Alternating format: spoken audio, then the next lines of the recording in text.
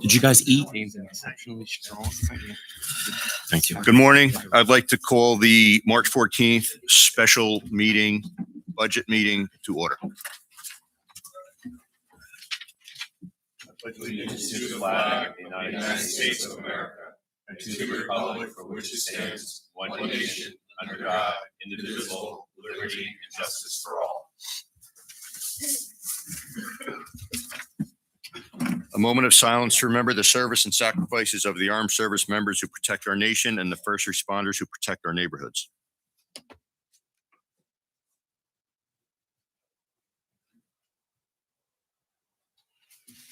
Clerk, please take the roll.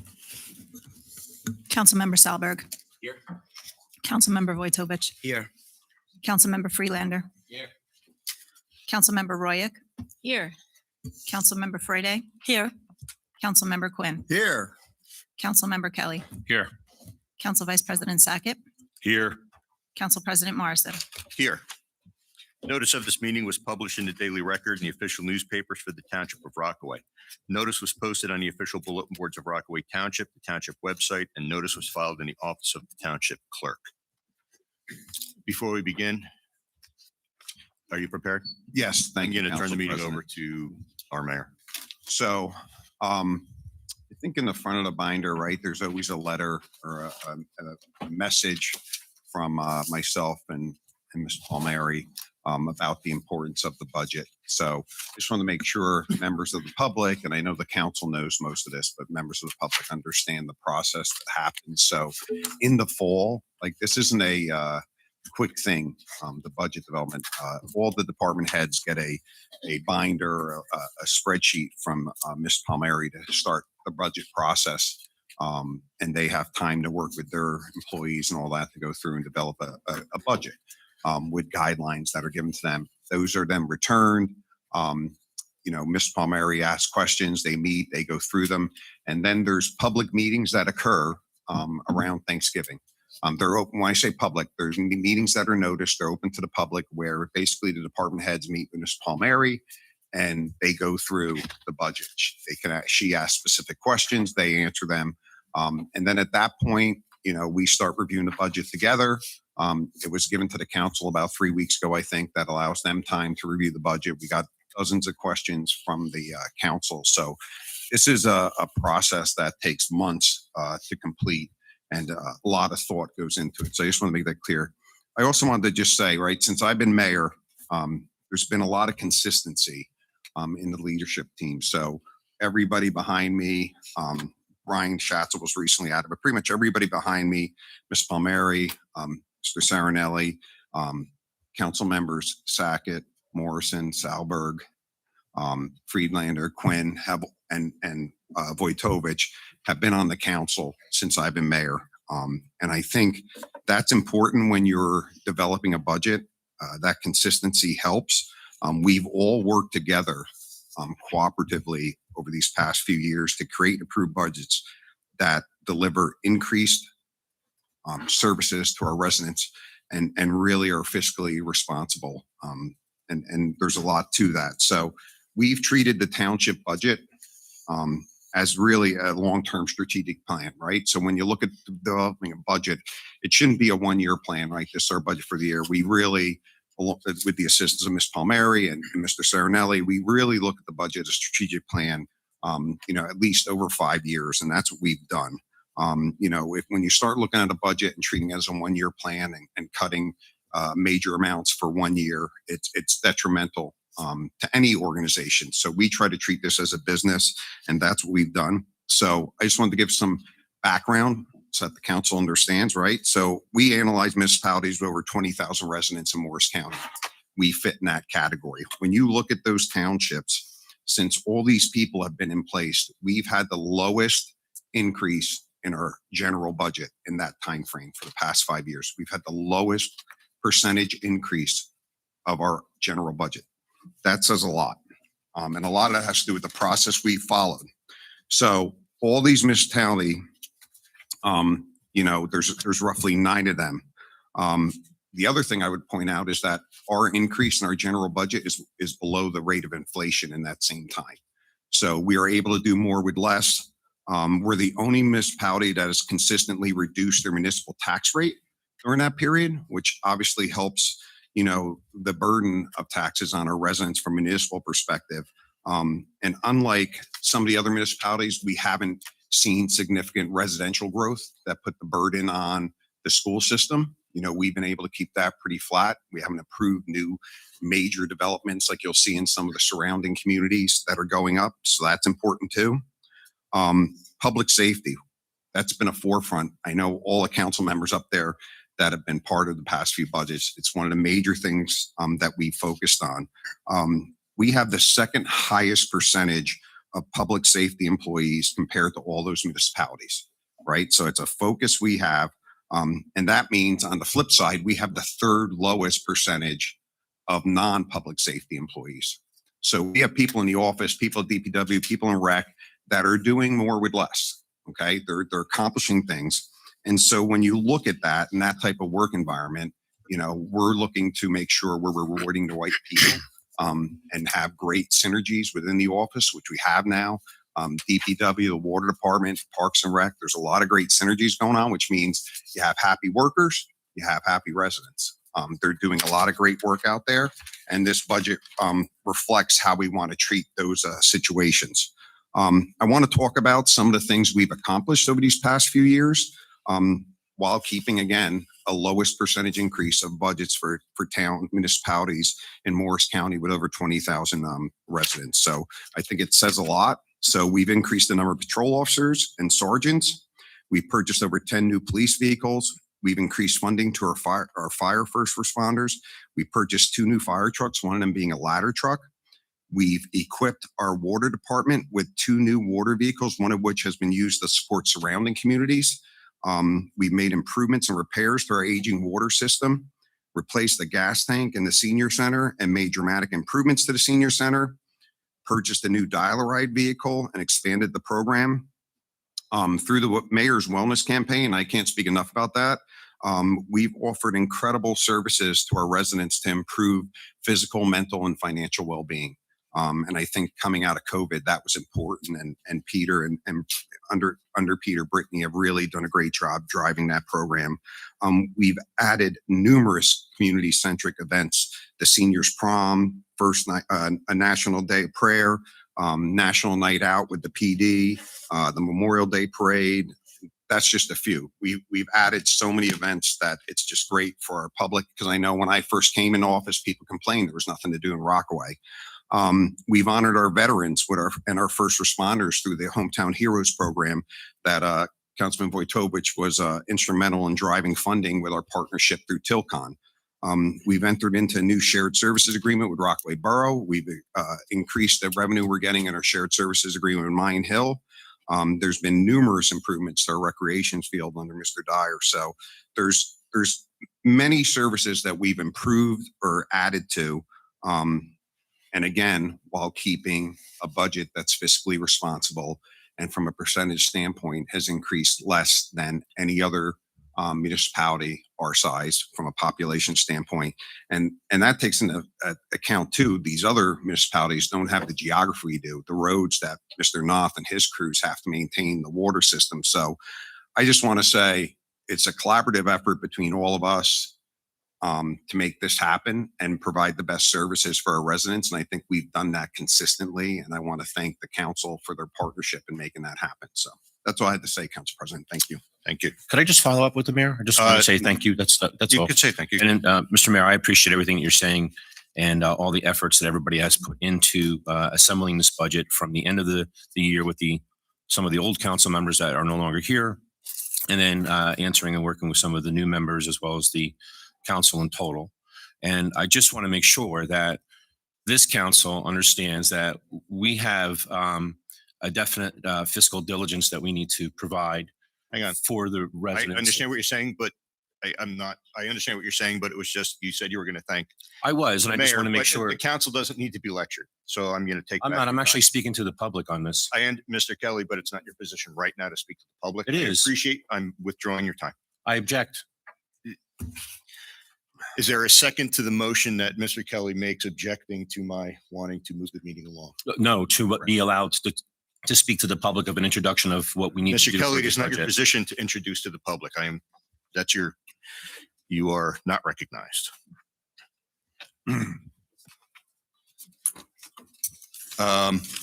Okay, at this point, we are going to do the open to the public portion. No sign up. It's fine. We can go through the public. I'll remind the public that it's the same rules as we do during a council meeting. There is 3 minutes. If you do wish to speak to the public, please step up to the microphone. Name and address for the record. 3 minutes. Please be aware that because we have not gone through the budget specifically, we can't answer specific budgetary questions. It's really just to make comments. Is there anybody from the public that wishes to speak? Okay. Mr. Sarinelli? So good morning, everybody. Ray Sarinelli, I'm the Township Auditor. Every year I come to this meeting and I do a recap of the prior year, right? So today you're going to be making a lot of decisions on the upcoming year. It's kind of where are we based on last year so we can make our decisions moving forward. So I'll jump right into it. At your general operating fund, which is where the main operations take place and your taxes come in, had a very good year. So every year I talk about the fund balance. The fund balance is very similar to the retained earnings in a business. It's an economic indicator of how the township is doing, right? If you want to invest in a business, you want to know how their retained earnings look, what money they have after they pay off all their liabilities. That's the same thing in a municipality. We look at your fund balance. So your fund balance at the beginning of the year was $8,261,000. You used to the budget, as you always do, $4,700,000 and generated $5,168,000. So you ended the year at $8,729,000. That's growth of $468,000. So good growth year, right? Why did that happen? And there's several reasons. The first being that you started with a good budget plan.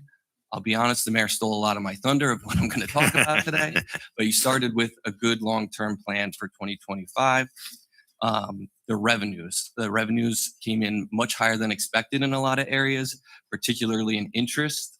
That's going to be a little bit redundant from last year, right? Interest rates have been the highest they've been in the last 20 years, and your cash position has been very strong because of a lot of grant funding that you've been getting both from the federal and state government.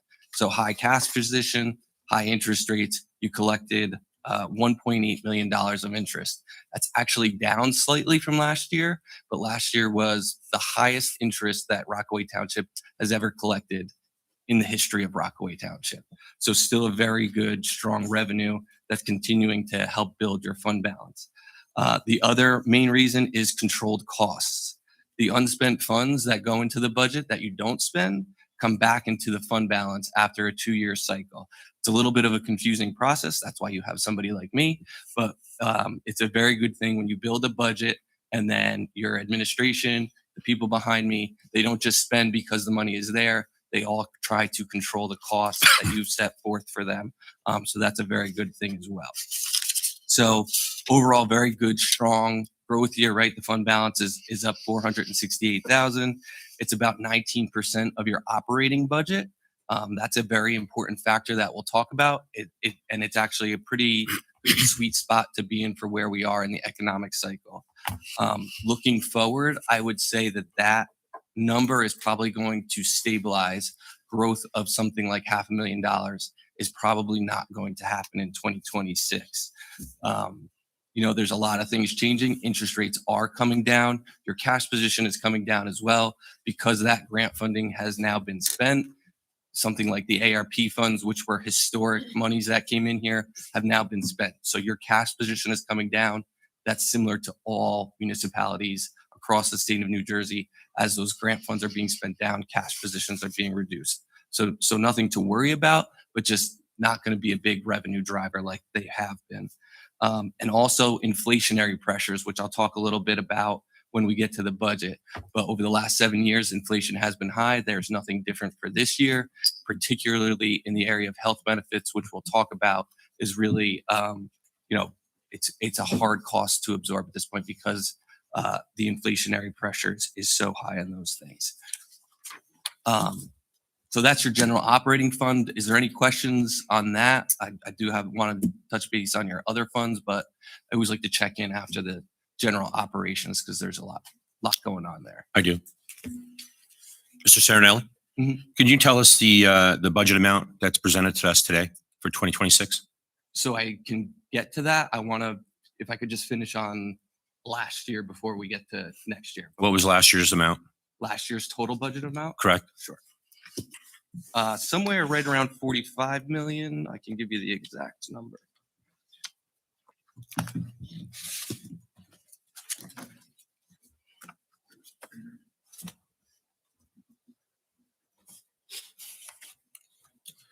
The total budget last year was 45,242,000. And could you repeat the amount for the reserves that we have again? So the fund balance started the year 8,261,000, ended the year 8,729,000.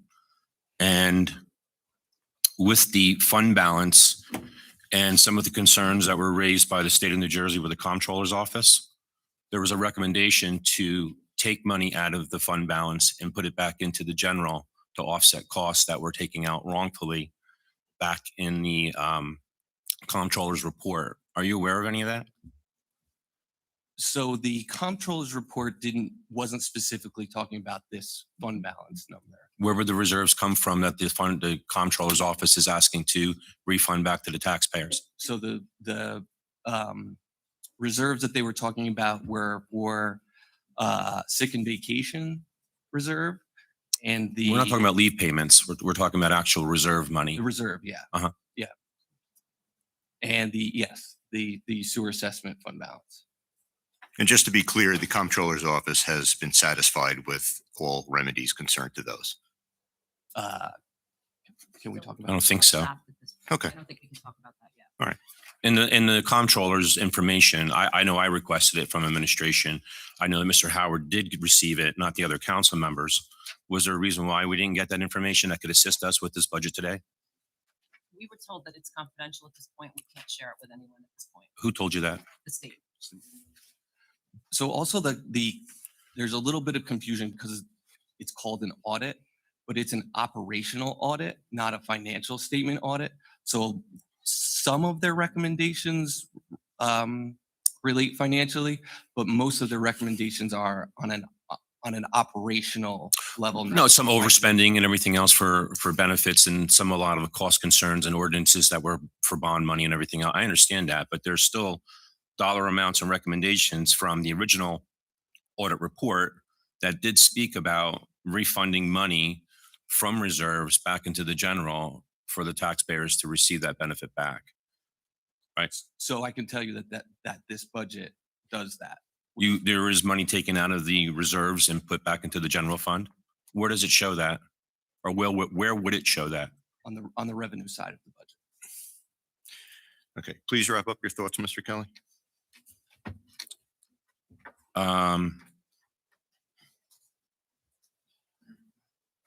That's it for now, Mr. Serrano. Okay. Thank you. Sure.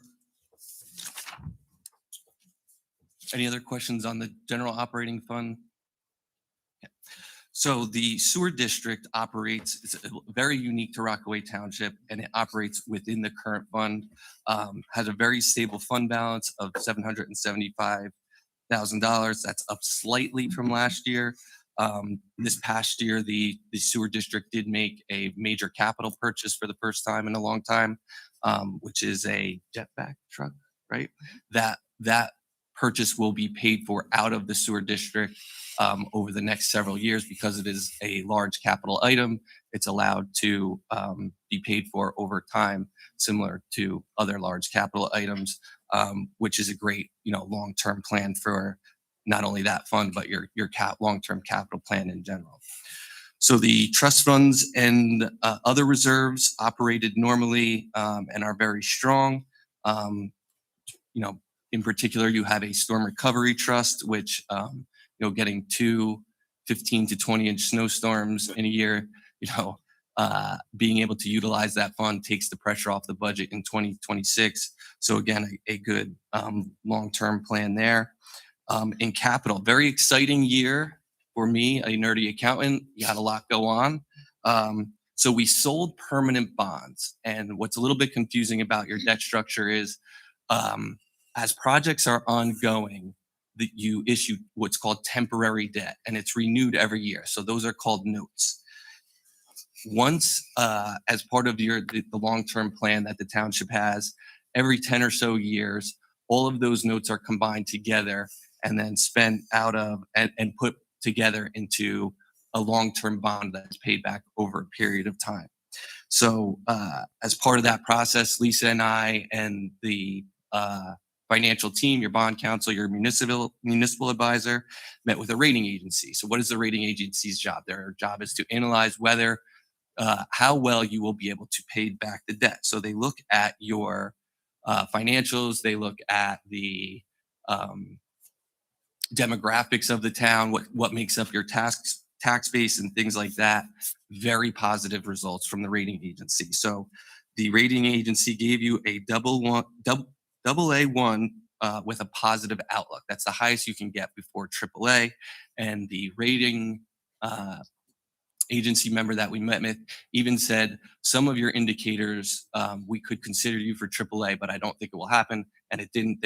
You remained at AA1. And so I have the rating from Moody's, and I just want to read one section for you. So this is directly from the rating agency. So I'm your independent auditor. I think you're doing a great job, but this is even beyond me. This is a national level Moody's rating agency. The township maintains an exceptionally strong financial position characterized by robust reserve and liquidity balances. It's pretty good from a rating agency. So, I think, we'll talk about it at the budget, but as the mayor said, the good long-term planning that you've been doing, the rating agency recognized it. And why is that important, right? So you issued $9 million worth of bonds at 3% interest. At a lesser rating, you could have been at 3.5% to 3.75% interest, which is only, 50 basis points or 75 basis points. A $9 million over 12 years is about $500,000. So making good long-term decisions through the budget results in actual savings as it relates to your long-term capital plan. So I know every year I get up here and I encourage you to have a good long-term plan to make good decisions financially for the town. Some of those decisions are tough, but at the end of the day, they do result in good positive things for the township, especially when it comes to your long-term debt plan. Any questions on capital? I have a couple questions. And just for clarification, what is the purpose of the reserve fund? So the reserve fund is part of the long-term plan. So like I said, we had two 15-inch snowstorms, which we obviously haven't seen in a while. And those create additional costs to the township, right? There's a ton of overtime. There's a ton of wear and tear on your equipment, all those things. So a lot of times what happens when we have situations like that, towns have to do what's called an emergency. There's not enough money in the budget and they have to do an emergency. Sometimes that emergency can be $200,000 or $300,000. What happens is that cost then has to be raised through the budget, which you have to increase taxes to meet that cost. If you have a long-term plan, you have money set aside already ready to pay for those costs.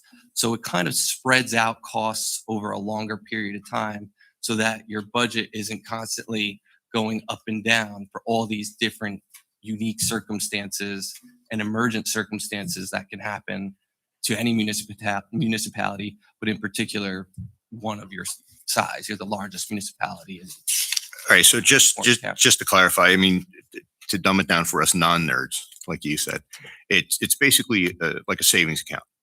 Okay. So let's say hypothetically, we gutted that, right, under the guise of lowering taxes. That would be me. Mr. Kelly, you are not recognized. I just want to Mr. Kelly, you are not recognized. Okay. Listen, everybody lets you talk and I expect you to give the same You courtesy. don't have to put the subliminal message out. You Mr. can Kelly, identify me. you are not recognized. If we happen to gut that under the guise of lowering taxes, it would put the township in a perilous position It would be where a it could cost us more money. It would be a sharp deviation from the long-term plan that you have, yes. We would, It could be detrimental. You know, nobody has a crystal ball, but it could be definitely be detrimental. and we would then in turn have to raise taxes to make that up. Exactly. Okay. Yeah. So it's, In particular, so I focused on the storm recovery trust, but your tax appeal reserve Yep. is incredibly important. Through, you know, from 2000 to 2015, there was no real reserve set up. And there were years where the township had to raise in the subsequent budget over $1 million just to pay off a tax appeal. All right. So that reserve for you in particular, for this township and the demography of what makes up your tax base, you get hit with very tough tax appeals. All right. So just in conclusion, to dumb it down for me, it is a necessary, no, it's a necessary part of the budget. Yeah. And it is strongly, and we're in a good position as far as that's concerned. A very good position to the point where Moody's is saying you really can't do much better. Okay. Appreciate that. Go ahead, Mr. Sackett. Thank you, Ray. Just kind of a little bit following up on that with the emergency funds, et cetera, et cetera. Since we have a good reserve of it, I know during the snowstorm, various towns throughout the state didn't have these funds and actually declared for their towns a state of emergency. And it was approved by the state. Is that because they don't have enough funds already in there? What's kind of like, maybe talk about that briefly? Sure. So yes, you're exactly right. They declare a state of emergency and they do not have the funding to pay for the expense of what's occurring during the snowstorm. And there's a lot of legal that goes on in the budget, but you cannot spend money that's not budgeted for. And so if they have to spend that money, they have to declare an emergency and they're allowed to spend that money. But what basically, in order to make it run through the budget, you have to increase your budget and raise additional taxes to pay for that emergency. So if you don't have the reserve, you have to increase taxes to pay for those expenses. You can't pay for expenses that haven't been raised through the budget. The only way to raise them in the budget, once the budget is complete, is to increase taxes. Okay. If I may ask. Mr. Solberg. Yes, in the case of a state of emergency, does the state provide any type of relief, or does the shortfall fall directly on the taxpayers of that town? So primarily it falls on the taxpayers. In the past, when we had some pretty catastrophic, Sandy. Sandy, FEMA. Irene, Ida, FEMA will step in. The problem with that is it's twofold. You're on the hook for the cost up front. So you would still have to spend out of that reserve. It's just you might get money back later. And what's very interesting about FEMA is when Sandy happened, obviously almost every town had an issue. They sent people out to help you apply for your grants. The people came in, went through and said, yep, this cost is eligible, this cost is eligible, this cost is eligible. We're going to send it for reimbursement. When the money came back, they sent 500,000 of grant requests to the federal government. 200,000 came back. They said 300,000 wasn't eligible. And everybody was like, we had somebody come and tell us this was eligible. So yeah, so you're on the hook up front.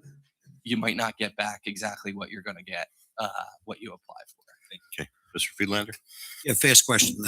Now you say if with an emergency, that we don't have the state doesn't have the money, the revenue, so they have to increase taxes. Mm.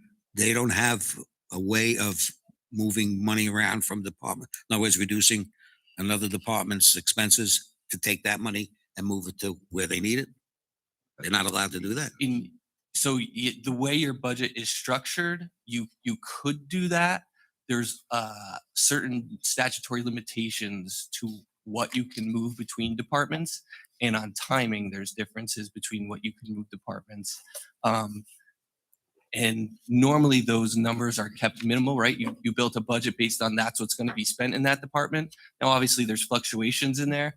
So, but usually what happens with a snowstorm is it's not like you have to move 20,000 from one department to another. It's like 100,000 from one department to another, right? I mean, if you go through, 20 tons of salt and you have to buy that to replace it because of an emergent snowstorm, it's like 100 grand. So Yeah. it's not as simple. You can do it. It's just usually the way your budget is structured, and usually due to timing, it's not possible, or it's not nearly enough to cover what happens in those circumstances. You just thought the last resort is raising taxes and not, try to manipulate things around to not do that. Right. Thank you. That's it. I have a question. Yeah. So if we don't have enough reserves, I would assume that would definitely affect our bond rating, right? It would be, So that's Downgraded. exactly what they said in their statement is you have good reserves. When they talk about reserves, it's talking about your fund balance, but they also look at the other reserves you have, like the tax appeal reserve, the storm recovery reserve, the sick and vacation. They look at everything, not just the fund balance. We focus in on fund balance because it's important, especially to the budget process, and that's why I report on it. But they look at everything. And Ray explained the importance of our bond rating. Yes, that's what I was. I think Well, you said it so before. the bond rating, directly correlates to the interest rate, which directly correlates to the expense that you put. So that's why, I mentioned over the life of the bond, you may have saved, $500,000. So a lower bond rating essentially means higher taxes. And this bond rating that we currently have, the AA1, that's been increased from what, AA, how long ago, or We what it went was down. before that? It has been AA1, I think, for a while. The AA1 positive outlook. Okay. And on the rating call, the rating agency even said, we might consider you for a AAA, which they don't do that. Okay. Okay. Ray's Um, great. It's a good thing we're on the first floor, but besides Steve, I think everybody's getting ready to jump out the window. Ray, no offense to you, but I don't think, it's exciting stuff for them. But it's exciting for me. I know. You're the one with the big smile on your face right now. Yeah. Mr. Serinelli, what would we need to achieve for a AAA rating? So What are we missing from this AA1? So the biggest thing is your rateable base. So the towns in New Jersey that have a AAA rating have usually a pretty robust businesses. I work with Florham Park. They have a AAA rating. They also have ADP headquartered there, right? They're looking at what will your ability to pay back the debt. That's what they're assessing, right? So the higher your rating, the more likelihood that you're going to be able to pay back, the better interest rate a buyer is going to give you. So if your tax base is pretty much recession proof, like a Fortune 500 company, they like to see that. They want to see it be diverse. They want some residential, some commercial, some industrial, all that. So the makeup of Rockaway Township, which personally I like, you have a lot of state forest land. I enjoy hiking, so I appreciate the fact that you have that. That does not help with your bond rating because you're not receiving any tax revenue from that money, So, from that property. well, So the thing that is helping you over, and that this is specifically what he said, overcoming the demographic faults with the financial stability that you're providing from the good reserves and the good fund balance. Those things, when I say we could consider you for AAA, is this is so good that we're not looking as strongly at this. Yep. So they have said if your fund balance continues to grow, if your reserves continue to grow, I think the next bond sale is in 2028. We may consider you then, but you would have to basically stay on the same course, which, as I said, the fund balance has grown fairly nicely over the last several years. I would say it's probably more leveling off. So we'll see what that is, right? You don't want to overburden the taxpayers in order to increase fund balance. But- You want to keep a good balance between keeping taxes as low as possible, but being fiscally responsible. But when we talked about Florham Park, Rockaway Township has an inventory of 10,000 units, basically a little over 9,000 of residential, 250 plus when it comes to business and farm assessment, maybe 65 to 100 of that. And then we have the Rockaway Mall, which is a $9.7 million contributor. And then we have Tilcon and Pondview, and collectively they're about a little over 30% of our budget that we collect. That's not considered robust. So, Mr. Serenelli, and that's a great question, Councilman Kelly. So would one of the things you just highlighted in your previous statement was they're looking for businesses that are recession proof? Would a shopping mall be considered recession proof? If you asked me that in 1998, I would Yeah. say yes. Are you asking me that in 2026? I would say no. Yeah. So our mall is a problem. It's good in that it is a big rateable. As you said, it pays a ton of taxes. They also do a tax appeal every single chance they get, Mhm. which is not helpful. But we Well, it's still, also part of their business. Huh? They're expected to do that.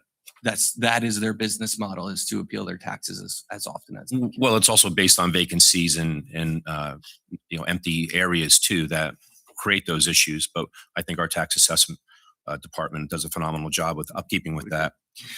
The other thing we had here was in regards to getting money to go into our reserves to make them so-called robust. Are there things that are considered like fund generators in order to dump money into those reserves? That'll make an example. If we have positions that are vacant, that have no person in there, but we still salary that position, where does that money go that's not being distributed to an employee because it's vacant? So so unexpended funds go back into your fund balance. So yes, they help generate that, and they can, in certain circumstances, be used to help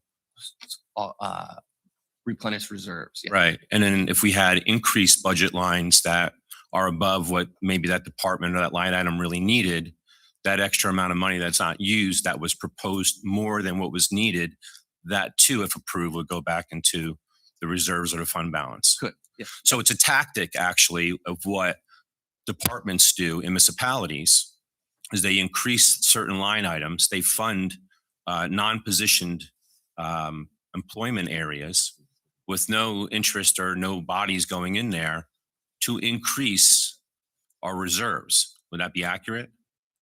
Can I just, I'm No. I didn't interrupt you, so don't interrupt me, please. Mr. Sarinelli? So I don't get into what makes up the appropriation side of your budget and who is budgeted or what is budgeted. But does that happen? I don't know. I'm not part of the conversation of why numbers are budgeted. I just tell you what happens with numbers that are budgeted. So yes, if a town budgets for a position to not be filled, it could be purposeful to replenish a reserve. I don't get into those. So that to me, I have to remain independent. I can't help you make decisions on what should be done, especially on the appropriations. Like as an auditor, you don't get involved in the budget process with our administration of where monies is going to be diverted or moved to or taken from. It's more about the long-term plan. I help with that, but in building the appropriations of the budget, like we are going to budget $1 million for police salary and wages. I don't look into why you're putting that money there. I just tell you what can happen with that money and how it will affect the budget. I can't get involved in that part of the budget. Otherwise, We rely on our administration then to do that, right? The diligence of our department heads and our administration moving forward. And then last, when there is emergency needs, like we were talking before, Sandy, Irene, some of these snowstorms that are considered state of emergencies, there is a process though for application to FEMA in order to get funds back for whatever the hours or needs are whatever requirements of materials and whatnot that would be there. So even though it could be a temporary thing of paying monies out of the reserve, there is always that possibility. Maybe you made one circumstance of an example where we didn't get 100% of what they agreed that would be funded. But there is that possibility of getting that money back. There is a possibility on some of the larger type items. Right. I would say like the past two snowstorms, you're probably not going to get FEMA. We don't even know if it was even attempted. And maybe we'll find that out through the budget meeting. It usually has to be that the federal government declares a state of emergency. And while we think this snowstorm was bad, there's places that get a lot worse Sure. snowstorms. And so the national government doesn't tend to view that as a national emergency. But nothing bars us from attempting. You cannot get FEMA money unless the federal government declares it a state of emergency. Okay. If the state declares it a state of emergency, that doesn't matter. It has to be the federal government declares it a state of emergency. Then you can be eligible for FEMA funds, but unless the federal government declares it, you cannot get FEMA funds. Okay, I just have move- one thing, sorry, Go ahead. if I could. On the way to this AAA bond rating, I think we're close to being there because you're saying if we increase ratables, that's what they're looking at, long-term ratables, right? So I'm looking at, for the last 3-4 years, like the mayor said, we lowered the tax rate, right? So would you attribute the fact that the big donut places coming to Rockaway Township, Cassia was in Dover, I believe. They moved to Rockaway Township. We have Aldi opening up in the strip mall. And my understanding is they're signing long-term lease contracts. Leases, right? 15, 10, 20 years, something like that. Is that something that's additional revenue that's coming in, obviously, because of the lower tax rate, right? And am The I lower your thinking tax along rate, the lines here the where, more attractive your town is. and it's not on the taxpayers, it's not there, it's coming from the businesses to That's right. And I don't know that a local business would be looking at that, but a national type Aldi. businesses that you're talking about, Aldi, I think it's Dunkin' Donuts. I don't know. Yeah, what the it is, donut but factory. a national company like that Right. is definitely looking at your tax rate and public safety. location to 80. Okay. And Public safety, I always say public safety, right? All right. Thank you. Okay. In conclusion for that, over the last month, Livingston Mall has shut down. East Brunswick Mall has shut down, and our mall is bringing businesses in. So I think that they're doing a good job. Okay. Anything else? Unless you have any more questions. No, I think we're good. I appreciate your time. I know this is your moment. So thank you. Will you be, Thank you for giving me the time. are you leaving? You're done? Unless No. You're free to stick around for lunch, but no, I appreciate it. no, yeah, You're going to have your victory party. I understand. Thank you. Okay, I'm Please- going. please tell your for a run father, to uh, relieve all the stress that you guys just gave me. exactly. Please tell your father, Ray, that we say hello and we appreciate everything he did and you filling in for. It's a hard shoes to fill in your dad. That's for sure. All right, let's move on to the meat of the meeting, if you will. I have a couple notes and a couple things I want to cover. And a lot of this is maybe for our new council members or for our other council members who may have forgotten. If there is any motion to increase a line item, that vote needs to be 2/3 of the council, right? So a simple majority will not suffice. You will need 6 affirmative votes.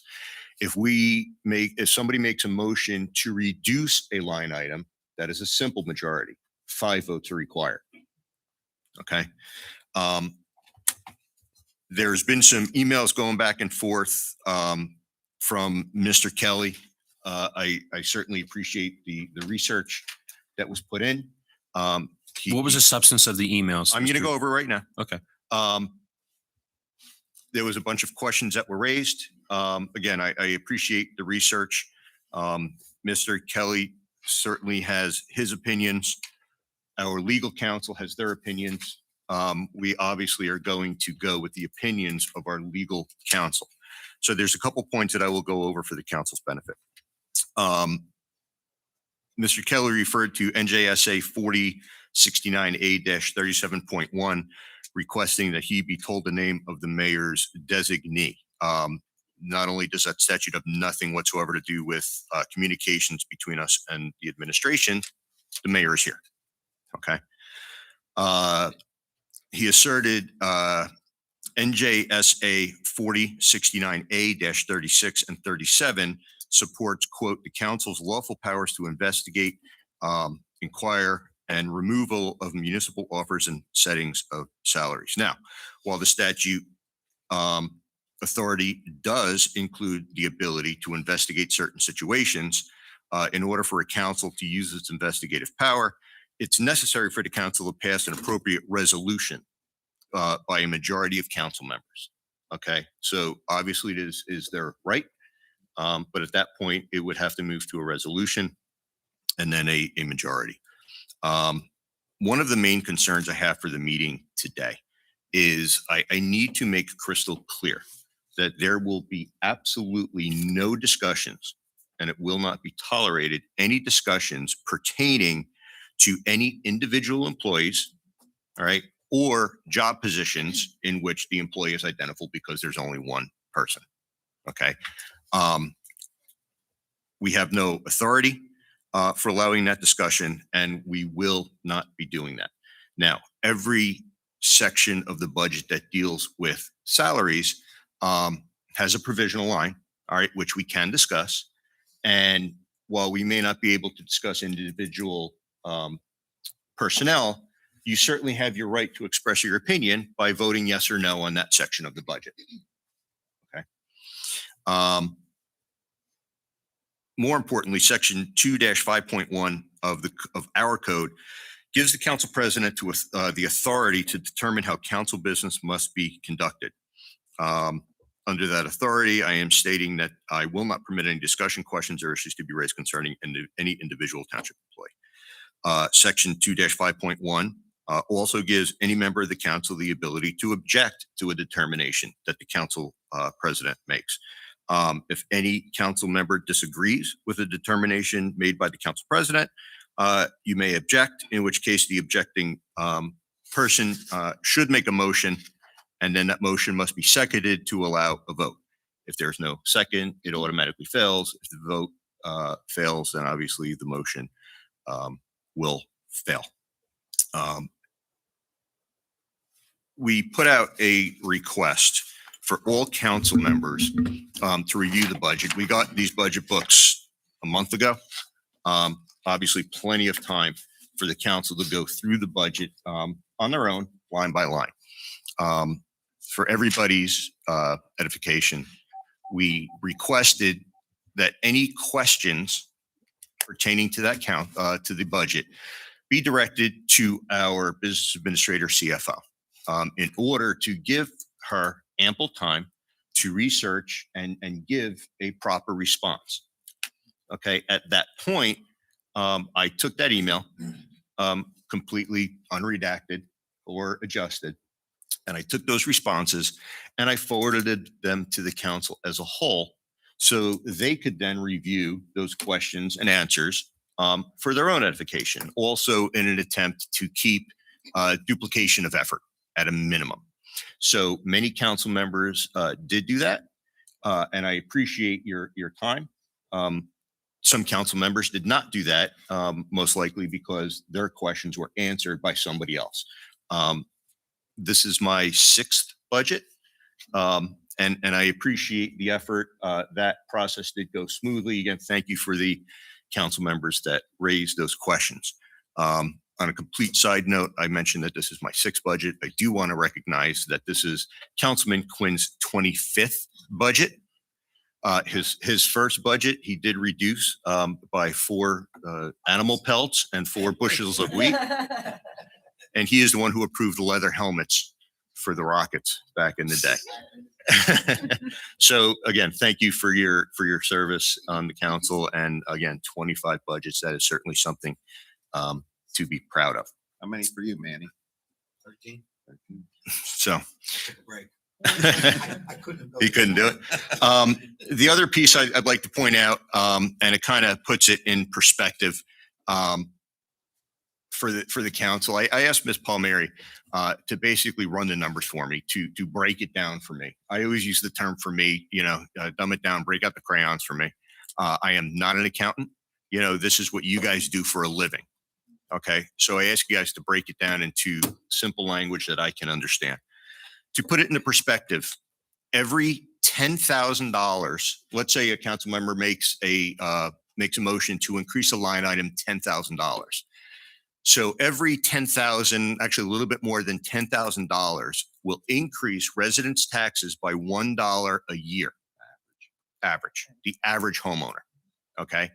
Same thing. I know sometimes we'll look to reduce something by $10,000. All right. Let's say I'm picking on you, Captain. We vote to reduce the police vehicle budget by $10,000. Okay. That will represent $1 less for the average resident over the course of the year. And for me, the police department's worth $1. All right. So again, I just want to put that into perspective for everybody. Again, as we're going to go through the budget. There's going to be a lot of great recommendations, and we're going to do that. The way this will work is for each tab of the budget, every council member will have 3 minutes. Okay. I would urge you to spend those 3 minutes asking your questions. Ms. Palmieri will write down those questions, and then she will respond to those questions. It is not then a rebuttal and a back and forth. Okay. We have had a month to ask questions. So we can, again, for each tab, it is 3 minutes. Again, it's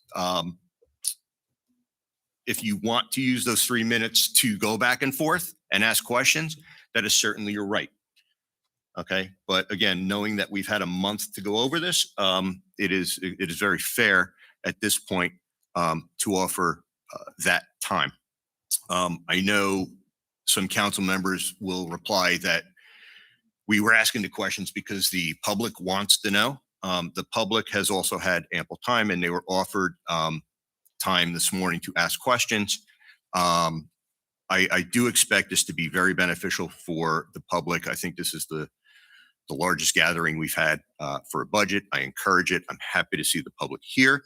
And that part. As we go through the budget, we will go through the tabs. Once a tab is deemed complete, I will summarize it, and I will make a motion to pass that section or tab, at which point the council will vote. Okay. Now, to start off the process, Council President, can I add in one thing real quick? Yeah, sure. Thank you. I just wanted to make mention, since we're talking about the budget and everything, and Rockaway Township's proposed budget, I'm just going to approximate about $43 million. The regional and school budget, Thank you, is approximately $94 million. Also, one thing that people forget about is our county budget. Okay. The county commissioners meet Wednesdays, twice a month. Their budget from Rockaway Township, $15 million. So I just want people to know that their taxes are made up of 3 really different things. And we appreciate everyone coming. Our meetings twice a month, as we know. We also have the school ones and also the county ones. I don't think anyone here has ever attended besides myself and probably Councilman Salbert. So just some 3 things to look at where our tax money is going. Thank you. I think it's a And great if point. I could just follow, John, that was great. If I could just follow with John and Mr. Morrison with your 15-minute intro. One, what I had mentioned for your reply was my concern was the council members were communicating through administration and each other, which would create a potential open to the Public Meeting Act violation of having a quorum of conversation about township business. So that was one of the main issues that we had. And one council member was asking about provisional salary adjustments, and there was a response about that person's position and what they do, and for the reason of the increase. Again, that would be another violation of the Open Public Meeting Act under 1068B, and also would require that individual to be riced, which was a Supreme Court ruling on Rice versus Union County Regional School Board. So that was the information that I was concerned about, and didn't participate in those continued conversations that Mr. Morrison created a policy to do so. So that being one of the issues that we have. The other thing is we have a budget book that is this, huge. There's multiple tabs in here, over 250 pages. And he made a comment about the public coming up and not saying a word. You don't get to see this. As a matter of fact, when you request for it, they won't give it to you. So none of you have a clue of each line item of everything that's taking place here. Salaries, materials, increases, benefit costs, none of that. Vacancies. So for our council president to somewhat ridicule because the public had an opportunity to come up here and speak, what would you even know to speak about? Because you don't get the opportunity to see this. So when we have conversations at a budget meeting, we have open public meetings so that this council can deliberate and talk amongst each other lawfully rather than have backdoor conversations that Mr. Morrison loves to do. And then exclude who? You, the public. So that's the issue. And the other thing is the other department heads don't get to see the other areas of the budget of other departments. So they don't know what's going on. So the left doesn't know what the right's doing and vice versa. But guess what? We do. And what Mr. Morrison doesn't want to do because of his lack of interest of transparency to the taxpayers and to the residents and business owners is to keep all that information under wraps. So how he makes these comments subliminally identifying me as somebody that's a fiscally conservative guy or maybe a radical guy likes to cut money. No, I look at needs and wants. I have a business. If I ran my business like Mr. Morrison would like to run a business, I'd be out of business. Okay. Because Mr. it's not Kelly, I'm Mr. reclaiming your Morrison's time. money, I'm still have the floor. Mr. You do not have the floor. Because Mr. Morrison Mr. Kelly, his you are money not recognized. doesn't care about the taxpayers. He's going to Mr. spend your Kelly, money. you are not So when he talks about there recognized. being $1 of savings, if there was Mr. $1 Kelly, on the ground, You you wouldn't walk over that dollar. You'd still pick it up. enough. Let's move on. Okay. And listen, I'm sorry, guys, that this is turning into, for whatever reason. started Okay, it, not me. Mr. Kelly. Problem with you, Mr. What are we on Morrison, the the facts playground? get in the way. Mr. Kelly, That's you what are happens not with you. recognized. Okay. Facts get in the And way to with the, you. Mr. Kelly, Stop lying to the public. Mr. Kelly, Mr. Kelly, and to the public, I'm sorry that this is turning into some kind of campaign debate. All right. Just to address some of that, which I feel now I need to do, Mr. Kelly did raise, again, which to him was a valid point, that the discussions on email were an OPMA violation. It did go to legal counsel who determined that it was not. Legal Okay, counsel Mr. Kelly, you legal are counsel not provided recognized. No case law, Mr. no Kelly, citations, you are nothing not whatsoever to recognized. support it, other than it wasn't a right. Mr. Kelly, The terminating factor you of that, are the not prosecutor's office is the ones recognized. that review open public meeting violations. Mr. Kelly, It was not sent to them for you are review not and determination and opinion. recognized. Again, Mr. you're not Kelly, giving the full truth, You are not recognized. and you are not please- telling the truth. Please stop acting like this. You're the one that's creating it. Mr. Kelly, I'm only correcting your you are incorrect- not recognized, nor are you in a position to correct anybody. All right. You are not a lawyer. All right. You do I you lowered do, taxes by Mr. $1.5 million Kelly. in 18 and 19 by gutting the funds that with were no needed. reduced services. Mr. with Kelly, with a robust please fund stop balance. campaigning. I'm not. Yeah. Guys, Yeah. please, Mr. Quinn, Mr. Okay. Quinn, Mr. Kelly, you are extremely out of order. Okay. Now, define there's extremely out of order. Mr. Kelly. Stop talking. Stop. Okay. Again, please take what Mr. Kelly or any council member makes with a grain of salt. Just because you say it doesn't make it true. We will always rely. Same goes to you, Council Mr. President. Kelly, please, You can stop right now, Mr. Morrison. Mr. Kelly, You see, you can't. please. Are we on the playground? No, You're acting like you it. threw the ball first, Mr. Morrison. Mr. Kelly, it's enough. It's just enough. Okay, now, moving on. Moving on. Listen, I'll put on the side, if anybody has any questions about the accusations made by Mr. Kelly, please feel free to get with me and I'll be happy to discuss them. Okay, moving on. There are certain sections of the budget which are non-negotiable. Most of them are fixed costs, contracts, grants, things like that. So we are going to, I am going to make a motion to go through those sections and approve them in bulk. They're not open for discussion as they are non-negotiable. Okay, so I make a motion to pass tab 4 in its entirety, which deals with insurance. Tab 5, Section 83, which deals with our LoSAP contract.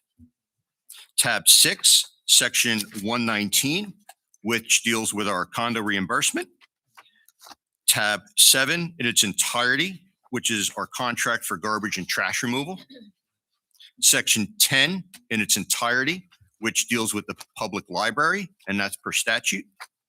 Section 14 in its entirety, which deals with pension and social security, which is again per statute.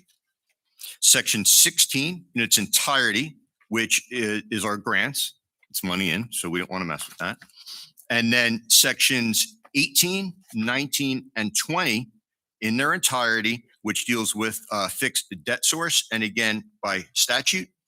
And then section 22 in its entirety, which is our open space, and it's fixed, which is based on our tax valuation. There is a motion on the floor. Is there a second? Second, Discussion? There is no discussion Well, we on do this. because on Mr. Kelly, there is no discussion on the this. condo public. Mr. Kelly, you are out of order. You're not going to have Mr. discussion. Kelly, there is no discussion allowed because it is non-negotiable. So you're saying I Mr. Kelly, you're out of order. Clerk, please take point the of roll. order, Mr. Morrison. Point of order. That's from information. Point of order. Just so I understand, you're not going to allow me to ask a question about the condo reimbursement of a certain area under tab 6, 119? That is correct. You Thank you. had That's 30 all. days to Thank ask you. that Answered my question. You question. did not. Clerk, please take the roll. Counsel- Go ahead. Sorry. Councilmember Salberg. Yes. Councilmember Vojtovich. Yes. Councilmember Freelander. Yes. Councilmember Royak. Yes. Councilmember Frede. Yes. Councilmember Quinn. yes. Councilmember Kelly. No. Council Vice President Sackett. Yes. Council President Morrison. Yes, 8 yeses, 1 no, motion carries. Okay, now we're going to move on to the meat of the budget. What I'm going to do is we will go over, I will call a certain tab or section. I would ask the representatives for those sections to please come up to the table next to Ms. Palmieri, at which point, again, we will open it up to the council for discussion. There is a 3-minute time limit. I'm asking everybody to respect that time limit and respect each other. Again, if you wish to use that time, you can ask questions. If you wish to use it for a back or forth, it is your time to do so. We are going to start, and I have to move for timing reasons. I have to move some things around. So we are going to start with tab 8, section 124, which is our health department. If I could have Ms. Tab, please take the hot seat. No more water? No. All right. Now, we will go through the timing with the 3 minutes in the same order that we do the roll call. So we are going to start with Mr. Salberg. No question. Okay. We're going to go to Councilman Witovich. No questions. Thank you. And again, just to remind the public, if there's no questions now, it's because those questions were satisfied over the last month that they had to ask questions. Councilman Friedlander. Councilwoman Arroyo. No questions. Councilwoman Frede. No questions, thank you. Councilmember Quinn. My questions were answered. Thank you. Councilmember Kelly.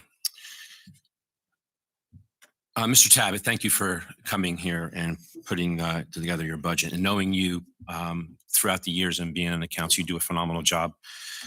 Very detailed guy. So I'm very confident with the budget that you assembled, but I do have a question on the provisional for department promotion salary adjustments, which you're requesting $5,000. Hang on, and I'm not taking your time. I just want to You state are. that. No. I stopped the timer. Again, if when you bring up a section, just for the rest of the council, if you can, just mention the page and the line, so we're all looking at the same thing. Well, it'd be page 125. Okay, I did stop your time. Can I have validation that I stopped the timer? And Okay. go ahead.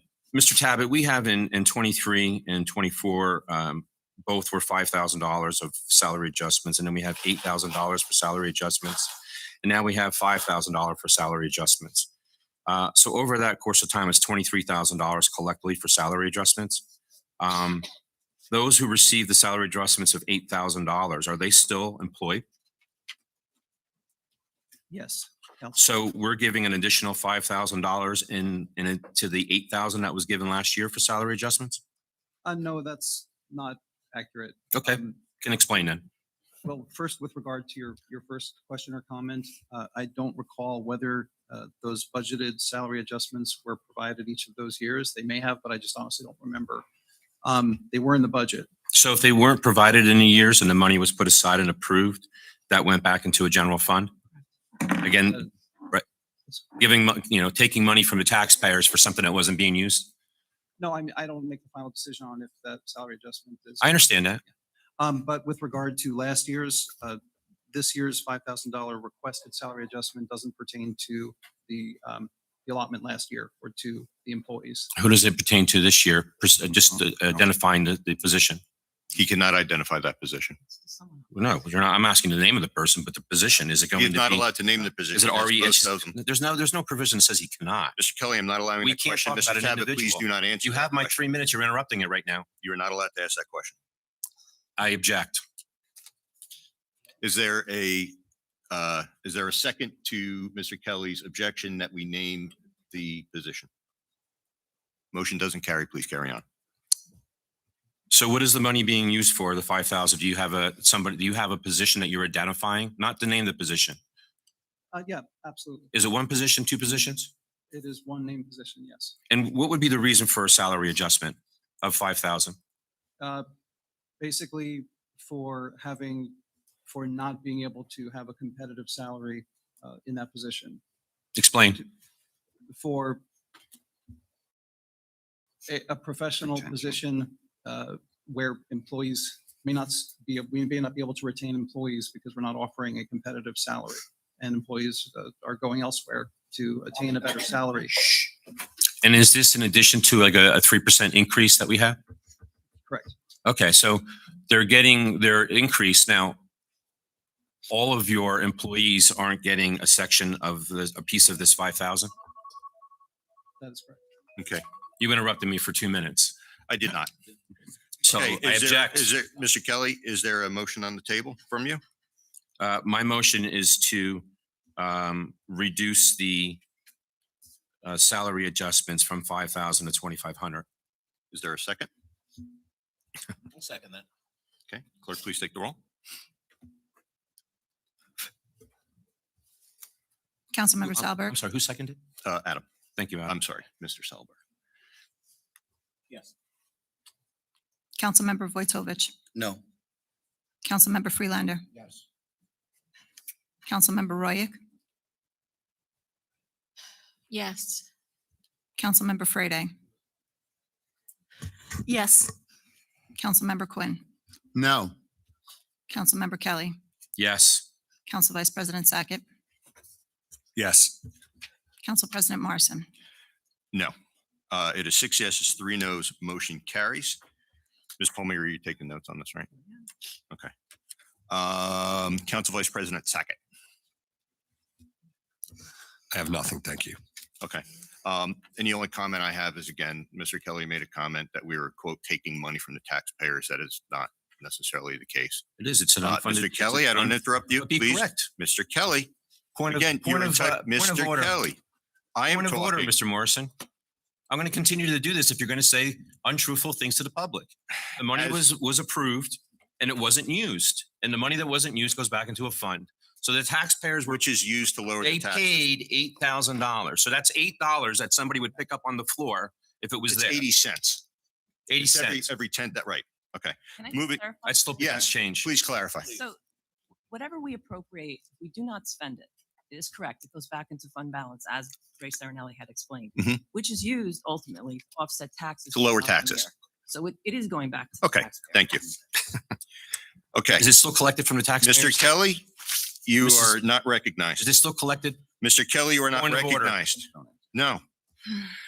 Okay, understanding that, I make a motion to pass section 8 in its I entirety. second it. Clerk, please take the roll. Councilmember Salberg, Yes. Councilmember Vojtovich, Yes. Councilmember Freelander, Yes. Councilmember Royak, Yes. Councilmember Freda, Yes. Councilmember Quinn, Yes. Councilmember Kelly, Yes. Council Vice President Sackett, Yes. Council President Morrison. Yes, that is 9 yeses. Motion passes. Thank you, Mr. Tabbitt. We still have animal control. No, it was section 8 in its entirety. Oh, I thought you were asking. No, I said thank you. You're done. It's painless, right? He's not It's done. not done. With this section you are. Do you want me to sit down and then return or? Yeah. What, we were going to go over, well, that's section 8. That's Health Department, Recycling and Animal Control. So there was no comment on the. Section 8, we're doing it by tab, by section. Oh, I thought we were doing it by section. I make a motion to open tab 8. That The wasn't, section is already passed. Well, I I'm specifically saying- said I'm tab. making a motion to reconsider to reopen tab 8 so we can talk about each line. Is there a You second? talked about health services is how you displayed, not Is only there to a myself, second? but the public. Motion does not pass. Thank you, Mr. We are going to move to tab 17, and after this, we're going to start going in order. Tab 17 for our municipal court and public defender.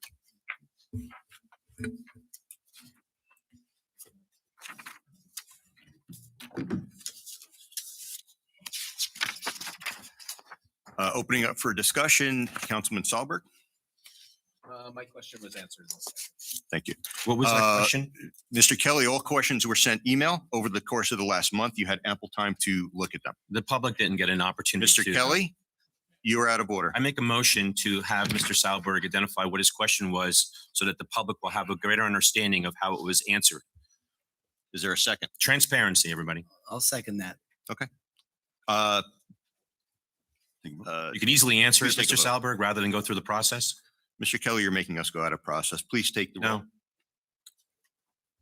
Councilmember Salberg, Mr. Wojtovich, did I say that correctly, by the way? Wojtovich. Go ahead, take the roll. Councilmember Salberg. Yes. Councilmember Vojtovich. Yes. Councilmember Freelander. Yes. Councilmember Royak. Yes. Councilmember Freda, Yes. Councilmember Quinn, Yes. Councilmember Kelly, Yes. Council Vice President Sackett, No. Council President Morrison. No, 7 yeses, 2 nos, motion carries. 7 members of Mr. this council Salberg. want transparency. Mr. Kelly, please, this is not your show. All right, this is for the entire council. I'm asking you to remain quiet. Mr. Morrison, You are just, out of I'm going to order. respond. Mr. Mr. Morrison. Kelly, you got what you wanted. You are out of We don't order. need to go Just through let the Adam- efforts, let Adam though. answer The problem is first. we don't need to go through the Let him effort. answer the question. It's not that exciting. I simply wanted an explanation for the increase in the proposed amount and provision for salary adjustments. And what was the answer you received? The receipt was for additional services that will be provided by those employees. There you go. Thank you. Certainly. Councilman Wojtovich. No. I have no. Oh. No. Sorry, I have- Councilmember Friedlander. Councilwoman Roy. No. Councilwoman Freda. No. Councilman Quinn. No. Councilman Kelly. Yes. One, I would like to say that, and I've heard it from so many other areas within the county, that we have a phenomenal court here because of you and also because of our Honorable Judge Smith. And I don't know if the public are aware, or maybe some of the council members here, but we just don't do one court in Rockaway. How many courts do we do? We do 3. We do 3, and it's also a generation of monies that we charge the other municipalities for the services that you provide for them. Yep. Yep. And it saves those municipalities, and we also create monies to offset revenue. We don't really make money, but that's the idea of what it is. Correct. And because of that, there's additional work that's brought upon the court, our judge, yourself, your staff, and the administration, or I should say the building itself. And that's the reason why some of these increased costs that are being set aside. And then lastly, it really comes down to Honorable Judge Minkowitz that really approves this budget and has we can do whatever we want on this budget, but it really comes down to Honorable Judge Minkowitz to make those decisions. Yes, we have to submit our budget to Judge Minkowitz in December. And he approved this? He did. Okay, I have no further questions. Thank you. Council Vice President. Yeah, thank you, Council President. Under the provision for salary adjustments, one of the questions I had asked, so I am very transparent. Thank you. And I do Okay. appreciate that. Okay. You should maybe give that guidance to your. I'm manager Mr. left. Kelly. I'm always transparent. Like an open book. The proposed is 9790. The mayor actually had recommended 7290. And I agree with the mayor. And I'm going to make a motion to cut the 9790 to what the mayor proposed, 7290, a $2,500 savings. Just for clarification, it's This page is, excuse me, 198. page 197. 197, 198 on the bottom. There's a motion, I'll second that. I'm sorry, what was the amount? From what? 9790 to the mayor's recommendation of 7290, which is a $2,500 savings. Clerk, please take the roll. To reduce it from 9790 to 7290. 7290. Councilmember Salberg, Yes. Councilmember Vojtovich, Yes. Councilmember Freelander, Yes. Councilmember Royak, Yes. Councilmember Frede, Yes. Councilmember Quinn, Yes. Councilmember Kelly, Abstain. Council Vice President Sackett, Yes. For all that. Council President Morrison. Yes. 8 yeses, 1 abstention, motion passes. You still have time, Mr. Sackett. That is it. Thank you. Okay. I make a motion to approve section 17. Second that. In its entirety. Clerk, please take the roll. Councilmember Salberg, Yes. Councilmember Vojtovich, Yes. Councilmember Freelander, Yes. Councilmember Royak, Yes. Councilmember Frede, Yes. Councilmember Quinn, Yes. Councilmember Kelly, Yes. Council Vice President Sackett, Yes. Council President Morrison. Yes, it's 9 yeses, motion carries. Thank you. Okay, as we move on now through the budget, I just want to remind the council that your time is for asking questions, not making statements. We all appreciate the work that everybody's doing. I know they appreciate you saying it, Mr. Kelly. Anybody else is going to say it again, but your time is for asking questions. Okay. Now we are going to move on to tab 1. Now, tab 1 is a pretty extensive section. Again, I would urge the council, it may generate a decent amount of questions. Ms. Palmieri, be prepared to write them down. And unless the council member specifically asks at that point for a response, wait until the end and then you will have proper time to respond. Your response, because it is very substantive, because it means a lot. You will not have a time limit, but when administration responds, at that point, it's not like a back and forth. It's not follow-up. All right. Again, everybody has had a month to go over this and ask questions. So with that, I am going to open up tab 1 and we will start with Councilman Salberg. Okay. Councilman Vojtovich, No question. Councilman Freelander, Councilwoman Royak,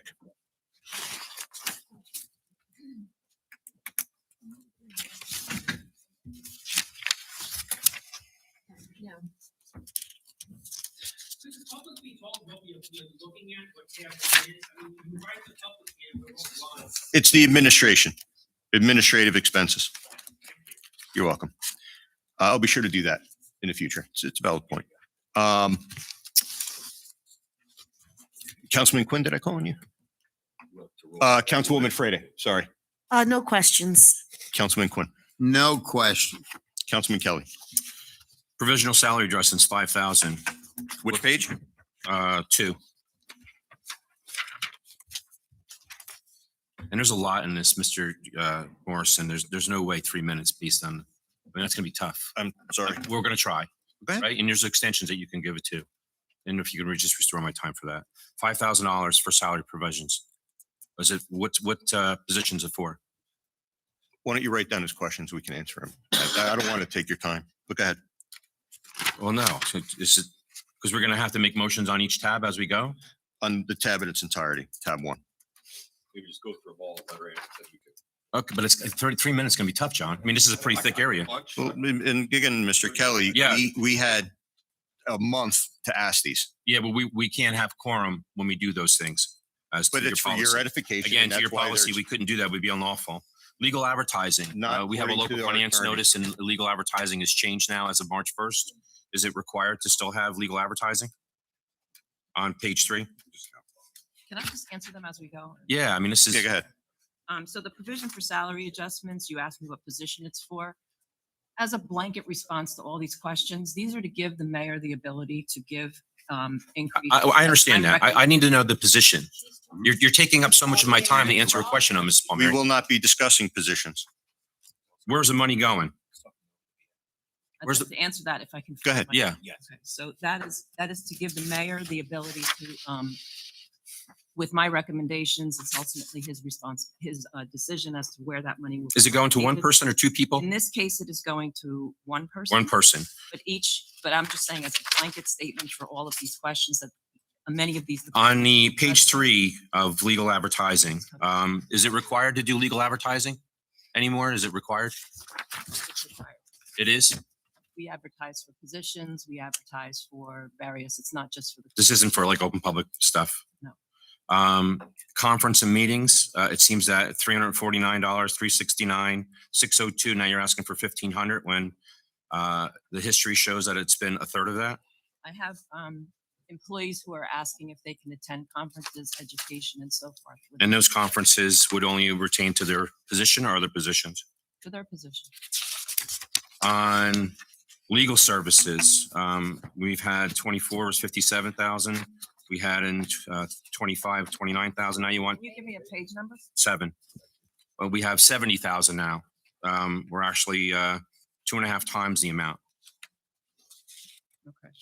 This is under human resources. Yes, So a different tab. we have 6 contracts that are expiring at the end of 26. So I anticipate that we will have increased legal costs and services to settle those contracts. And would that serve into 227? That would probably, it depends Yeah. on whether we complete them Okay. by the end of the year. And then we have $9,000 for personnel expenses. Originally, it was requested for 7,000. Now it's recommended for 9. Why? Because we are trying to get this budget more in line with the actual expenses. So you can see that in 2023, we spent 64, in 24, we spent 10,000, and last year we spent 9,300. So all those efforts we haven't caught up then?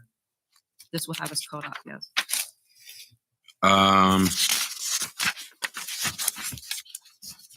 Thank you for the courtesy, Council President, and the time here. We have page 11, conferences and meetings. We have it going up an additional, I mean, the average hasn't even come close to the 1750. I wanted to give the council the opportunity to attend. We have 3 new members, and I don't know what their expectations are. Okay. Nothing bars anybody from paying for themselves, right? That's correct. Thank you. We're getting close to the end. Overtime, page 14.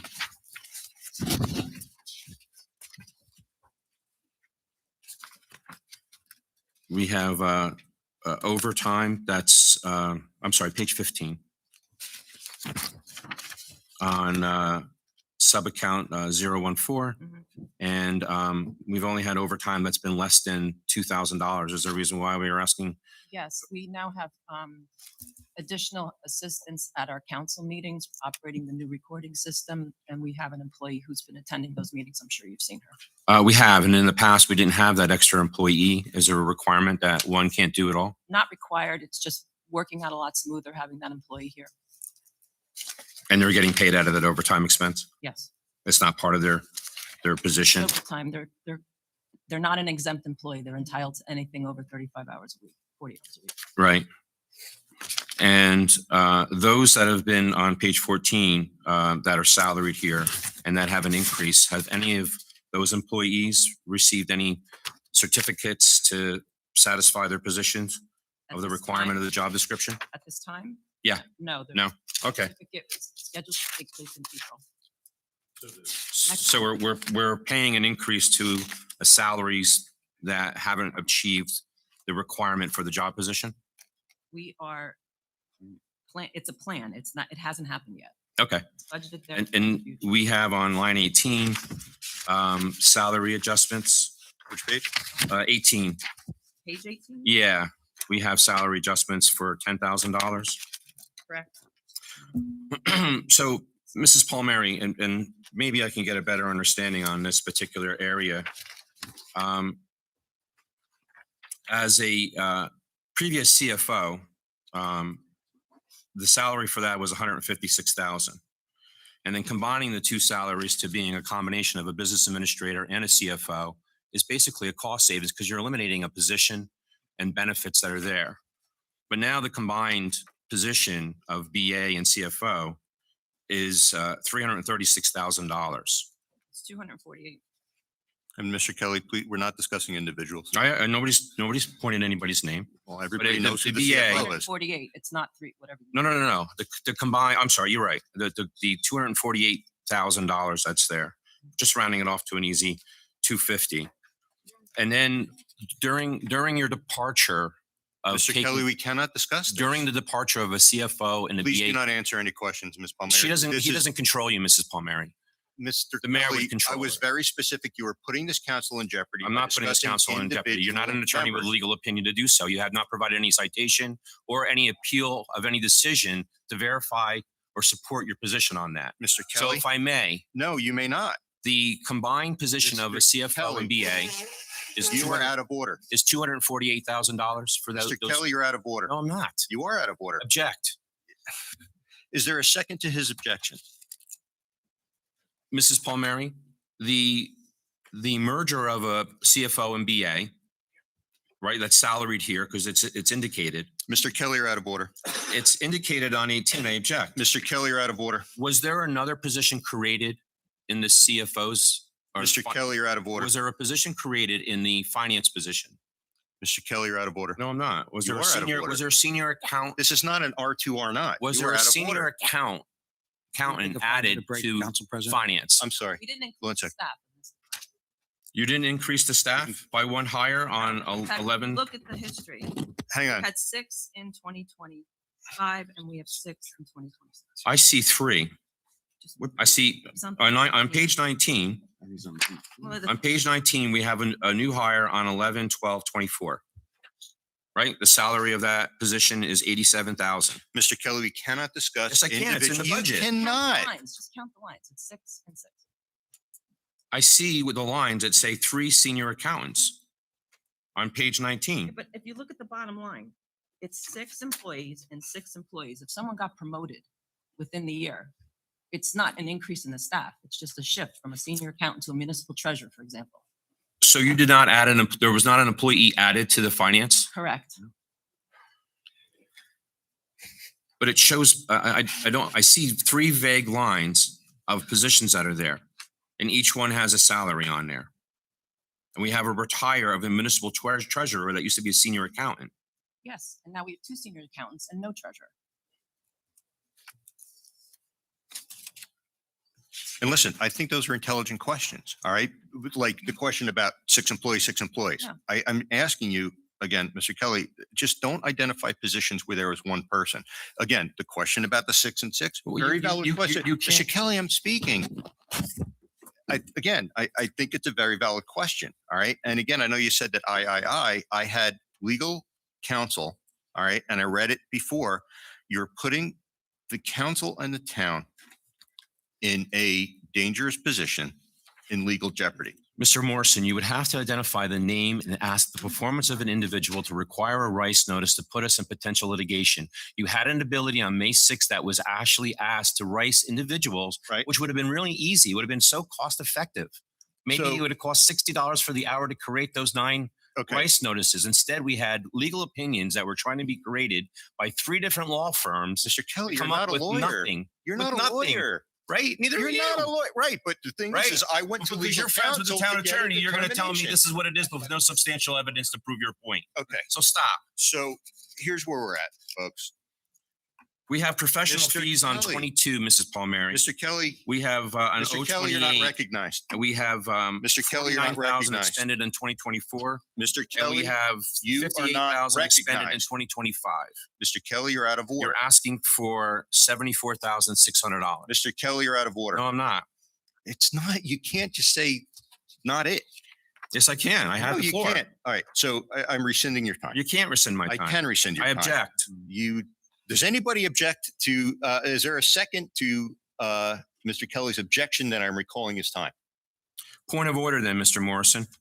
Go ahead. Please explain to me why I can't continue to ask questions about this budget of a multiple page area in a tab when you constantly continue to interrupt me when I could have asked questions to the administrator resulting to this particular tab of the Okay. budget. Can I answer without you interrupting? May I? You're the council president. Okay. Because Neither should you, Mr. Guys, Hernandez. You get courtesy. I don't. seriously? Because this budget was provided a month ahead of time. Okay. Everybody had ample time to ask questions. All right. We specifically tried to avoid grandstanding. It's not here. grandstanding. Mr. Kelly. Okay. We tried to avoid that. In addition, you came here and spent 20 minutes to a half an hour with Ms. Palmieri this week. All right. Asking what I'm assuming is probably very similar questions. All right. You are clearly grandstanding. All right. Now, in that vein, it is my belief. All right. I'm not saying it's a fact. It is my belief that you are trying to make other council members look like they are not doing due diligence. They do the job on their own Mr. very Kelly, well. it is my time. Okay. Again, you are belittling the good work that the rest of this council does. Okay. And I'll be honest with you, it's not appreciated. So when you make derogative Mr. comments about Kelly, me, are you then putting me Mr. down, Kelly, Mr. Morrison? I never made a direct comment You don't do about your you. subliminal messaging and pointing out to me and If you're taking it subliminally, I can't help that. All right. If you're paranoid about that, there's I no can't help that. paranoia. Okay. Mr. Kelly, Can I continue? So No, we you can may get through this not. tab? no, you may not. Point of order, Mr. Morrison. You are not recognized. Why am I not allowed to continue in the tab? Because I gave you more than ample time. You interrupted me more than ample amount of time. Mr. Kelly, all right. You got the legal opinion on your rights requests. No, there was no legal opinion. You were given multiple emails from our legal counsel, which again, you are driving up our costs by these unnecessary. No, Mrs. Mr. Palmieri, the mayor, Kelly. and yourself are driving up those costs for Okay. an easy Folks, request. here's where we're at this point. All right, here's where we're at. And I Take a break. apologize to the public. Okay. Here is where we're at. So far, I have given 9 instances, 9, where Councilman Kelly was not recognized and he continued to speak. All right. I have given 10 out of orders to Mr. Kelly, which he did not recognize and he continued to speak. All right. It is within my right, and I am giving it now. Mr. Kelly, you are getting an official warning at this point. You are clearly impeding the business of this council. You are purposely disrupting this council and the necessary and legal need for this council to review and approve a budget. All right. You are, again, my opinion, quite frankly, being a little childish. All right. In the things that you're saying. It's not about who gets the last word. It's not about who shouts the loudest. Okay. It is about the diligence that this council needs. We have, over the last 4 years, all right, I know it's hard to believe, on our own without you, we have been able to pass 4 budgets over the last 4 years, which according to our auditor puts us in a very good position. Okay. So it is within my right, and I am giving you an official warning. Should you interrupt one more time, okay, we are going to make a motion, all right? And one more time, your right to disrupt and speak will be revoked for the entirety of these hearings, with the exception of being able to vote on a tab. and this is due to your purposeful disruption of the necessary legal proceedings. Mr. Morrison, may I respond? 2 minutes to your 10-minute inquiry or statement? 2 minutes. So, Mr. Morrison, one, did you receive an opinion on what you're actually stating right now? Of course I did. And do you share the legal opinion amongst the other council members? I did. And what was that legal opinion stating in the citation to support you actually freezing my right, my First Amendment right to speak and represent my constituents Yep. in my ward as well as Rockaway Township? It is under, Stop my clock. oh, here it is.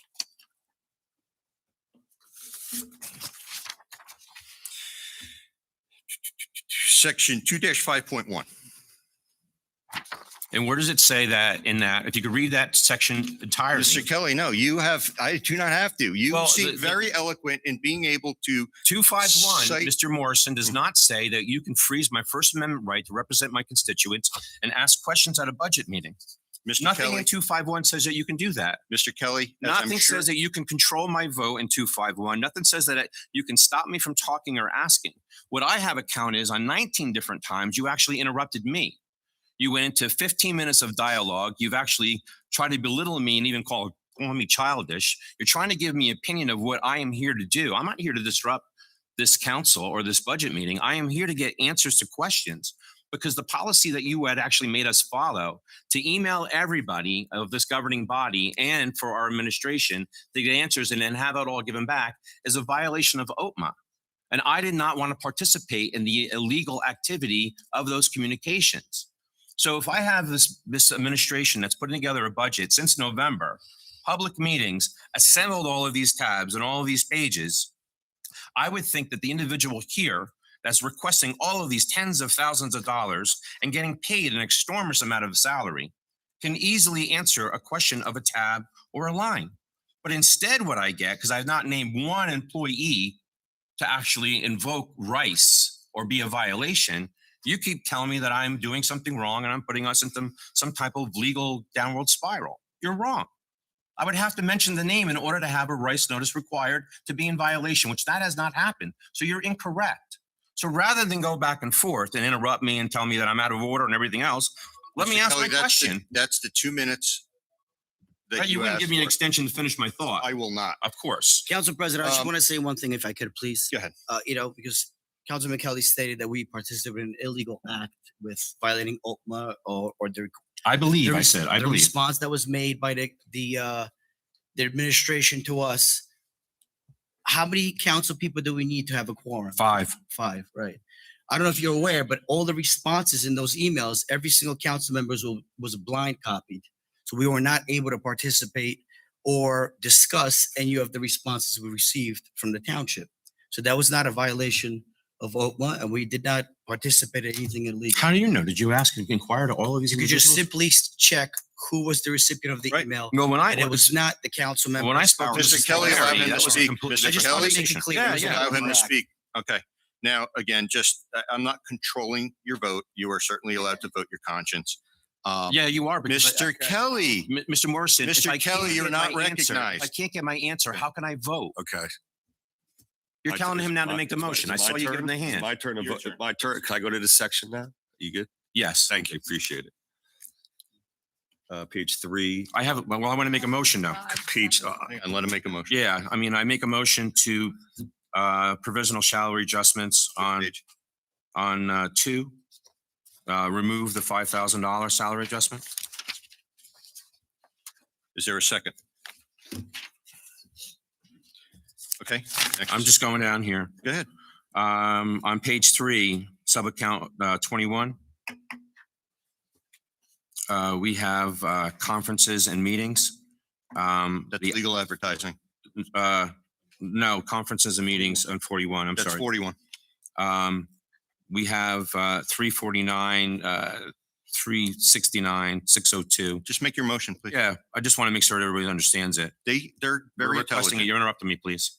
I make a motion to reduce 042, or I'm sorry, 041 to $1,000 from 1,500. Is there a second? Okay, carry on. I go through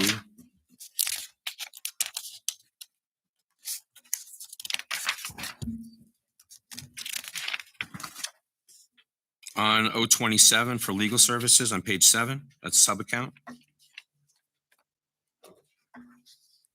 I make a motion to reduce the 70,000 on 027 to 50,000. As you guys recall, she said that this would be going into 2027, not Is there a second? 2026. Starting in 26. It could. go The into end of 26. 26, right? It will go in, I'm gonna starting working with my white and blue collar in May. So So, there will be legal costs in 26. Yep, and into Hopefully- 27, hopefully right? Not in 27. I'd like to wrap them up by the end of the year. That's my goal. Again, on 027, sub-account on 7, to reduce it to 50,000. Mrs. Palmer, we can actually get money if we need to. Mr. Kelly, increase it. please just make the motion. Well, she just spoke while she. Just did. Okay, so there's a motion on the table for, and just correct me if I'm wrong, page 7, line 27, from 70,000 to 50,000. Correct. Is there a second? Okay, moving on. Conferences and meetings on page 11, 041 is the sub-account. Reducing the 1750 to 1500. Line 41. Is that the same thing that we discussed before? No. Okay, Well, we did. I said there were 3 new council and I didn't know what their expectations were. okay. I'm sorry, reducing it to what? Just to 1500. As she mentioned, it doesn't bar the individuals to pay for their own. Is there a second? Okay, moving on. Page 15. Sub-account 014, overtime. Okay. And we have overtime requested for 3,400, when in the average it's been less than 2,000. And I move a motion to reduce that to 2,000. Second that. Okay, just Who to seconded that? confirm, Adam, I'm sorry, Mr. Selber. Just to confirm, page 15, line 14, from 3,400 to 2,000. Correct. Okay, there's a motion on the table. Please take the vote. Councilmember Salberg, Yes. Councilmember Vojtovich, Yes. Councilmember Freelander, Yes. Councilmember Royak, Yes. Councilmember Frede, Yes. Councilmember Quinn, Yes. Councilmember Kelly, Yes. Council Vice President Sackett, Yes. Council President Morrison. Yes, 9 yeses, motion carries. Sub-account 022 of the same page, postage. The average has been under 34,000. It's requesting almost 40,000. I move to reduce it to 35,000. Is there, I'll second that. Thank you, Mr. Freeland. again, I'm sorry, just to confirm, page 15, line 22. Go ahead. No, I'm just. No, the confirming motion's that on the floor. Of the price. It's already done, so we have Because a stamps are second. going up. Yeah, Okay, we just had a second. Thank you. clerk, please take the roll. Who seconded that? I'm sorry. Councilman Freelander. Thank you. Could you give us the numbers again? Page 15, line 22, No, we know, but what's the reduction? from 35,000. 39.7 to 35. Clerk, please take the roll. Councilmember Salberg. No. Councilmember Vojtovich, No. Councilmember Freelander, Yes. Councilmember Royak, No. Councilmember Frede, No. Councilmember Quinn, No. Councilmember Kelly, Yes. Council Vice President Sackett, No. Council President Morrison. No, 7 noes, 2 yeses, motion does not pass. It's line 7, line 77, cell phones. Guys, Perfect timing.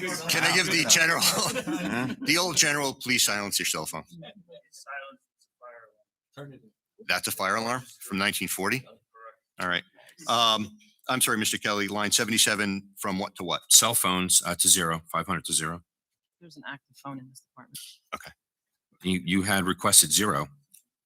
And now there's an active phone in that department. Okay, So if it went to 0, you'd remove that phone, right? I have Hang not on, there- removed the phone. there's a motion on the table. Is there a second?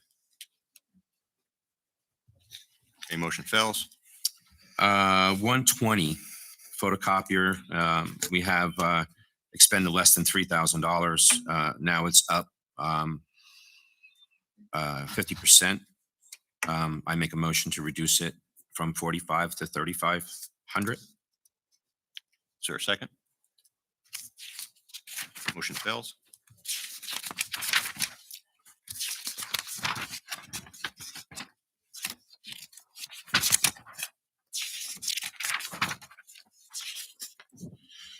Page 20, sub-account 14. In the last 3 years, we've only used $551 for overtime. You're requesting 2,000. Obviously, we haven't even used below 600 we used in all those years. So I make a motion to reduce it to 1,000. Is there a second? I'll second that. Thank All you. right, so just to confirm, page 20, line 14, Correct, yes. to reduce from 2,000 to 1,000? Correct. And that's, I'm sorry, that's overtime for which department? My finance department. Finance department. Okay. Who seconded that? I did. Vojtovich. It's Mr. Wojtovich. Councilman, clerk, please take the roll. Councilmember Salberg. Yes. Councilmember Vojtovich. Yes. Councilmember Freelander. Yes. Councilmember Roya. Yes. Councilmember Frede. Yes. Councilmember Quinn. Yes. Councilmember Kelly. Yes. Council Vice President Sackett. Yes. Council President Morrison. Yes, that's 9 yeses, motion passes. Page 22, 028.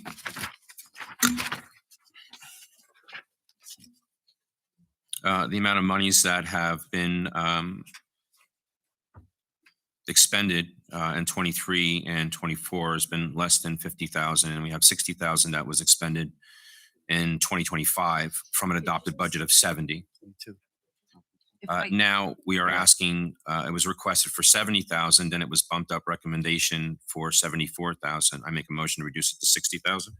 The motion is on the table, so we're talking about page 22, line 28, which is 28. Information technology, but if you look, I would suggest we look at it as a whole, because I'm trying to reallocate where the monies are actually being hit on these lines. There's only 3 lines, but in total, the 20. We have a motion that's on the floor. Was I mean, 166. Mr. Kelly, this is for transparency. Just for No, clarity. I'm just going by the hypocritical aspect when you were before. You won't This let is for anybody else speak. transparency. Okay, good. Then we All can right. continue it this way. So page 22, 28, correct? From what to what? Mrs. Palmieri, can you repeat what you said for transparency? For transparency, this overall budget, information technology, the adopted budget in 2025 was 166,090. The 2026 recommended is 166,090. But there's room for I'm reduction. trying to reallocate where the monies are spent within those 3 lines. But in the professional fees that we have that was adopted in 2025, the 70,200, we didn't even come close to expending any of that. I'm just saying, try to look at it He's as a just, whole. I understand what you're asking, Mr. Kelly, but it's just. What is it that I'm asking? No.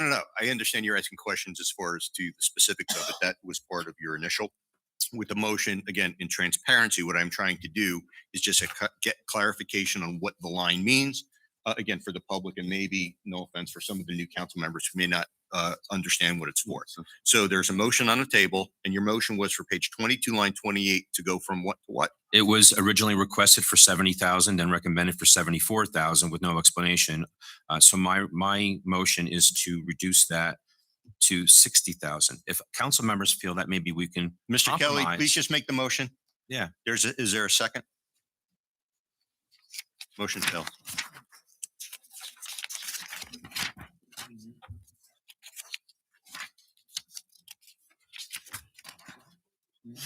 Line 21, or I'm sorry, I think it's page 26. So yeah, page 26. Line 026, equipment maintenance. We've only spent over the years less than $300. So I make a motion to remove the recommended of 850 to 500. And it's equipment for what, Ms. Palmieri? It's maintenance of equipment, includes our drop box outside, our walk-in safe. These are not covered under contract. tax They're as collection. needed for the tax law. And you've had them for quite some time? Mr. Kelly? Who? We've had those items for quite some time. Yeah, so if Okay. it's only been expunged. Mr. Kelly, please, I'm just trying, when I ask, it's just literally to gain the information of what it's for And I'm just specifically. continuing that information from Mrs. Palmieri. Mr. Kelly, I'm not asking you for more I'm information. not asking you to ask. So my motion is to reduce that from 850 since it hasn't been spent, it's been spent under 300 to 500. It's just simple. Is there a second? Nickel and dimes make dollars, Manny. Guys, So we have, you didn't warn Mr. Freelander. We have line 028, which line, which page? same page. Okay. 5100, we've obviously have a record of not spending anything last year under 3,000. So I make a motion to reduce that to 4,000. And that's for Ms. Palmieri? Sorry. What's that? Line 28, What's it for? professional So consulting.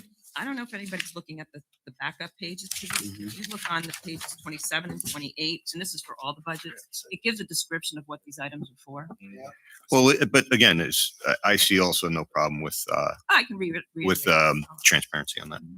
So 028 is Yep. for foreclosure costs, municipal liens, our agreement with Microsystems, and our direct mail depot for the final bills and the estimated bills. Okay. Your motion, Mr. Kelly, was to go from 5,100 to 4,000. 4,000. Is Yep. there a second? Motion fails.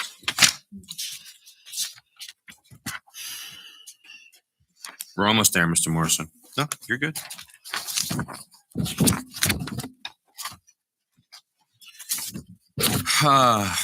We have page 31, 014, overtime.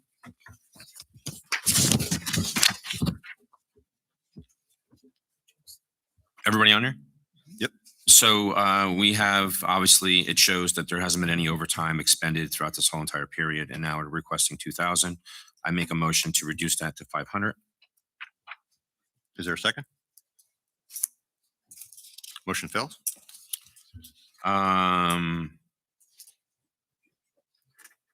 028, professional consulting fees.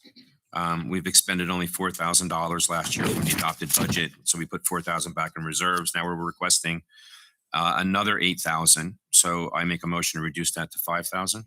Can I interject? Yes. These bills come in usually in January for the previous years, so that Guys, this is cut off at 12/31 year end, but it's actually a 2-year budget cycle. So the money goes into the reserves at the end of the second year. So there are January bills that have yet to be paid as of this moment. What were the amount of the bills to be paid, Mrs. Balberry? It's closer to 8. Like you can see in 24, we spent 7150. That's Okay. closer to what it's going to be for 2025. All right, there's a motion on the table. I make a And motion to withdraw my motion. Okay. Thank you, Ms. Palmer. Sure.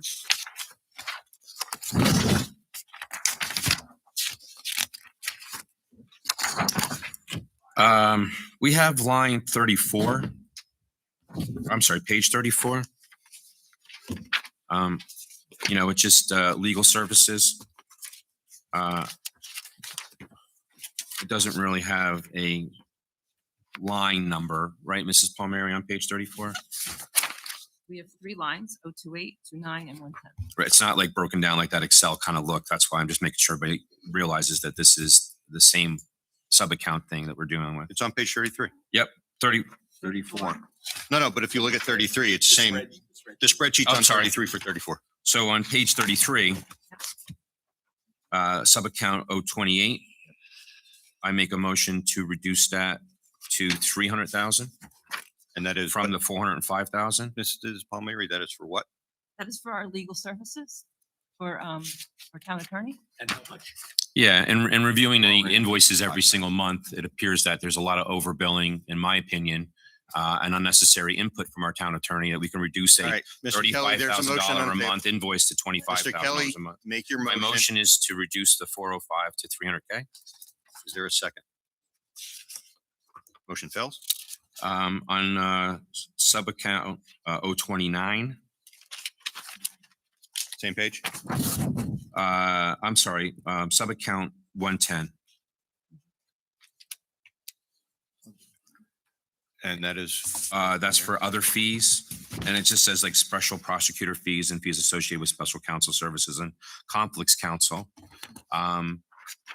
So I make a motion to reduce that 25,000 to 20,000. is there a second? Is there any pending litigation? Motion fails. Moving on. Um,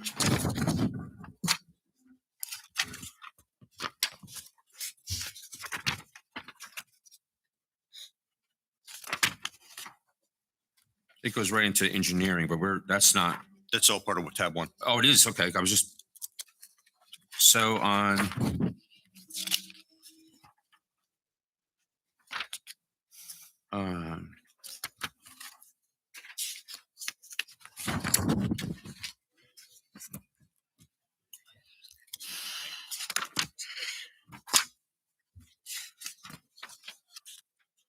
on or I'm sorry, page 36. I'm sorry, page 35. No, They're saying. they're the same, right? Yeah. Okay. I just don't see provisions for salary adjustments of the 15,000. For transparency, is that for one position or multiple positions? For one. For one, I make a provisional salary adjustment motion to remove the $15,000. Is that part of the contractual obligations? Okay. No, Yes. Yeah, if it's something relevant, sure. Well, it's her, It's your department. Just come up. No, come up so you can speak in the microphone. Real quick, Council President, I know myself and I think maybe one or two other people, can we take a 2-minute bathroom break? After this one is done, Okay. after this. After this question. quick, okay, Yes. thank you. Yes, I realize the salary provision. can you identify yourself, please? I'm sorry, yes, Allison Ferranti, municipal engineer here. Salary provision of 15,000 is for a staff member within the engineering department. Due to increased certifications, title change, increased duties, and to be commensurate. No, with that's other addressing a tasks. person's position and is that a rice violation there? She did not mention a position. So you're understanding that that's the triggering mechanism is the name of the person? Mr. Kelly, I Just making understand you have a sure. legal opinion. It is not. We want consistency. I'm sorry, Mrs. Fronte. That's it. And Mrs. Fronte, are these increase in certifications and everything else required for the position? Required, Is it, Goes is it above- the job description? Is it no, required? goes above and beyond. But it's not required though? No. Okay. Do you have a motion? To eliminate it, he said. I'm going to rescind my motion. On that individual. Thank you, Mrs. Fronte. 2-minute break? I don't know. He still has 2-3 guys. He has 3 pages to go. All right. I just want to finish up. Yeah, sure. I'm sorry, guys. No, that's it. Okay, we are going to take a 5-minute break. We'll be back at 11:05, at which point the council vice president will have Sorry. his turn.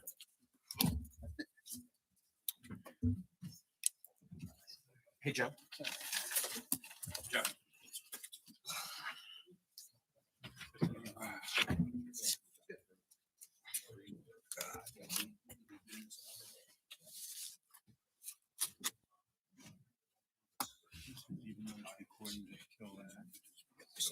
The mic is on there.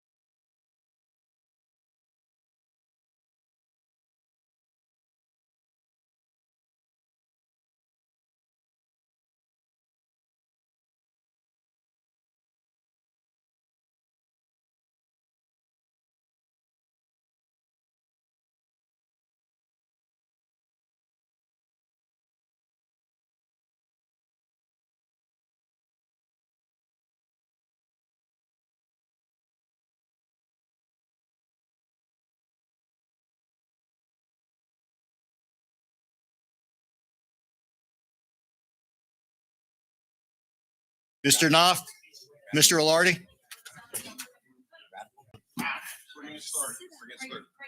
Thank you, Joe. Okay, thank you. Council President, before we get back into it, right, that last exchange was exactly, that's productive, right? Going through, making recommendations, Ms. Palmieri, whoever can answer questions. Mhm. That's perfect. So we're pleased with the process we just went through and we appreciate that. Excellent. Thank you, Mr. Mayor.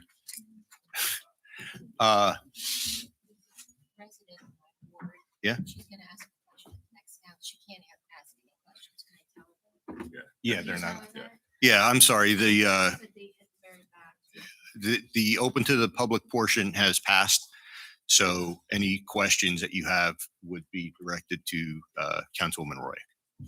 Mr. Morrison, can I ask a question just with that? The next council meeting is the 24th. Yes. Mr. Morrison, just a real quick question. I'm with Mrs. Roy said, and that's it. At any time, I don't know. Does anything bar the council for opening to the public again? You know what? I could find out. I don't know. Well, under Palmieri and I will talk to her. the only reason why I say that is because the people, the public that are here, just like Mrs. Roy described her friend or people in her ward, now they're getting some information. Talk to her. They're getting some information now. Maybe now they would like to ask some questions. I appreciate you advocating, but right now we will not be doing that. Sorry, members of the public. Mr. Kelly, it's not necessary. Neither is your response. John? My turn? We good? Oh, yeah, go ahead. Go ahead, John. Thank you. Appreciate Mr. it. Kelly, really? Thank you. Thank you for allowing me. Appreciate Oh, it. my God. Thank you, Council President. You're welcome. Page 3 for sub-account 29 contracted services. I'd sent an email and we had not used this line to the full ability. To do it properly, we'd probably need to budget approximately $60,000 for that. Page 3, line 29. And I know a lot of our department heads are doing an excellent job on their own with this. I'd like to make a motion to reduce that from $20,000 to $5,000. And that is 29 for, Line item 29, page I 3. second that. wait, Ms. Palmieri, that is for, Grant writer services?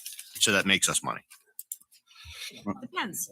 Yeah, if we get it. Yeah, I mean, we are successful. I'm proud to say that we're successful when we apply for grants. A grant writer could possibly find us additional grant monies in moving forward, but we. Okay. I don't want to cut you off, but that explains it. Mrs. Palmer, are you confident that we have employees that can write Mr. grants? Kelly, it's not, there's a motion on the table and it was to, so the motion reduce was from page, 20,000 to 5,000. page 3, line 29 from 20,000 to 5,000. I second it. Mr. Kelly did. He did. Yeah. No, go ahead and take the roll, please. Councilmember Salberg. No. Councilmember Vojtovich. No. Councilmember Freelander. Yes. Councilmember Royak. Yes.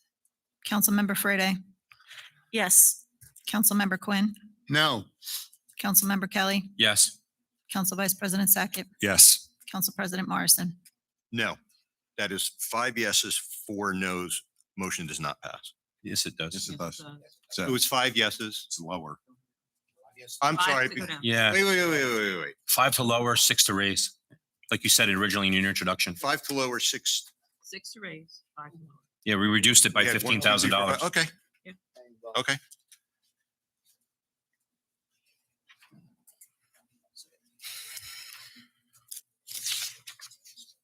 Page 9.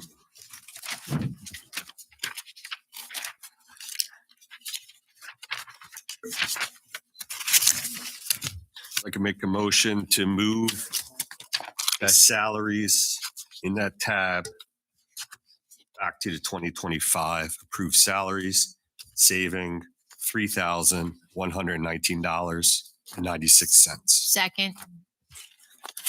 I'm sorry, and that's for Ms. Palmieri. The whole tab. No. I understand. I'm just saying, what is it for? For council salaries. council and mayor salaries. Council and mayor salaries. All right, and the motion is to go from the 2026 proposed to the 2020, whatever was in 2025. For a Yes. difference of 3,000-ish. Mr. Morrison, how does Okay. how does that affect the contribution to the volunteer fire department? Goes back It to would the be, it same. would go back to whatever. So in doing so, we would be reducing the contribution to the fire department? Yes. Okay. Hang on. I'm sorry, There is a motion on the table. just for transparency, Mrs., what did you say? That's his Can I be portion. clear? Is the motion to To maintain the 2025. maintain the 25, but 2026 has a reduction for the fire, has an offset for the fire department? Are we leaving that alone? That, That would go to the 9,548.13. so it Would would be be- reduced. The whole thing, the whole tab. Basically, The whole tab is going from 103 to 97 as we speak. so we're reducing $6,000 already. So we're reducing. All the council salaries and the mayor, just salaries.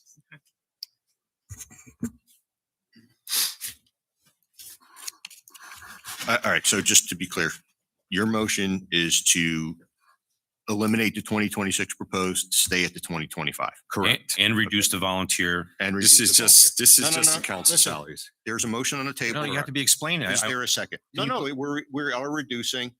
If by approving This is. Mr. just- Sackett's motion, yeah. yes, we will be reducing the contribution to the volunteer fire department. We need a second. Okay. She already. Susan seconded. it seconded already. Or Susan seconded it. Come on. Clerk, please take the roll. Councilmember Salberg, Yes.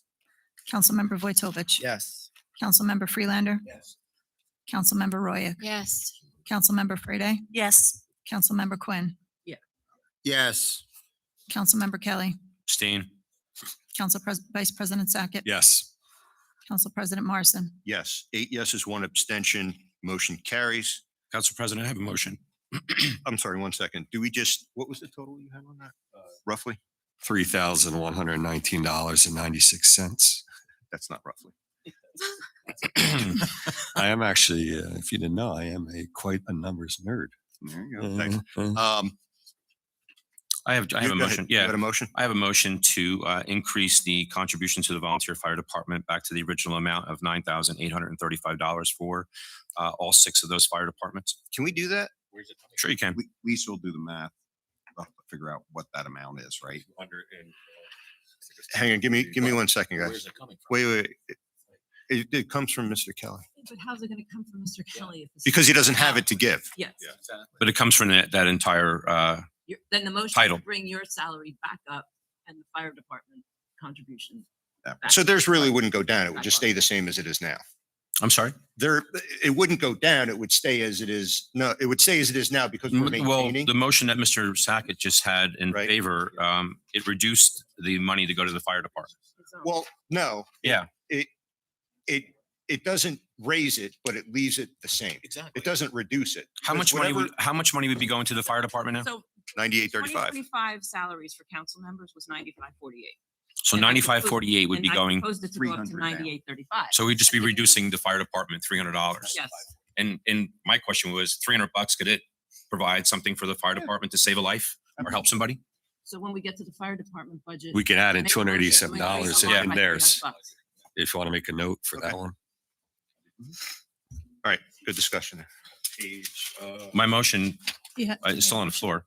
Yeah, but I don't know if you could do that. I made a because then you're- motion. You can just, No, but legally, I don't think you can because then he's voting to give an increase. When we get to the fire department, my suggestion would be to make a motion to increase the difference in that department's budget. Because if there was just a motion to maintain it, we then can't negate that motion by Right, increasing it. right, right. And there's no place to pull it from. Right, it just, you can't generate. to minimize the confusion, I'll rescind my motion.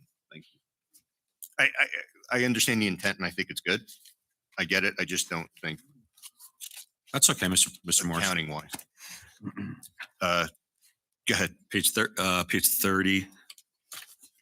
Make a motion for the provision for salary adjustments to lower from $5,000 to $2,500. Is any of that contractual, Ms. Palmieri? Okay. Is there a second? Clerk, please take the roll. I'm sorry, what was the motion again, Mr. from Sackett? 5 to 2,500. Half. Councilmember Salberg, Yes. Councilmember Vojtovich, Yes. Councilmember Freelander, Yes. Councilmember Roya, Yes. Councilmember Frede, Yes. Councilmember Quinn, Yes. Councilmember Kelly, These employees are already underpaid. No. Council Vice President Sackett, Yes, well, some are in your eyes. Guys, some please aren't. don't make a You're all comment. over Just the vote place. yes or I no. understand. Yeah, you're all over the place. Guys, just Yes. vote yes or no. Council President Morrison, Yes, that's 8 yeses, 1 no. Motion carries. Page 35.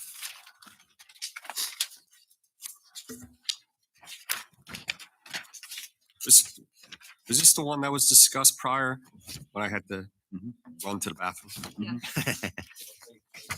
I apologize for that. Could the engineer come back up and please explain one more time? I apologize for that quickly. The 15,000 provision there.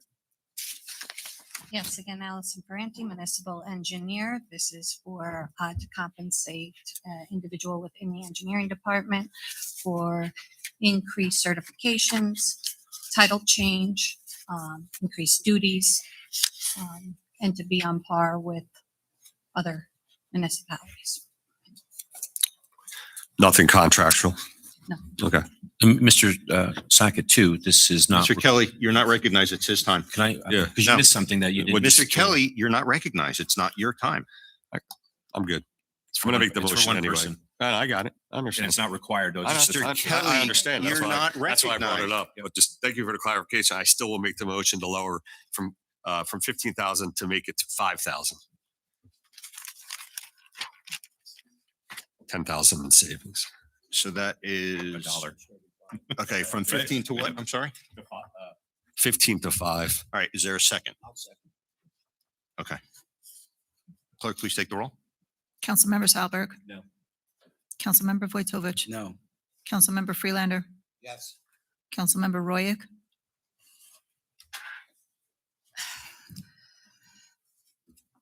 Yes. Councilmember Frede, No. Councilmember Quinn, No. Councilmember Kelly. No. Council Vice President Sackett, Yes. Council President Morrison, No, it is 6 noes, 3 yeses. Motion does not carry.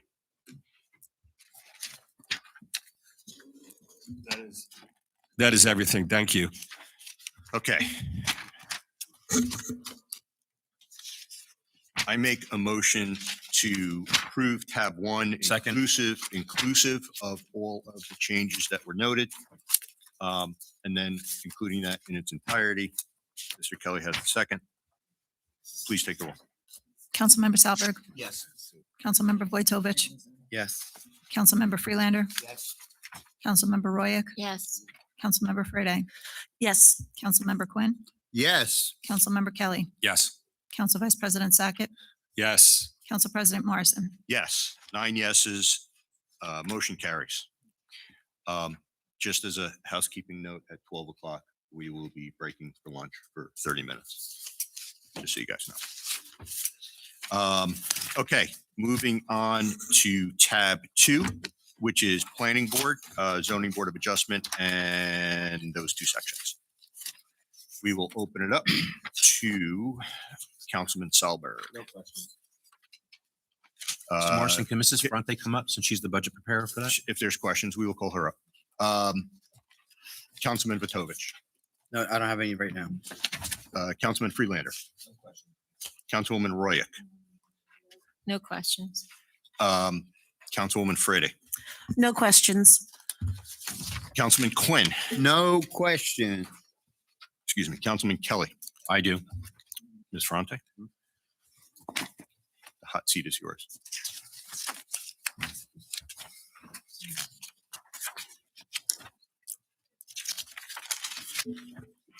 Go ahead. Yeah, I'm just getting my everything indexed here, so rapid fire. Mrs. Fronte, the legal advertisements, page 43 of 021. we have a new requirement through the governor as of March 1st. We don't have to advertise through newspapers. Is this dealing with those legal advertisements and requirements of notice to the public? Yes, however, a portion of this, more than half is related to the reorg, the actions advertised for the reorg meeting. Okay, so if half of it's then basically we can reduce it by 50%. So I would make a motion. Oh, you want to wait until the end of all the questions to do? Ask your questions and Yeah, then okay. we'll make, you know what? I'm sorry. No. Wait. No, if it's for that section, then go ahead and make a motion. I do want to say that we don't have legal opinion from our board professionals, our board attorneys yet on removing. I'm posting everything virtually. So we have a notice in our budget from administration that identifies that March 1st of 2026, it is not a requirement anymore. So why would that be different with the local finance notice that we received from the league in addition to what the administration put in there versus this? How is that any different? It could be okay. Okay. But by the time, when this was prepared and in the beginning of the year. When was this prepared? In November, and then charges were taken out. in So before the January. provisions that were set forth by the governor? Mhm. So now that we know that the provisions are in place, I would make a motion to reduce 021 on page 43 from 2,200 to 1,000. Is there a second? Motion doesn't pass. On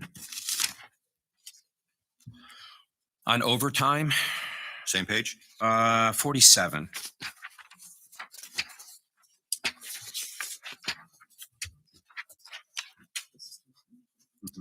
We've in the last couple of years, we've only had less than $1,300 in overtime. What would create overtime for page 47?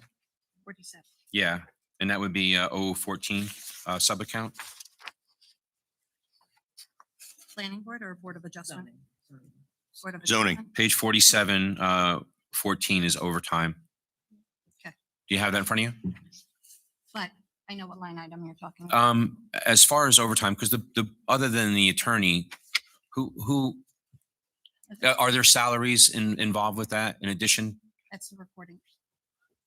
And It's a what? It's the person taking the minutes. Yes. The recorder. I Mhm. don't want to walk. They get myself paid into overtime. something. and that's not part of their job, I guess. No, Okay, so it's in addition to that.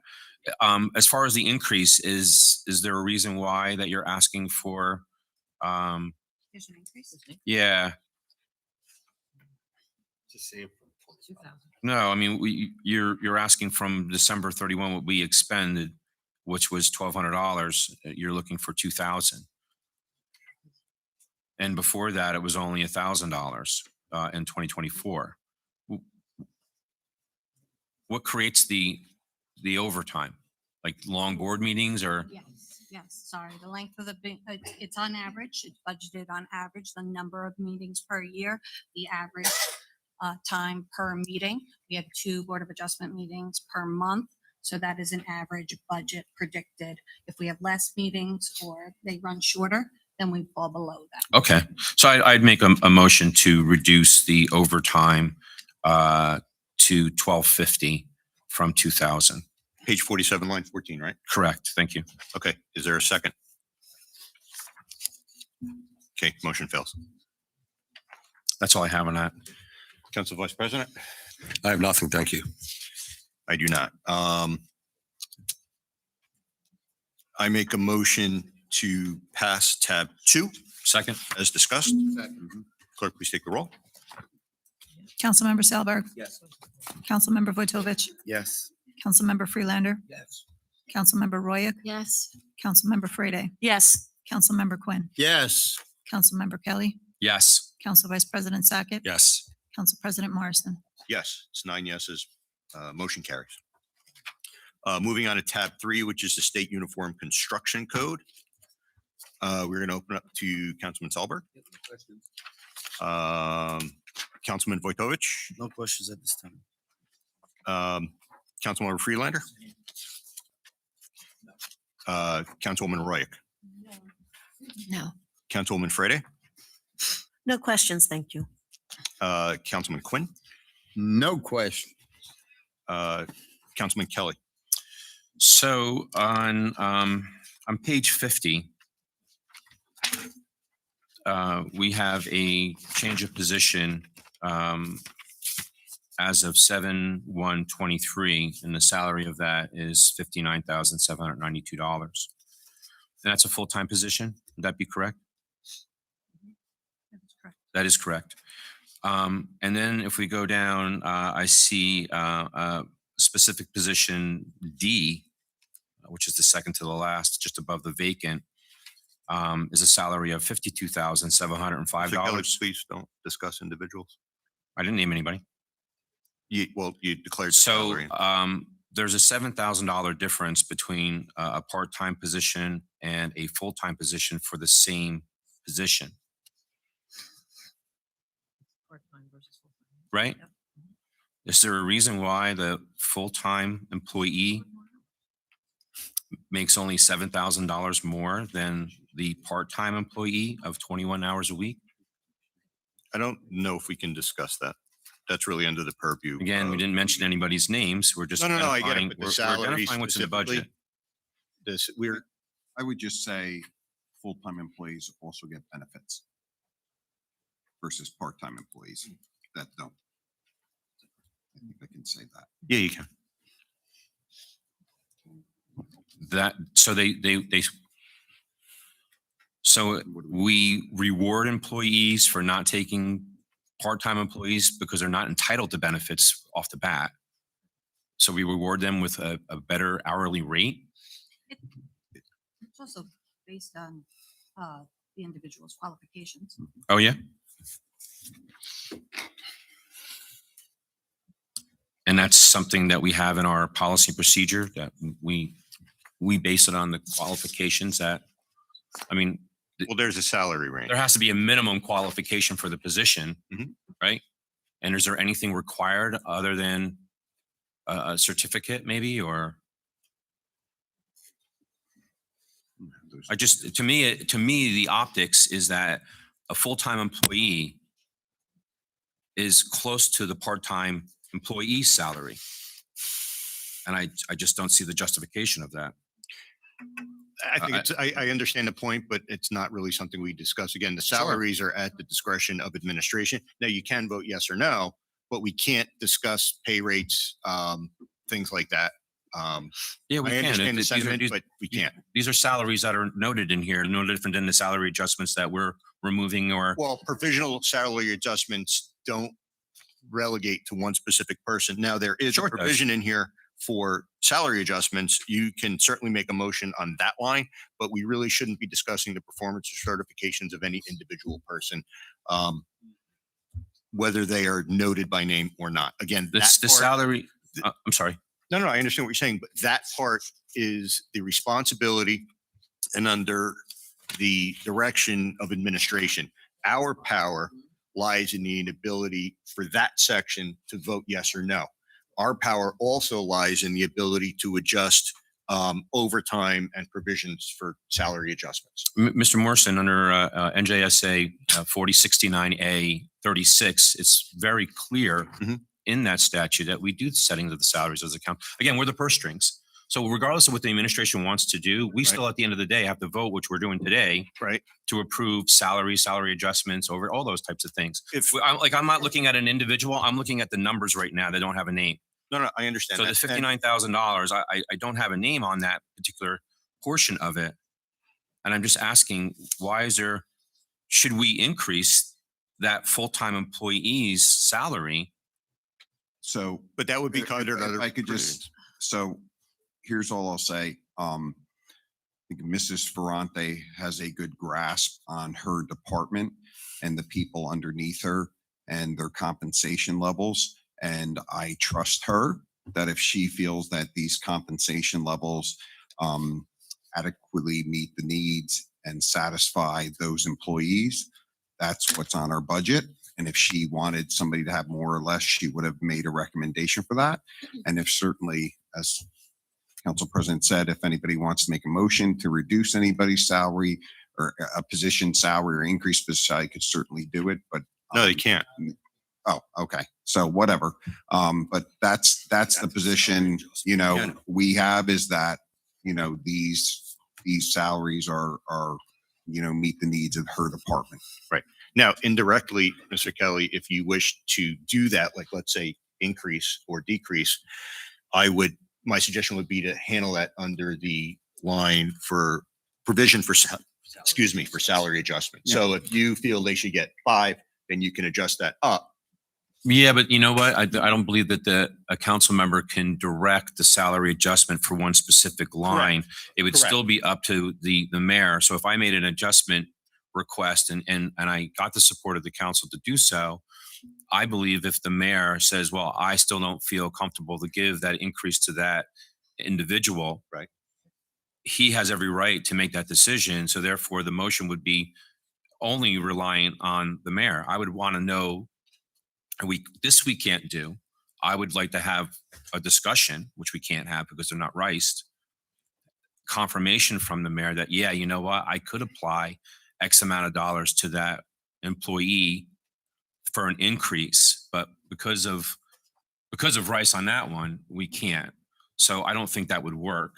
Well, what you could do as an option is you could make a motion for an increase to the salary adjustments, right? Whether at that point we would have to call at a different time, we would call for a closed session. The rice notice could be given to that person so they would have the option to attend or not attend. Like we could still have a discussion in closed session. Again, we could rice them and it would be their option of whether they wanted to attend or not. And then at that point, we can make our thoughts known to the mayor. But keep in mind, quite frankly, that's what these guys get paid for. It would still be up to his discretion, but you would at least be giving him the option to do so. Right. And Council President, you hit a really good point because that was originally what my intent was for the rice notice request on the 6th of March, which unfortunately wasn't met. But if you just give me 1 second to look at one area. And I apologize and thank you for the time, Council President. No, you're good. Yeah. This is a healthy. So in our ordinance 2025-05, and it's various officials and contractual employees, we have a maximum salary. And for a zoning officer, we have a maximum of $80,000 for that, which is extremely low for that full-time zoning officer that's noted in the budget. Again, not naming names. So if we were to increase that amount, we just would have to be under that salary maximum. Is that correct, Mrs. Palmieri? To increase that 45 to another number? The 59,792 to another number, to a higher number. But again, see, the problem I'm having with this is if you're increasing any of these lines, it's still not dictating that the mayor give it to who you are specifically asking. I understand. for. I understand. So you could just simply make a motion. He can't make a motion on the individual. It would have to be handled. No, I would say. No, I know that. Would increase the salary, the Provisional. salaries. Yes. By whatever number you want it to be. Okay. But even with that, you vote on it and just say it passes. It's not going to necessarily give it to the. There's no individual you're guarantee. looking to. Yeah, no, I understand. I said that before. So my next question, just following that, Mrs. Fronte, the 4,500 in provisional salary adjustments, is that for multiple employees or just one employee? One employee, Full-time, part-time? full-time. This seems like it's a gamble. Because you can't tell me who. Well, just, no, I understand, but make a motion if you're going to make the motion.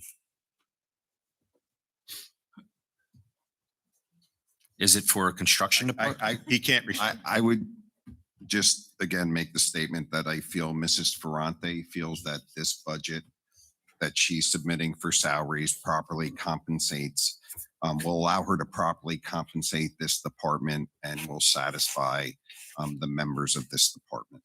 And each year, the salaries of all my staff are reviewed against other municipalities and against other fellow colleagues within the township. So they are assessed. There is a plan. There'll be request for salary revisions in front of you next year. But Yeah, but the salary adjustments that we have, it's in addition again to the 3% increase onto their, so there are, again, some employees go above and beyond, and we want to show our appreciation. I think all our employees are phenomenal, and I just don't think that there's salary equally of increases other than selective amongst, for whatever reason, so. That's a tough one.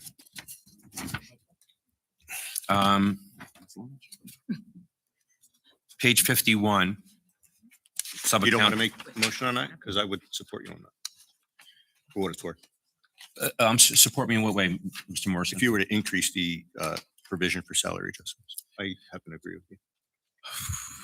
I don't have a guarantee, and No, I understand. I'm concerned on the past practices Okay. of those who've been selected of salary adjustments. Fair enough. I just wanted to put it out there. Yeah, that's a tough one. If I had a guarantee of a particular position that I see and I hear from the public brag about and how great this person is, and that again, not naming names, Right. just Fair enough. 51, 240. We've had multiple conversations on this in the past, Mrs. Palmieri, and maybe Mrs. Ferrante can help out. When I was a council member, one thing was rentals. Right? They're a self-generating fund department, the construction department, right? Yep. We did a pretty good jump in 2023, 24 in regards to where we're at in 25 of a 5,000 increase for rental Just to clarify, it's rental for what? It's space. the building department operates kind of on its own to support the fees that we charge. We want to make sure our appropriations are offsetting the revenues. So we charge the building department for the space that's set up in the building. Okay. So on a rental end of it, obviously, I believe that there hasn't been an increase in the last 4 years We increased it in 2025 from 18,000. from 2024. Yeah. And then to 23,000 in 2025. And what was it in before 2023? It was probably 18 for several years. So on the rental facility, right? We've been doing really well with permits and everything coming in from developers, contractors, and individuals themselves. At the moment, yes, we're on par. The revenues are on par and consistent from last year's. Right. Can't predict the future, but you mentioned some additional commercial and industrial that we Yep. will be seeing and we will be onboarding. The donut place that we were talking about is a huge amount that's coming in and stuff like that. So I would make a motion to increase the facility rental because it's generating revenue. They would be paying their share for using our office space. They're self-funding and licensed Just independently please from make the the state. motion. It's again, understanding and transparency. I move to raise that from 23,000 to 26,000. I will second that. Thank you. Clerk, please take the roll. Councilmember Salberg, Yes. Councilmember Vojtovich, No. Councilmember Freelander, No. Councilmember Royak, No. Councilmember Frede, No, no. Councilmember Quinn, No. Councilmember Kelly, Yes. Vice President Sackett, No. Council President Morrison. Yes, it is 6 noes, 3 yeses. Motion does not carry.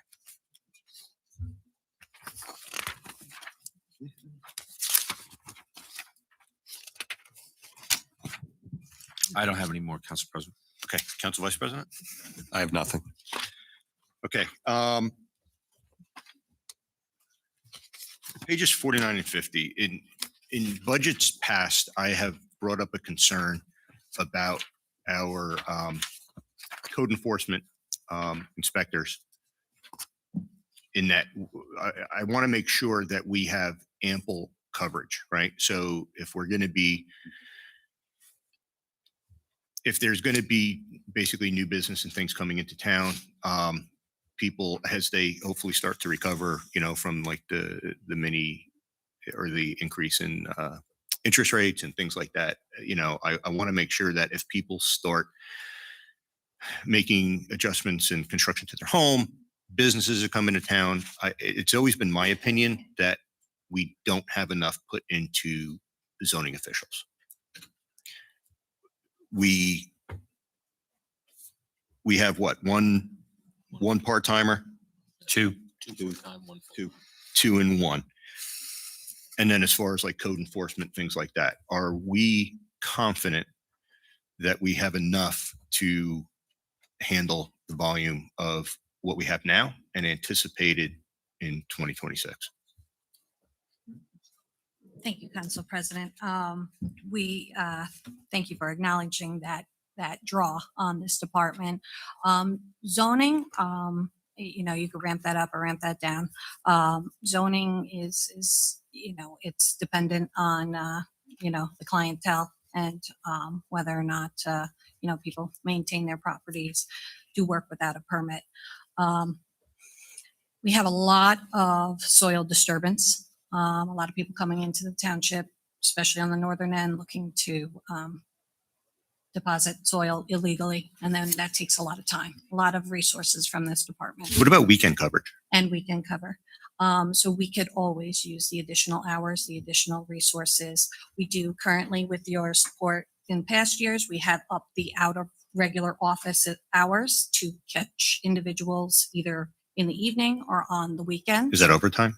No, that's, you approved a line item. Okay. So that is one of the part-timers. Okay. So yes, the long-winded answer, yes. Yes. Additional resources for code enforcement would be appreciated. Which both keeps us safe and could possibly generate revenue through permits and as such. Okay. Mr. So, Morrison, Ms. I'm sorry. real quick, just because what Yeah, you yeah. said with the soil disturbance, is that zoning or is that engineering? It'd be code enforcement, both falls within chapter 54, which is land use. Often engineers go out, the engineering department goes out because technically we could speak about volume and area Right. and whatnot. Okay. But either individual is certified. Okay. Could I just ask, like, because this might generate thought process on any motion that's about to be made, like what would you foresee if additional funds were provided to a position for another full-time position or additional part-time positions from a zoning or enforcement perspective? What would you see us doing with additional full-time people or additional part-time people? Is it just if there's additional needs, or do we have a need now that this would help with? It'd definitely be an additional part-time individual. I don't know, I'd shoot myself in the foot. I believe we do have a line item from a loss of an employee. Fulfilling that would fulfill the need. The need. The need. Okay. for- So Ms. Palmieri, should I make a motion? Obviously, we can't determine the salary right now. So is it possible to do like a not to exceed? Like, how would I handle? I'm going to make a motion for another part-time. In addition to the one that is still open? Yeah, I mean, the administration can fill it at any time if they wish because it's already there. It's Vacant. already there. So I don't know if But funding may not. I be don't sufficient. see, what do we have? Because there's nothing in the salary line for that. So that's why I ask. So if you look at it, it's, The item that's highlighted in yellow on page 50. that's a shows keyboard clerk. Yeah, but there's an open position if you wanted to fill it for a zoning officer or some other position. That could be- So we've had that for a couple of years. How come we've not filled it? Oh, No, no, it was. I brought it up last year. that was filled. That It's was done. Phil. Yeah, that one. Okay. That's the one part-timer. Right. So we Nights do a have week. the ability right now, as it's written in the budget, to bring on another part-timer. Yeah. And it wouldn't be creating another position. Okay. The position is still there, still in the budget. We just. Personally, I'd like to see that. Terming it another Got it. title. And it would be ideal to have 8 hours, No benefits, right? right? And for budgeting purposes, We could work through $45 that. an hour. Okay, we'll work through it. I just, Oh, okay. it's always been my feeling that we need to stay safe. Okay, that being said, I make a motion to pass. Second it. 3. Great. Clerk, please take the roll. Councilmember Salberg, Yes. Councilmember Vojtovich, Yes. Councilmember Freelander, Yes. Councilmember Roya, Yes. Councilmember Frede, Yes. Councilmember Quinn, Yes. Councilmember Kelly, Yes. Council Vice President Sackett, Yes. Council President Marson. Yes, it's 9 yeses, motion carries. Understanding that we have about 15 minutes before we break, I don't want to start any, like, I don't want to start like police, fire, or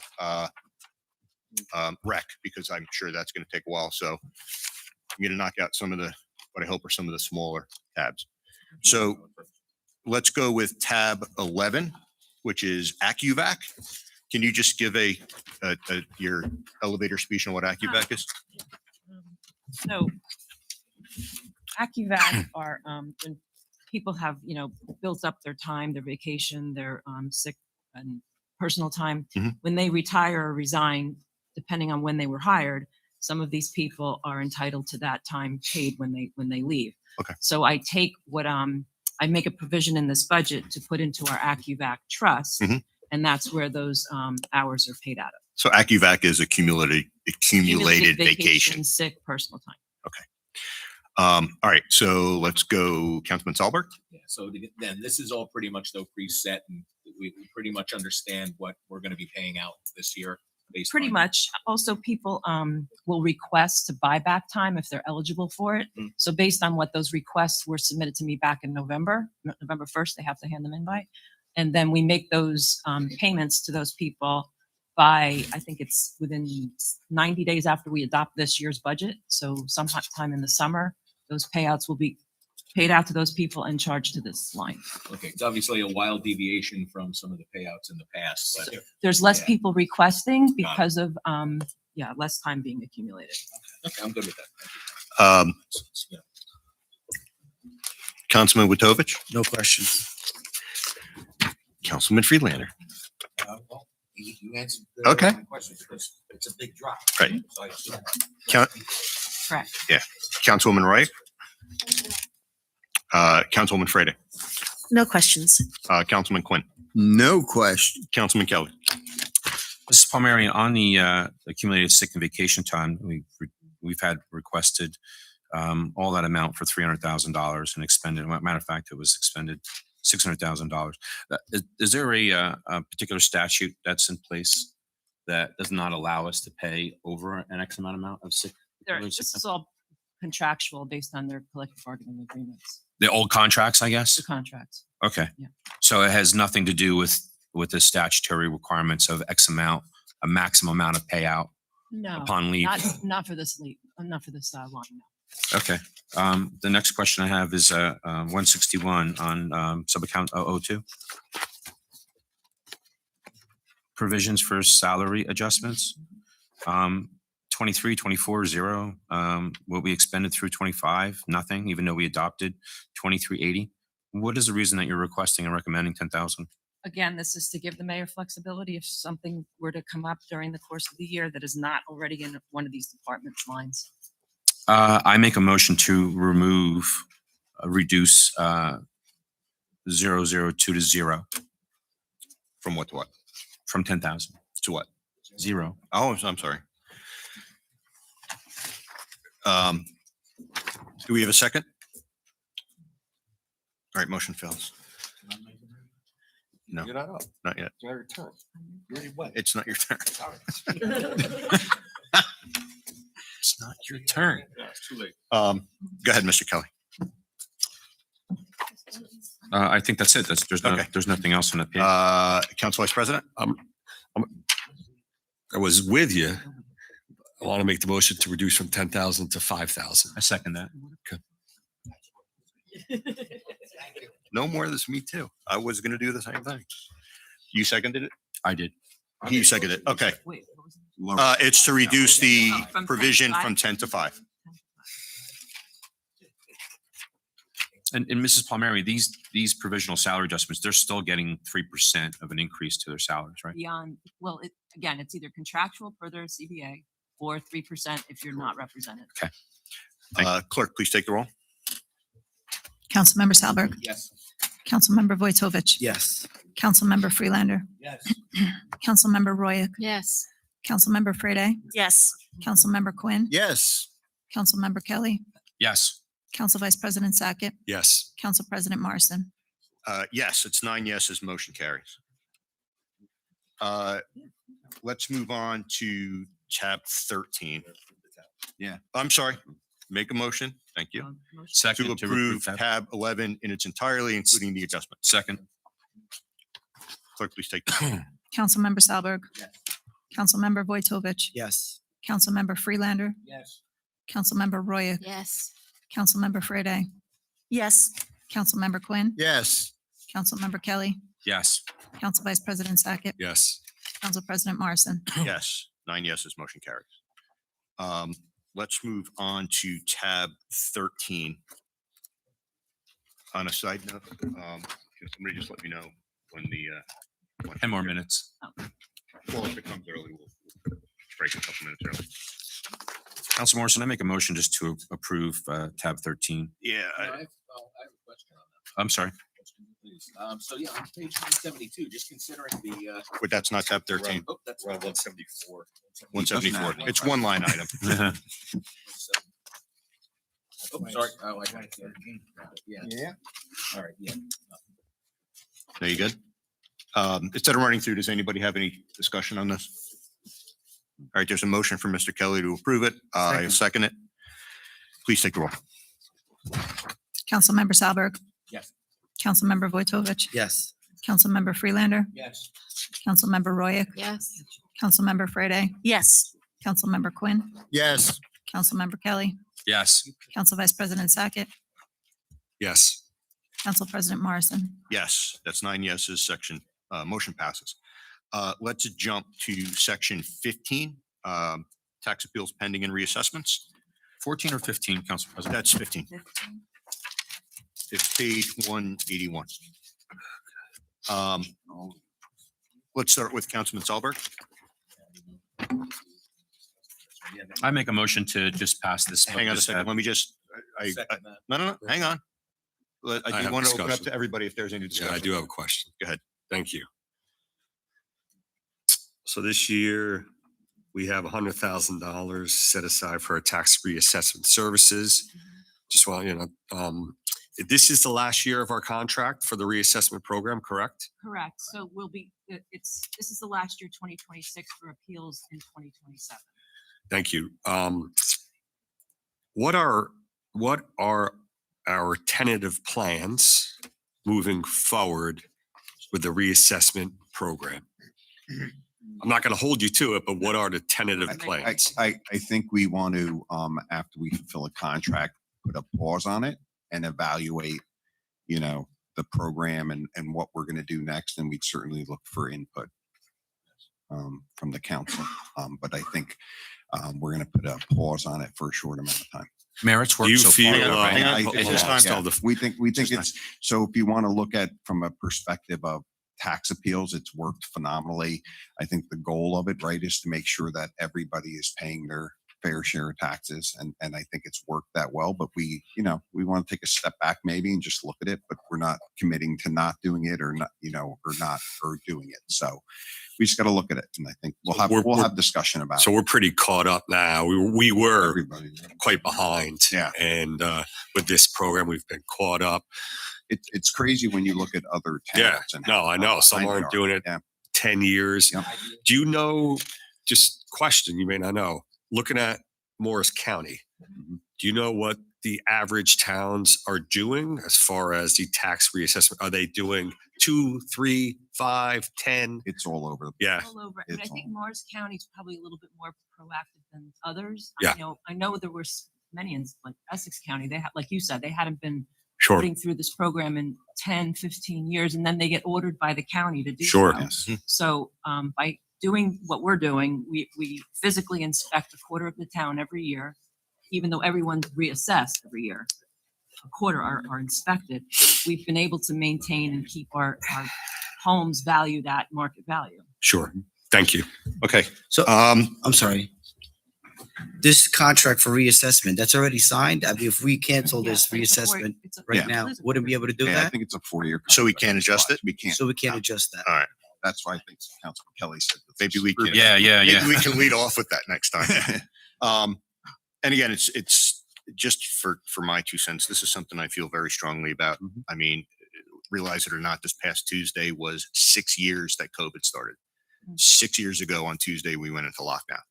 I think that one of the unintended side effects of that was greatly increased real estate costs. We have an expert in the back, nod your head. And I think that needs to level out. I think that the tax assessments are, again, my non-professional opinion. I think the tax assessments are maybe a little out of control. So I do appreciate what you're saying in that we're going to take a step back.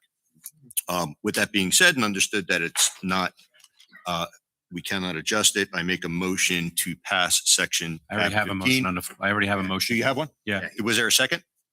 I'll second it. Second, yeah. Oh, me. Please take the roll. Councilmember Salberg, Yes. Councilmember Vojtovich, Yes. Councilmember Freelander, Yes. Councilmember Roya, Yes.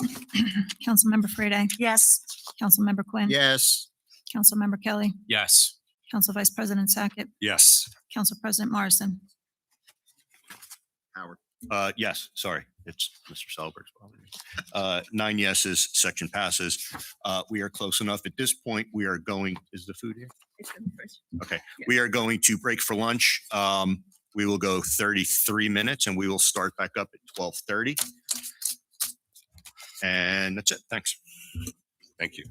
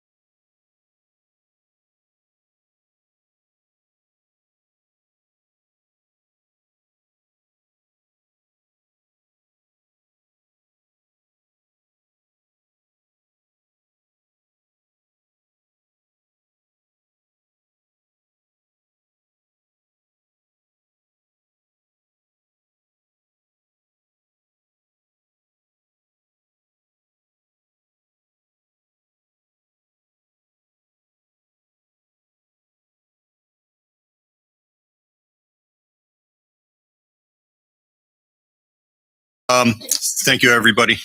We are going to go to section 5, Police Department. Do we need to make a motion to open back up to the meeting? We were done. Okay. No. That's, I wanted to finish it up so we didn't have to. Okay. What was the number? I'm sorry? 5. Right? I don't know. I didn't- Section, what number was it? 5. You're right. 5 includes police, fire, public works. Obviously going to be one of our, I'm sorry, not public works, police and fire. Okay, just as a note, I appreciate, and I think we've gotten down to a lot of really good questions and some good information. So I just hope to continue that. We are going to open it up to Councilman Salberg. Page 95.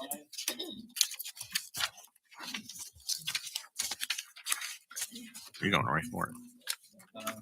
So I see we had a request of 38.4, recommended 42.184. I'd just like to make a motion. Hang on, just what is it for? This is professional services. For what? Can you? Page 95? His microphone pretty close to his mouth. There we go. There we go. Thank you. Yeah, so page 95, subsection 021, professional services. I see a requested amount of 38,440, but recommended is 42,184. Just wondering if there are any specific reasons for the increase? Judge made a request to me. All right, well, I would like to just make a motion to approve the requested amount of 38,440. Can we have discussion on that real quick, Mr. Salberg? Just if I may. Go ahead. Mr. Mayor, just maybe. Actually, just, let me just get the motion seconded and then we'll. okay. He made a motion. I'm not Second second. No, I'm not seconding. No, I don't support it. Is there a second? All right, if not, feel free to bring it back. It's just in case, just so everybody has a better idea. And I think I went this before when I was talking to the court administrator, and maybe the mayor could probably jump on this too. Again, we're doing multiple courts. There's an abundance of workload that comes through. We're being compensated in addition to those additional services. Again, we're not in the business of making money, but we're offsetting revenue for the cost of the court in doing so. So originally, when the prosecutor was making the 36,000, he did not have those combined 3 courts in total. So we have Mine Hill, we have Rockaway Borough, and of course Rockaway itself. And Just interrupt, do you have a motion on this? Because if not, I'd rather wait I'm for sorry? your section. If you don't have a motion specifically, I then just wait for your section. he asked a question, and I just thought there would be a little bit more of a definitive answer. I only get for it, him. but it's his time. The The motion didn't pass. motion didn't pass, so it's just kind of. Right. Exactly what you said. I'm sorry. Exactly what you said. Thank you. So, okay, go ahead. I'm sorry. I'm done. You're done. Councilman Petovich, Nothing at this time. Councilman Friedlander. Where's your microphone? I thought you could hear me without it, you know. Now, the shared services, which we talk about. What? Oh, it's just professional services, which Councilman Kelly mentioned about shared services. You know, and to justify the extra burden on our but there is nowhere. What do we usually receive from the other towns? Because I know it goes back We into have their municipal. contracts. There's 2 contracts with the borough and Mine Hill. Right. You voted on him, Manny. I don't remember the amount, so that's what I'm saying. I know we voted I on. want to say to the tune of like 110,000. Yeah. That's for Mine Hill. That's for Mine Hill. Yeah, the borough. Right? That was an increase of maybe 50,000. Yeah, it was. We increased Mine Hill significantly. I wasn't a council member at the time. So Mine you Hill, would've done it. we increased significantly in the borough. I think is a very fair agreement with what we signed with them. I do not believe we'd hired additional staff since taking on the borough. So, you know, again, this is the way that. So we're in good, yeah, that's what I'm saying. So Yeah. we're in good shape as Yep. far as the shared service. And that's what I was, Yep. alluding to. That's what we were trying to work with the judge to make sure, you know, they're in a good place. And the same thing, Manny, would go for the public Mr. Kelly, defender. please, I understand where you're Yeah, coming from, but we go for the public defender as Mr. well. Kelly, Yeah. please. I'm just having a conversation with Ms. I know, but it's not a conversation. And while I believe me, while I certainly appreciate your input, it's not vetted. It may Just not accept be. my input, please. Thank you.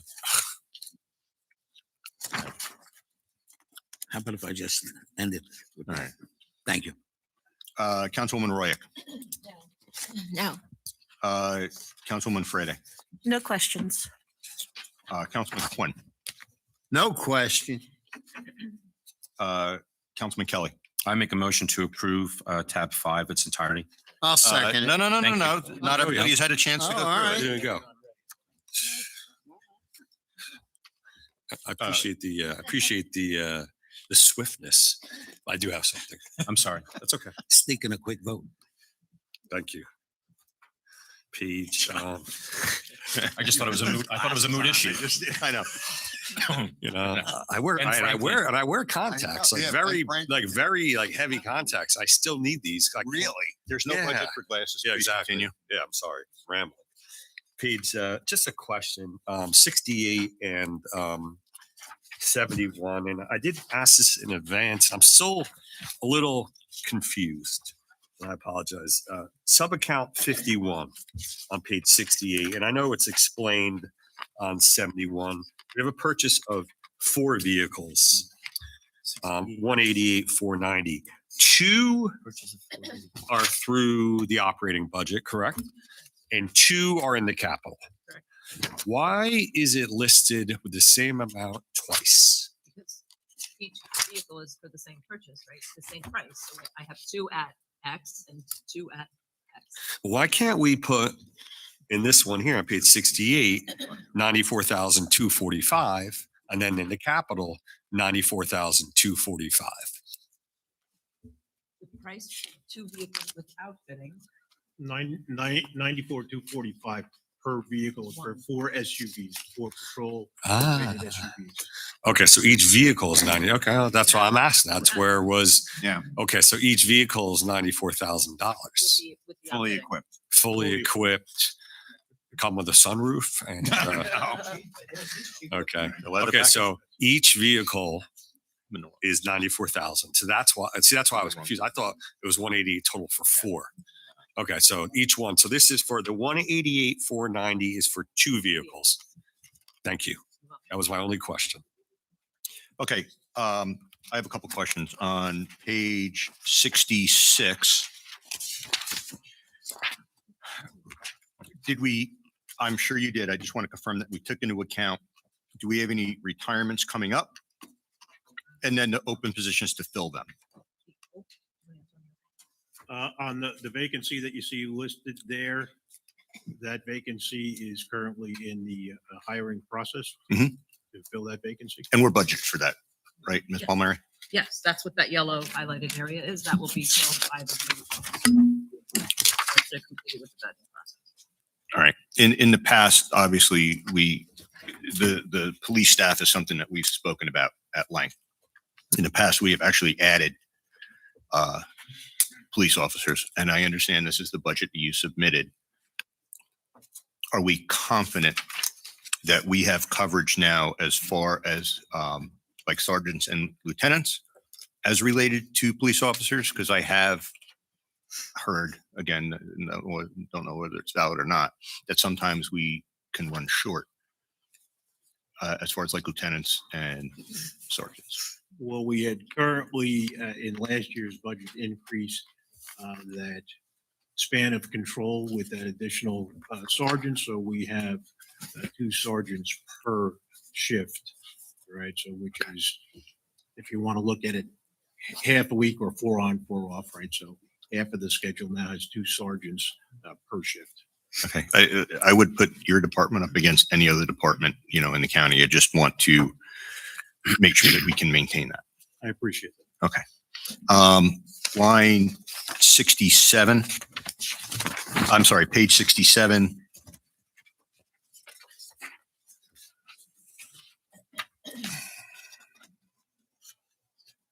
All right, I take that back. Page 68, line 25. We're buying a lot of cars, right? A lot of vehicles. Last year we bought some vehicles. This year we're buying what, 4? but our vehicle maintenance budget is going up by over 10,000 compared to what we spent in 2025. What do we anticipate is going to be the cause of that? Well, again, in order to have that many vehicles, right? So for example, we have 20 vehicles that currently in the patrol division. Out of that, they're split basically 2 to 3 shifts they have to operate, and there's a lot of idle time. So the more vehicles you have, the more maintenance to keep them, if you want to say the word, like pursuit ready. Right. For It's valid. right. So it's a little bit different than maybe maintenance we have on our own personal vehicles. Right, a different schedule. We have actually an excellent in-house mechanic that maintains them. Right, and provides me feedback with that information on a quarterly basis now to maintain our fleet. So the money that's in that budget for maintenance, is that for internal costs or vendor repairs or anything we need? Well, and anything, it'd be a combination. So we do use of both. parts. Correct. And then the last question on the vehicles is obviously when we replace vehicles, oldest out, newest in. Right. So if you want to talk a little bit about a life cycle of a vehicle, right? So bringing in a vehicle, and again, it's not really like your personal vehicle. You go to a dealership, you purchase your vehicle. By the end of the day, you know, you're signing papers, you're walking out the front of the dealership with your brand new vehicle. Our vehicles, once we go through this process, it literally will take us 12 to 18 months to actually have that vehicle on the road. Right. So even after this process, all of our current fleet continues to age. So we have approximately, and again, approximately a 5-year life cycle on the frontline vehicle. And then we have several things that we do with it from that point. It may go from there to a school vehicle. It might go from there to a third-party vehicle. It might go from there to a detective bureau. Got it. Right, and or auction pending. Okay, page 69, line item 170, community policing. We're asking for an increase of $2,500, but it'll be $5,000 over what we spent in 2025. What is that for? Well, again, so last year was the first time ever we brought on the Rockaway Township Police Department Junior Police Academy. The junior police. Right, which was That's all I need. successful. I'm good. In the community. So I think that was we good. look to increase that really at no cost to the participants. Okay, and Mr. Kelly, you can have the second when we do it, but I make a motion. I was making the motion on that to- particular prosecutor thing. That's what I was doing. What prosecutor? We were talking about the prosecutor in the end of 5 for Mr. Salberg. That's what I was making a motion to approve. We didn't adjust it though. So there wouldn't be a motion. Yeah, no, that's just to close that section. I made an error as Go far ahead, as my do it. motion that was there. You can make the motion. No. Okay, I make a motion to close tab 5 in its entirety. No.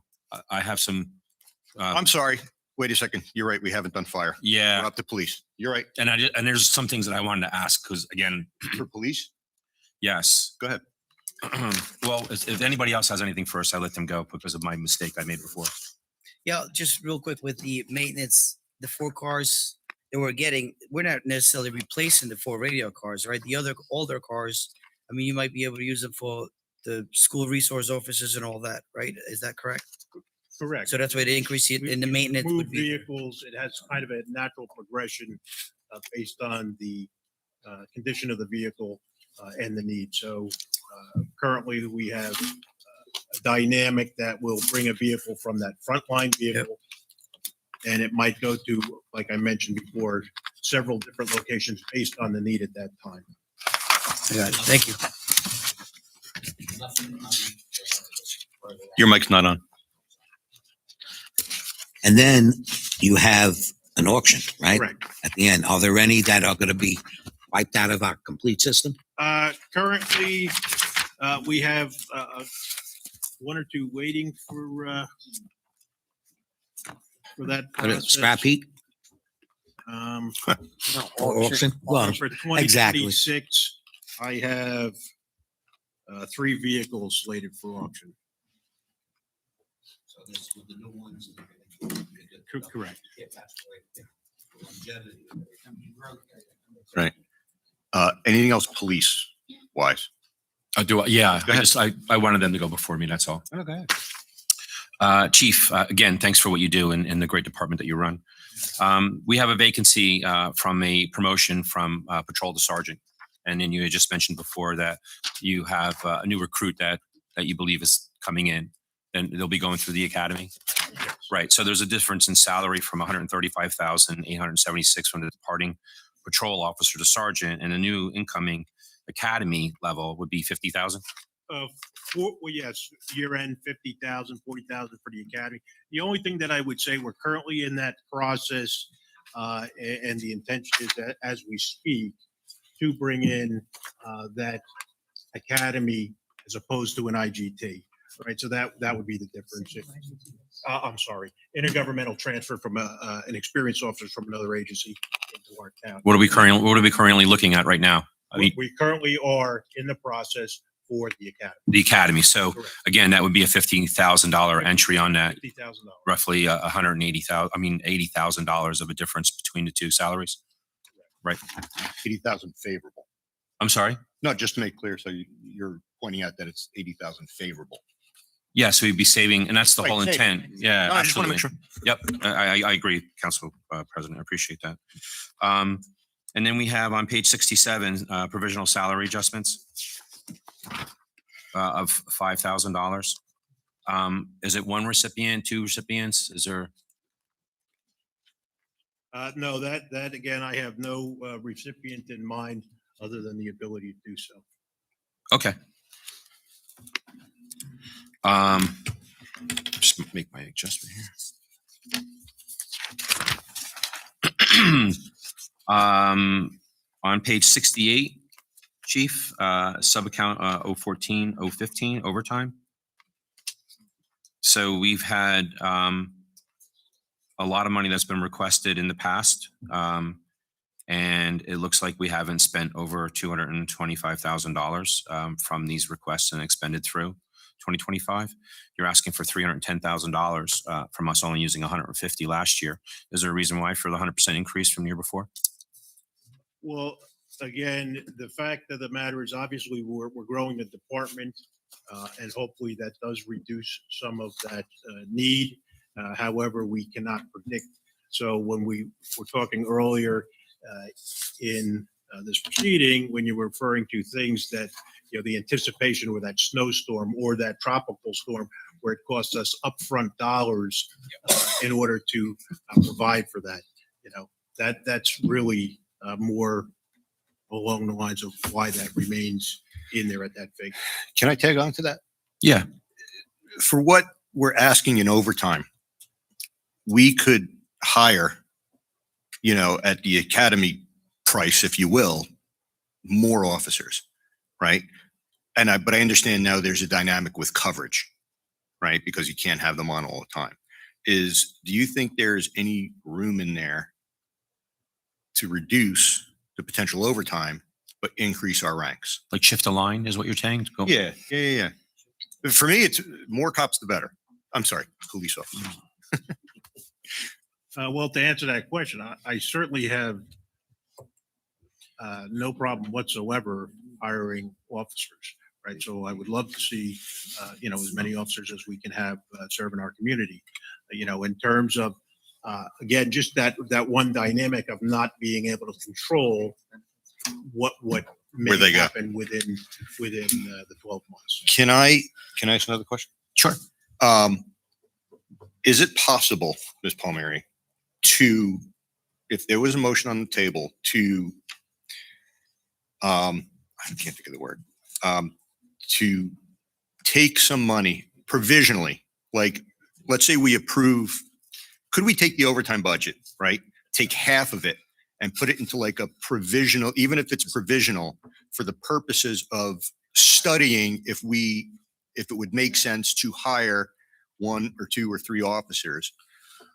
But if we don't use that we can use it for overtime. I suppose. Well, What's that? So in other words. No, but at least it's, no offense to. 310 and reduce that to say 210. Right? Hypothetically, But then what happens if we exceed that 210? Yeah, and then what happens? you could always pull out a reserve, couldn't you? No, because it's not just the officer, it's all the benefits. No, I get it. I'm asking the question. It's the math, it's numbers. I'm trying to see if we can adjust the numbers, but bring on another 1 or 2 police officers. Because the state looks at this as one salary line. Right. They don't care that we have 50 officers and we have an overtime line. They just see it as salaries for the police department. So I don't really need to make it this, unless we're just trying to track it internally, where I make a third line that says provision for a future hire. So let me ask you this. Could I make a motion to, Well, just one more question, if I may. let me just ask this real quick. Just so you know, you're all running on my time. Hey, I'm not Right, time. I'm just saying, but I'm not time. No, I know. but you've created But some. this is how I am considerate to allow everybody to speak. No, rather but than you're not allow. creating some good points. Thank you. So could we make a motion to investigate or research, or at least put out the possibility of a hire and if we should hire, can we do like a resolution later to reduce one line item to increase another? I don't think you need a resolution. Well, we could do that. You could do a motion right here and I could adjust. This is just a workbook. It's not. Okay. Are you guys okay if I make a I motion? just, real can, quick. Can we do it at the end of this? Sorry. If we did increase the number of officers, does it throw off the ratios of sergeants we need and all that, or? It's a good question. Well, again, I'd be looking at span of control, right? So as we increase that department, right? So right now, as we stand, we have, our department has 4 squads throughout it, and we have shifts, and I'm not going to Yeah. go through that. I would just say too, right now, But- Chief, you could, like, adding 1 or 2 officers won't necessarily directly correlate to lowering overtime. No, No, I get it. Right. So I mean, Salary today is only 50. Tomorrow it's 150. Yeah, they jump. Right. No, I get it. I'm just 58. asking the question. Yeah. But again, Listen, I don't we have do that to- for a living. then the That's what conver- we're talking. And you're not hiring any unexperienced older people, right? Like me? Again.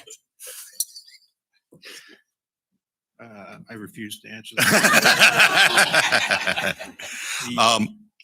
But again, you might have a different conversation. I'd love to have more officers to put them out on the streets. We, then internally, I'd be looking at span of control based on some of those. Okay. Mr. President, can I just add something? Yeah, he's got something. the $310,000 for overtime, right? I'm looking at it. The officers now need to conduct extra training, right? Police licensing. You got to send these officers. These are training sessions that's mandated by the state. So if that officer has to go to training, you got to fill it with overtime, right? And that's every single officer that has to go through that training as mandated by the state of New Jersey, right? Okay. So the overtime I see, I would think you're anticipating that the mandated training is going to have some shortages and you got to fill that. Well, When it comes to taking that away and filling it with adding another officer to the budget, just like Mrs. Palmieri said, this is not only going to be a $50,000 addition to the budget because that officer is going to have a top pay at 138, and then you got to contribute to the pension, which is 3.5%. Then you got to pay the health benefits, which is another $58,000 a year, whatever that is. So that salary becomes $300,000 maybe, right? You know a lot about police. Mr. Rotovich, do you have any experience to back that up? But is that fairly accurate? that's a very, very accurate description. Okay. Can I?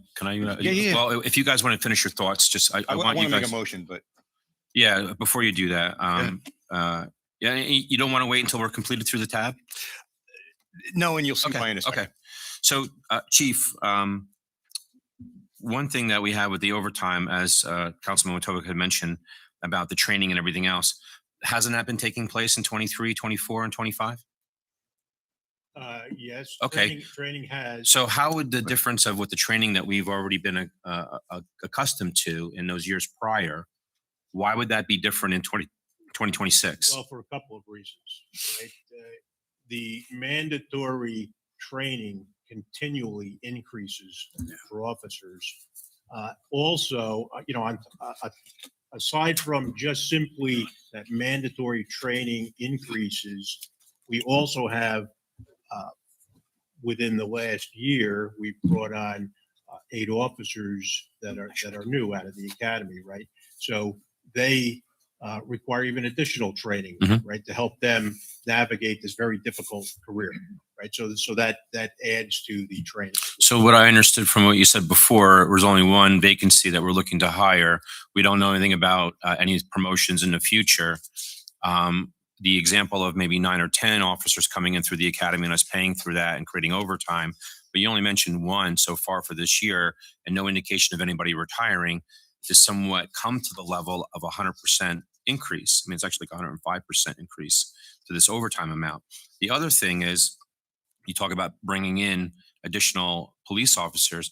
Are you going to then increase the amount of officers on each shift? So instead of having 4 officers, a sergeant and a floating sergeant, are you going to have now 5 officers, or are you going to increase the amount of districts? Because you could hire 10 police officers, you could hire 20 police officers. If you do not increase the amount of police officers in a district or in the town as a whole by increasing a district, how is that making any safer? Well, first of all, we have done that. All right. So, and again, I don't really want to get into a full discussion of tactical deployment of officers within the township. But yes, we have increased our patrol division. All right. And we have also put officers out in their mid shifts. All right. So we have several different shifts available now that add to the protection and the overlap of the township. Okay. And on that same section on page 68, 077, cell phones. And everything is consistent, Chief, from the cell phones that have been expended back in 2023, and even somewhat close to what you're asking now. Any chance you're going to upgrade those phones?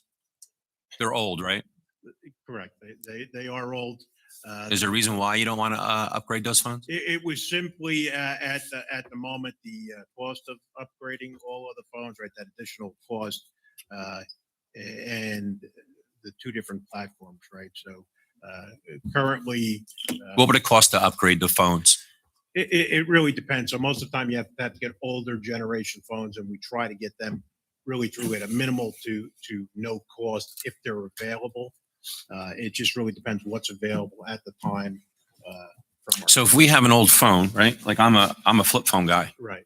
I'm very limited, no internet on this whatsoever.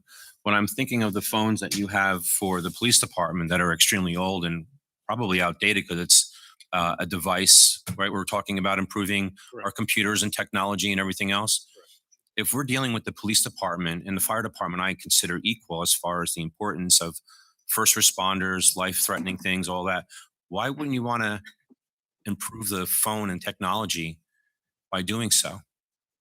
So maybe my thing would be same thing. If we reduce some of the overtime expenses to then put into an investment of the devices to better assist the police officers, our dispatch, the victims potentially, wouldn't that be a cost-effective move on a line item to update those old phones that we have?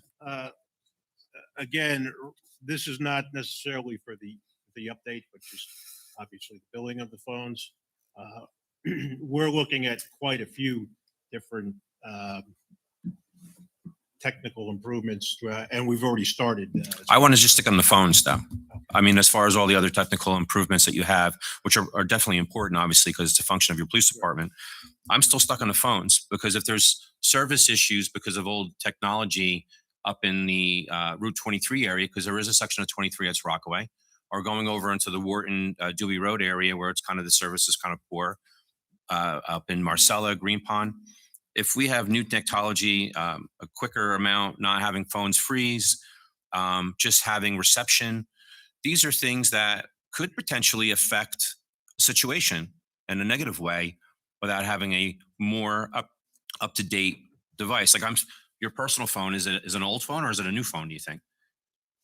It's probably a new phone, right? I would say it's a few generations old. Okay. And you don't agree that updating our phones would be better serving the public, the police department, in all other levels of first responders? And again, it's not that I disagree with obviously having the latest and the greatest, right? So obviously we can purchase all new phones, but typically those phones aren't really in that type of service, right? I'll have two out, let's say for the sergeant, but all officers are, on devices of the latest and greatest. But I can certainly replace all of the phones that we have, which is typically, the detective staff. Are there upgrades that are offered for the phone service? Occasionally you can get some deals and try to get better deals. I mean, hell, I can go to T-Mobile and get a free upgrade now. Right. Can I just piggyback off? Yeah, these absolutely. phones? Jump in on that. These, because, we're talking about officers being patrolled and using these phones. These phones aren't used to communicate with dispatch, right? I would think these are Yeah, what are they phones for? used for on-call when somebody's maybe on-call detective, because you just mentioned detectives. Is that what they're used for? Typically, the only out of all the phones we're referring to would be a sergeant's phone calling back to. Most others would probably be more interagency phone calls. Do they use the cell phones though for Again, all reasons, again, right? Nothing bars. You don't have a policy and procedure or accreditation that disallows us to use a phone for other No, use. again, Because we have problems with radios too with communication sometimes, and a phone can be. I totally agree with Okay. With cell phones. I think we're all on the same page. Right. Do you want to make a motion? You know what, Council President, I don't know how I would make a motion to increase that amount. If I could have it validated, it would go to upgrading the phones. Can I make a suggestion? Sure. Because I'm going to do something what else. I'm going to come back to it, but basically what my motion, and maybe you could do the same thing as far as like reducing overtime for the purposes of hiring additional staff. It's almost like symbolic because we can't compel them to do it, right? So we could pass a motion to direct the police department to maybe research what it would cost and then come back to the council. Now, the CFO doesn't need any approval to move that around, but either, again, it's more of like a symbolic resolution. We can't make them do it. Or since you don't need a resolution, just ask them to do it. Well, we can't, under AG guidelines, Chief, we can't direct you. We can encourage you, but Yeah, we that's can't what- make a motion to direct you to do anything. Just Okay, wording. Well, if I might interject, simply put, you're gonna buy cell phones. Not for nothing, Chief. We're trying to give you stuff. Trying to help out the situation That's here. what I'm saying. I mean, has this Well, ever what come I'm- up? Has this ever come up before about the? That's what I'm telling you. I'm telling you. So, obviously you're talking about you can suggest, you can increase. I'm telling you, I'll buy cell phones. What would you think would be a number to help you in upgrade to technology today of cell phones? Right. That depending on the deal. But if we're talking about, you Sorry, Mayor. talking about, I'm sorry, but you're talking about, it's a hard thing based on whatever the. How many do we have? 20 phones? But if you're talking about, I would say we're talking about 12, 15 at most phones. But you could do it budget neutral by reducing the overtime. Yeah. budget. That's what I'm saying. I would make, That's what well, I'm saying. I don't know where your motion's going, Council President, on 14 and 15 with overtime versus where my motion would go to cell phones for the reason of getting new phones. That's so I don't know. No, I yours would is rather more be on the subs- same page with you on this one. Yours is more, and I'm with you. Mine is more, it's a much more substantial cost. So I think that's something we could probably take offline since we don't need a resolution to adjust it later. Yours is for physical equipment, but But not through capital, just how it wouldn't be through capital, right? No. Yeah. No, go ahead, Manny. Well, you're talking about cell phones. Obviously, there's no cell phone. I mean, if you go with AT&T, right, a lot of times you get this, it's just basic cell phone to do internal stuff rather than the walkie-talkie. no, but it's needed. He No, I said it's disagree, Manny. cross-departmental communication. Like if they need to contact an officer that's not working, he doesn't have a radio in his house. A radio doesn't take photographs. A radio doesn't come up with information instantaneously. The device is used not just saying, hey, I'm on the telephone. They can go through and track GPS. I mean, there's so many things that the phone is with the technology today. It's a regular smartphone with, and you gotta I think We we're all own on the the same number. page. Yeah, we're simply. Sorry.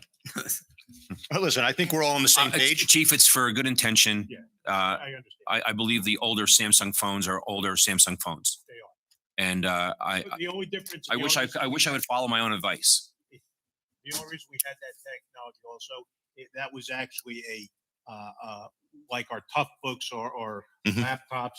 It was a tough rated phone as opposed to a retail phone. That's really why it went down that road. I'll get you an otter box for it.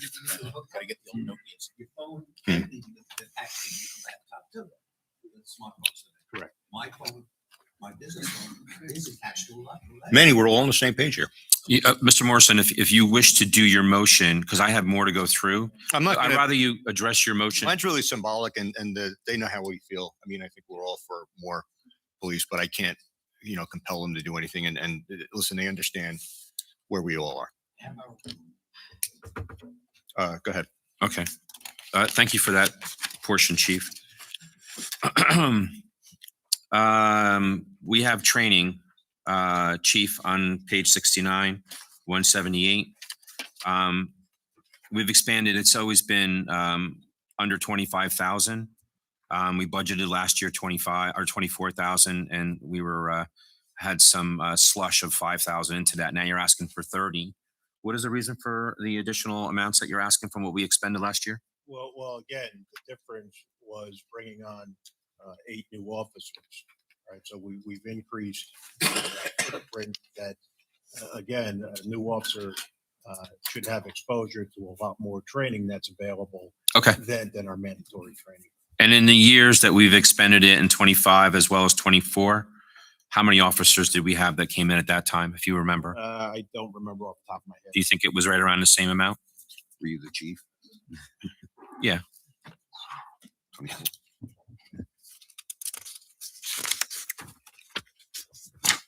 It looks like 4 and 24.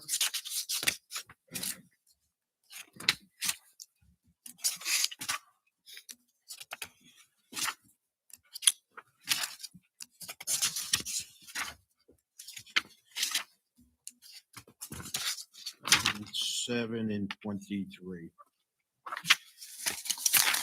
Okay. Then if you're telling me that it's 8, 4 and 24 and 3 and 23, you said? Okay. Policy procedures, 184 on the same page. 11,000, 2,000 up from what we expended. What Is that for accreditation or? Yes, policy and procedures. Yes, that's all part of our accreditation where we became accredited again for the first time.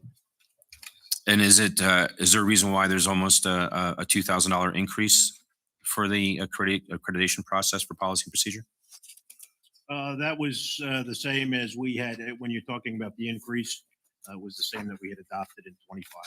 So what we adopted in 25 doesn't hold us off for a couple of years. It's got to be done every single year for the accreditation. Okay.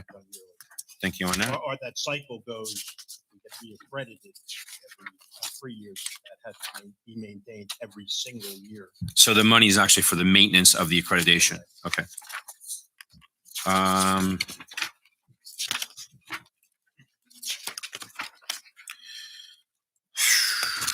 On page 78,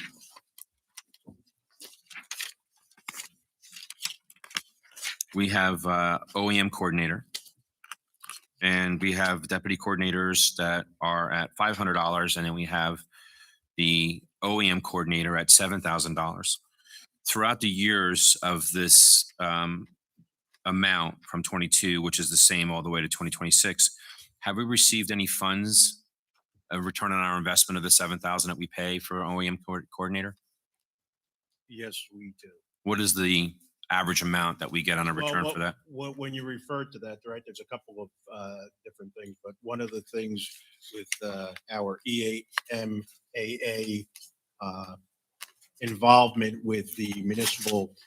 You want to define the acronyms that you just So did? when you end up having emergency management with a county level and a state level, so at our level, we coordinate with the county and the state. one of the things, they have a program that allows us to, if we participate and we hit all of the milestones within that work plan, they call it, they will give us we'll be eligible for a $10,000 payment, all right, that comes back to the town.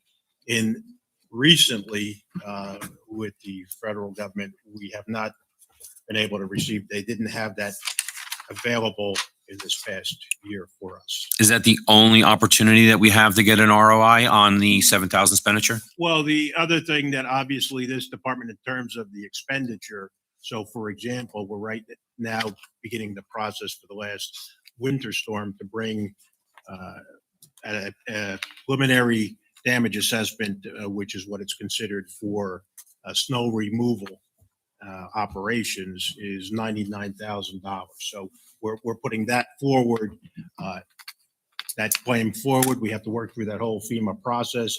If in fact, like I think it was mentioned before, if that, once a state declaration is made, right, that helps the state fund, but obviously for the federal government doesn't happen. So what happens regionally, we have to hit certain thresholds at a county level and at a state level for it to be presented to FEMA. If FEMA then declares that we have all our, again, that preliminary damage assessment, or for us in particular was the snow removal, $99,000 worth of activity that gets forwarded. If it becomes something that FEMA says, yes, you were in fact going to be entitled to this, we start the FEMA process to reclaim that money for the township. Okay, so there's a value to the OEM then in order to try to achieve that. On page 79, going back to the same thing, we have 077 cell phones. So we just had the discussion about cell phones before, and now we have a continued cell phone. Since the OEM coordinators, one is a civilian and the other one is a police officer, or two of them are police officers, that I think would still be on the same cell phone from the previous conversation we had, or am I wrong on that? It's just how it's divided, how the bill's divided. Okay, so it'd be all part and parcel of replacement. okay. So then, Mrs. Palmieri, would we have to do an increase on this 077 on 79? Yeah, if you're talking about increasing cell phones for the police officers, then yeah, we would have to do it on both sides. Because the police officers that are also OEM, they're not the recipients of the cell phone line in the previous one that I spoke about? Well, no, I think they are. We just take the bill and split it between two departments. Okay. So if we were to increase just one, would it still cover all? We were to increase one department. One cell phone line? Phone, depending on who it's for. If it's for one of the OEM officers, then we would be splitting it between police and OEM. I just want to make sure I have everybody covered, Chief, that's all. Correct. Like I said, whatever that increase is, it would be the difference of 3 phones to that OEM branch. But again, But those 3 phones aren't, yeah, ultimately it's really just the cell phones themselves having to be able to replace them, and then the bill gets split accordingly. okay. And before I get to the end of this tab, can we come up with a calculation of what you think would be necessary financially to replace those phones? Just so I can make a close motion to cover those fees, because that's something I'm openly going to move to support for the police department. So if we can come up with a number so I can make that.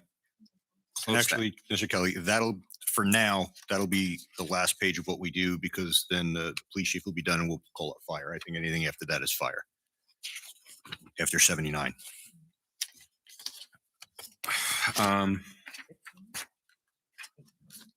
Right. So really page 80 is the end of police and emergency services. We'll have our chance to do fire. I just don't want to. Do you want me to make motions on the police now, or do you want Yeah, to? no, do police now.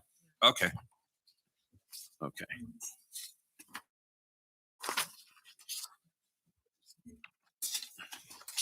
I just didn't want you asking fire questions when he's not. No. I appreciate that. So I would make a if I'm correct, I think it's page 66. I would make a motion to reduce the salary of the police officer that's vacant. I don't think we could do that. That's all contractual, and I don't think we could do that.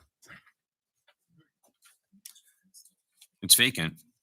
Yeah, but I think it, and again, No. correct me if I'm wrong. Explain why we can't do that. I wouldn't do that because these people, they step so quickly and now we're in the hole going next year. Instead of having to keep it essentially flat, now I'm looking at, having to increase it from 40,000 or whatever the academy level is to 70,000. Well, I mean, that's the thing, though. If the academy level is going into the vacant position from that patrol officer being promoted to sergeant, we're not taking away the funds from the position for the new hiree, as we just spoke about, No. which would come in at 50,000. So if I reduce the 135,876 to 50,000, like it's identified in the lower areas for the academy step, why would that be a problem? I mean, we've removed these numbers before. It's not a problem for 2026. Wait, can I just put a Thank you. stipulation on it? And I understand what he's saying, Mhm. right? It's possible that we may not be able to do that. I agree with you. Just understand that if it comes back, that for whatever reason, it may not matter what we vote. No, I don't agree. I just, because- no, I'm with you. Yeah, but I'm just saying it's 2018 and possible. 2019, we had vacancies for that were almost 3 years. I'm only concerned is what the chief had said earlier. If they don't take someone into the academy and he comes from a transfer, an intergovernmental transfer. Then we that's can't over, hire him. Say a step 6, I'm just making it up. Then we're bringing in somebody at, 100,000. Well, then, then if that's the case, because the message I got from the chief was that we were looking at a new recruit coming in at academy level, right? He did say that, right? So we can then take out the hypothetical of somebody at a step 6 based on what the chief. Is it hypothetical or are we sure? Well, again, that is certainly my intention as we speak. Yep. Okay, so we are in that process. Have we interviewed Currently. anybody? Have you interviewed anybody? We have applications are out. They were due back yesterday. All right. And what I mean by that as far as not an intergovernmental transfer currently, Yep. We're currently receiving those to do the interviews and the backgrounds on initial recruits that will be going to the academy. Right. We approved the As we stand 138. right now, the only caveat that I can make to that statement would be if in fact that process fails to produce an applicant that's successful in its background, where we might then bring in an IGT or If we something that- approve the 138 and then the 135, and then we happen to end up hiring an academy person, the difference, we don't lose that. No, again, that difference goes. It just to the goes fund back. balance, Well, like everything we didn't spend. the problem is, though, I don't want the taxpayers to pay for the difference that's not being used just to create a fund generator for the reserve. So that's the optics that you guys put out there, that's the optics that municipalities put out there to create money unnecessarily into a fund generating area versus let's just spend the money wisely. We know that we're having an academy level coming in based on the chiefs being very adamant of doing so, and the process that we have right now. Putting the $50,000 in is still guaranteeing a vacant position. We're then saving $80,000, and then the next position at $58,000 at their salary jump. Then we're saving $72,000, and we're constantly saving money and money and money until we have another retiree or promotion. So when we say that we can't reduce the 135 to 50, that's not accurate. We can reduce a vacant salary to a level, even to 0. Are you going to make a motion? But I'm not making a motion to reduce it to 0. I want to cover it to the academy level based on, I'm very confident from the way you express the Yeah, academy sure, level coming in. I would also comment, obviously, as that's being prepared for that level, we were still in the process of hiring several officers, and several of which did come over as those IGTs. So that process had continued, and if we had a viable candidate at that time, or from the time we continued with this, we would have maybe brought them in. But currently, that is my intention. What does the academy cost? 40. What does the of academy cost? academies, Yeah. $500 in county. But how much money, though, I'm saying? What does it cost for academy education? Like we pay for the academy. Yeah, that's in county, How much does it cost? about $500 and it's. Really? So we spend only $1,000. $500 to get a $50,000 salaried police officer that will be in training for a small period of time to go on the road. Well, no, when you say that, I would disagree. Okay. All right. I would disagree with the fact that, so the difference between possibly that intergovernmental transfer, and the dollars and cents of a $500 academy and or some time, the difference between an IGT or bringing in that intergovernmental transfer, that puts an officer, a qualified officer, right, an officer with experience on the road. When I bring in this officer, let's say to recruit, and again, I love supporting recruits or township residents, right? So I love bringing them in. That's part of the dynamic also, but that dynamic comes at an expense of inexperience.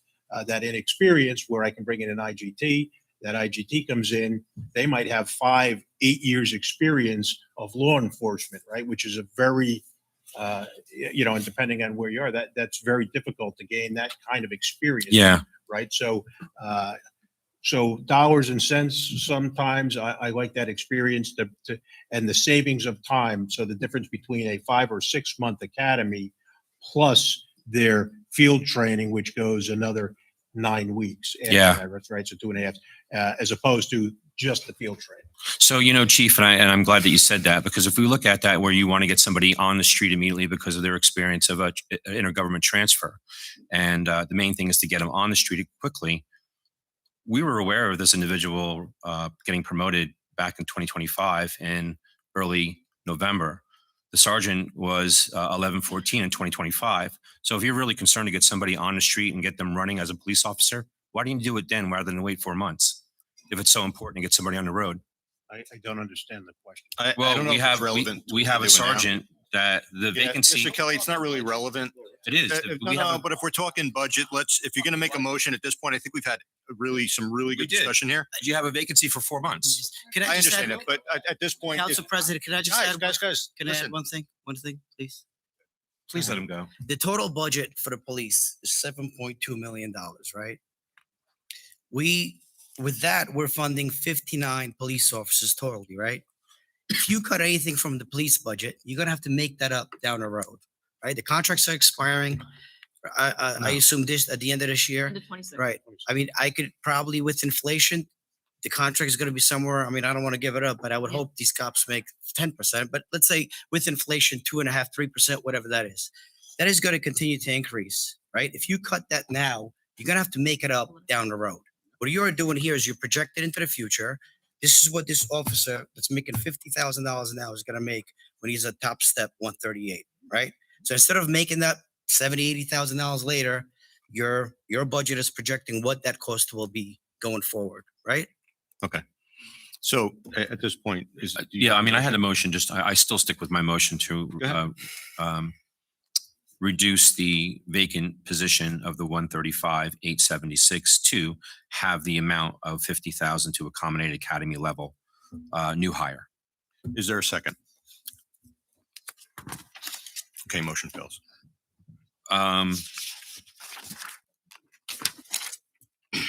On page 68,077 to make a motion with cell phones.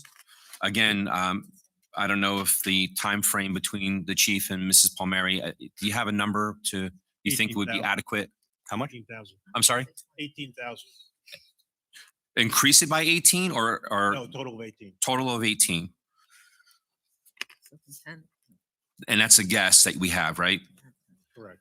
I would actually make a motion to increase it to 15,000.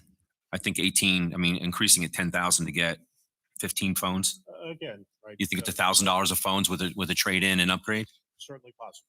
Okay. I don't know that we're going to get great in value on it. So I would make a motion, and we would need a supermajority on this, to increase on page 68,077 cell phones from 8,800 to 15,000, which would include the service and for the phone upgrade. Is there a second? I'll second that. Thank you, Mr. Quinn. Clerk, please take the roll. Councilmember Salberg, Yes. Councilmember Vojtovich, No. Councilmember Freelander, Councilmember Royak, No. Councilmember Frede, Yes. Councilmember Quinn, Yes. Councilmember Kelly, Yes. Council Vice President Sackett, No. Council President Morrison. Yes, that is 6 yeses, 3 nos, motion passed.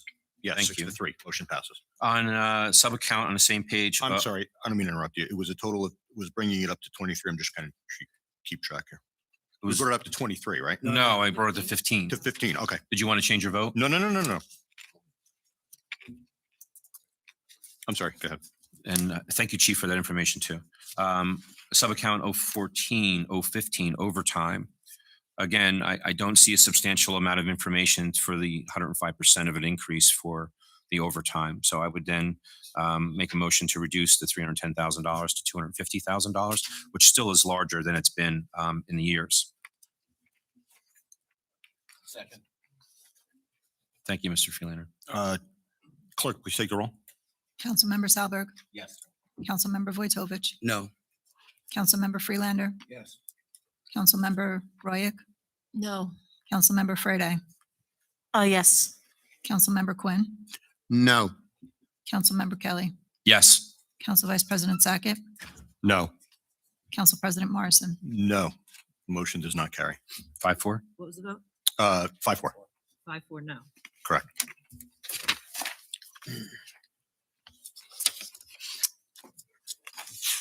Are we good? I'm just going through real quick. 69 is fine. Almost there, Council President. No, you're good.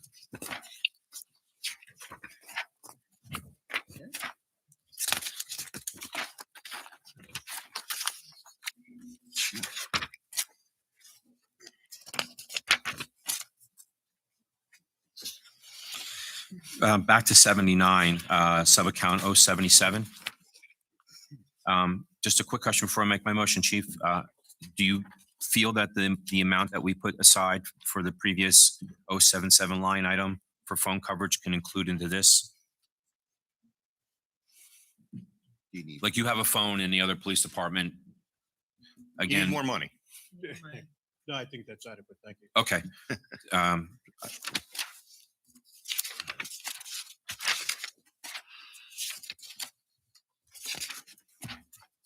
There's nothing past that at this point. And I'm just having a hard time with I'm sorry? I said there was nothing past that. We're gonna, Oh, I'm sorry, fire Not yet. department. I Yeah, yeah. apologize. I'm done, Council President. Thank you for the extra time. yeah, I think we were done anyway. Thank you, Chief. Okay, I'd like to make a motion to pass section 5, subsections, pages 64, 73, 77, Police Department, Police Radio Communications, and Emergency Management, inclusive of the changes that were motioned. Second. Clerk, please take the roll. Councilmember Salberg, Yes. Councilmember Vojtovich, Yes. Councilmember Freelander, Yes. Councilmember Royak, Yes. Councilmember Frede, Yes. Councilmember Quinn, Yes. Councilmember Kelly, Yes. Council Vice President Sackett, Yes. Council President Morrison. Yes, it's 9 yeses, motion carries. Chief, thank you for your time. Thank you, sir. Thank you, Chief. Thank you, members of the council. Mr. Heinzelman? No pun intended. You have the hot seat. Warmed up nicely by the chief.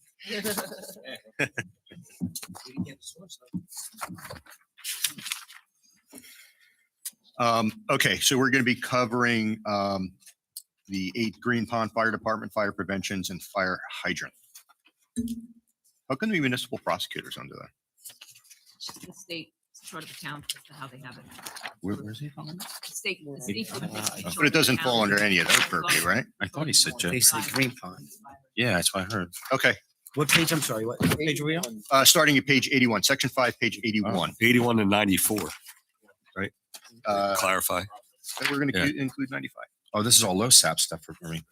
So, no, LoSAP we approved already. This is pages 81, and then jumps to 85 through 95. Yeah, 81 and 95, not including 83, because 83 was passed already. Okay, Councilman Solberg. Just one quick question. Page 85. Just kind of like floating up there, going into a spreadsheet with it. So I see we approved in the past $1,000 provision for salary adjustments in 2020. 4,800 in 2025. I don't see here if we spent it or not. You know, was this money utilized? You're asking me about the 1,000 and the 48. 1,000 and 4,800. Yes, I see we're asking for 5. Just judging by the numbers there, it looks like the 1,000 was spent. I don't believe the 4,800 was. Okay. Yeah, because it seems kind of inconsistent there. So yeah, again, everything else looks good. But I'm going to make a motion to remove the 5,000 for provision for salary adjustment for 2026. So this is for a future increase. Yeah, it's really being utilized. Is there a second? Okay, oh, We have a conversation. can we get, Oh, we get a second first and then we have conversation. Okay. If there's a motion on the table, then we have conversation. I mean, motion on the table, second If not, conversation. It's a moot point. Right. Is there a second? Okay. Okay, motion fails. Now, you can also bring it back up. No, I don't know why we would cut anything when Again, it came to the first when we responder come to- fire department. When we come I'm to you, then surprised we can. Mr. Seiberg's father-in-law was Mr. a- Kelly, it's inappropriate. Yeah, yeah, Guys, he really was. Guys, wasn't he? guys, it's very inappropriate. Yeah. Okay, I'm sorry, you still have the floor. Are you good? Yeah, good. Councilman Batovich. yeah, I'm just curious, what is that provision of salary adjustment for? Since, There's 2 people in this department. It's for 1 individual. okay. I don't have anything else. On the whole fire department? Yeah, not right now.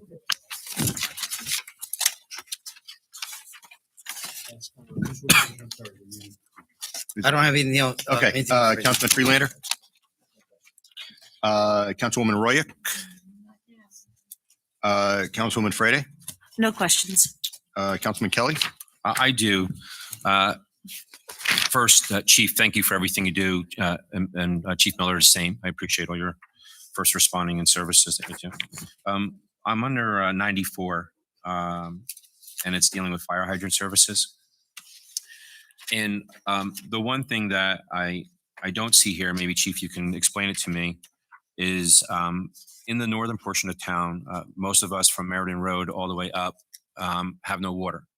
We're all relying on self-serving wells and septic. We don't have sewer availability as well. So we don't have any fire hydrant services for those residents that are there. Matter of fact, we have very minimum amenities in the northern end, which we choose to live. But we do have stanchion pipes. We have cisterns. Though I know it's titled fire hydrant service. But do we have anything that would actually service those cisterns and those standpipes for access to water when we have fire, when we don't have the ability to pull out of our ponds or mutual aid isn't there in time? So I can answer it 2 ways. One, the cisterns are split to Hibernia and Marcella, and they're given responsibility to make sure that they're filled with water in their operation. And that's a responsibility that they take with great pride to make sure that those water sources are ready to go. They range from 5,000 gallons to 10,000 gallons underground vaults that hold the water. So they're maintained well by the firefighters. The hydrant fee schedule on page 94 are for outside Rockaway Township water systems that come into Rockaway Township. So Denville and Dover Yeah. is what we're paying to use their hydrants. Oh, okay. And so there's no money that's allocated from the township through this budget or this page to fund Hibernia or Marcella? Historically, there's never been any provision.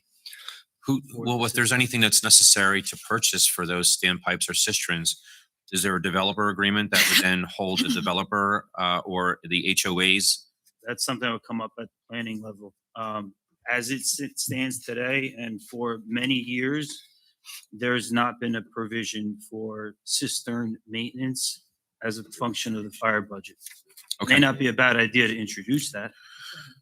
I don't know how, because to justify But is that fire, Lisa, I'm sorry, I mean, you could always make a motion at the end, call it like extra, you know what I'm saying? So Can I just ask, is there maintenance that needs to be done on them?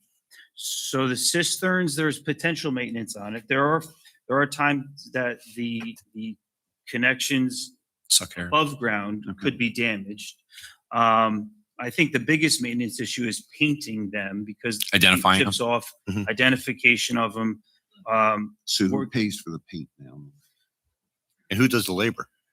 Well, the firefighters do the labor. but- So in years liability, past, get I've worked with Al to maintain the weed growth around. He's gone through and had a weed control company spray the weeds and it causes them to die. They've identified. Really? Thank you for that. He kills them. Like, causes them to die. That's He put great. new signs up for us a few years ago. I think that was about 2-3 years ago. So there's new signs on them, but actually, who's going out and painting them? That's quite undefined. Well, the painting end of it is, I mean, I understand that. I mean, I could have a really bad looking vehicle that the paint's horrible, but if as long as it works and functions, is fine. Yeah. As long as I can get point A to point B. My primary concern is the potentiality of those cisterns or those standpipes not being a function at the time of need. And if we don't have either a program or something in place or a maintenance schedule, no different than generators and stuff like that, we'll never know until the time of need when something, and we've had issues of those things there. So, and Council President, I don't want to get out of this and get No, lost. no. Because I think you're going to find support. And just a procedural question, Ms. Palmieri, if Mr. Kelly wants to make a motion to add it to the fire department budget, can we add a line for that? Yes. Okay. And not fill the line? Like, I mean, how? Oh, yeah. How would you do? Well, here we are. We don't know, and I'm not going to put the chief on the spot, both chiefs on the spot. The biggest thing is making sure that there's Put your access microphone on. to the Chief, cistern. put your Turn mic. on your mic. The biggest thing is access to the cistern. So weed control, which is being done, signage, which we already talked about is being done. Painting, I'm not sure where that's going to fall under. But as far as the actual operation of the cistern, make sure the connections are fine and We would do that first before we did anything else. That's my guys that are doing that. And they Yeah. do that. Do we Will your flush guys those? do that from Birchwood in the areas that I'm are? talking about Marcel and Oh, okay. but department, my guys. But if we, Chief, and again, I apologize for continuing this, but it's important to me and my constituents in our ward. There still has to be potential monies that would be set aside, and I don't think that it would come out of the budget of Hibernia or Marcella in order to upgrade, repair, to make them functional before we painted and identified them. Well, you can add it. It won't come out of any of his budget. I would propose we add it to 026 on page 87. Well, again, I mean, where it comes from, but again, But I'm just saying that it's not. tied to apologies if the I'm wrong, budget. Mr. Kelly, but we don't have to take money away from something to add that because like a cistern maintenance is nothing that we've ever done before. And it's a worthwhile thing. I understand your concern. I think it's been a while. Yeah. Well, Do we I mean, flush those? Right, you don't Chief? know. I mean, Do you we can't. flush cisterns? No, they Do don't. we need to? They get filled. Make sure that they're Yeah. topped off. Okay. So And I should add, the firefighters in Marcella and Hibernia know those cisterns, so that though they can't see into the ground and see what's in there. Yeah. Through their many years of maintaining these systems, they know if they're full or if there's a problem that they have. It's just something that they've gained from years of experience in doing it, that they know the water's going in and it's holding, or it's not going in or being lost. I just want to make sure because I feel like we're kind of in a weird position almost with the chief. The trouble- We're trying to give you money. I understand, but I don't know how much money Right. to ask for. So. can I What would you say say, Joe? I mean, do you So have a? what I would say is definitely not fire companies paying for this. If they feel comfortable, I would want to talk to Hibernia and Marcella Chiefs that they're maintaining them. They don't have any concerns.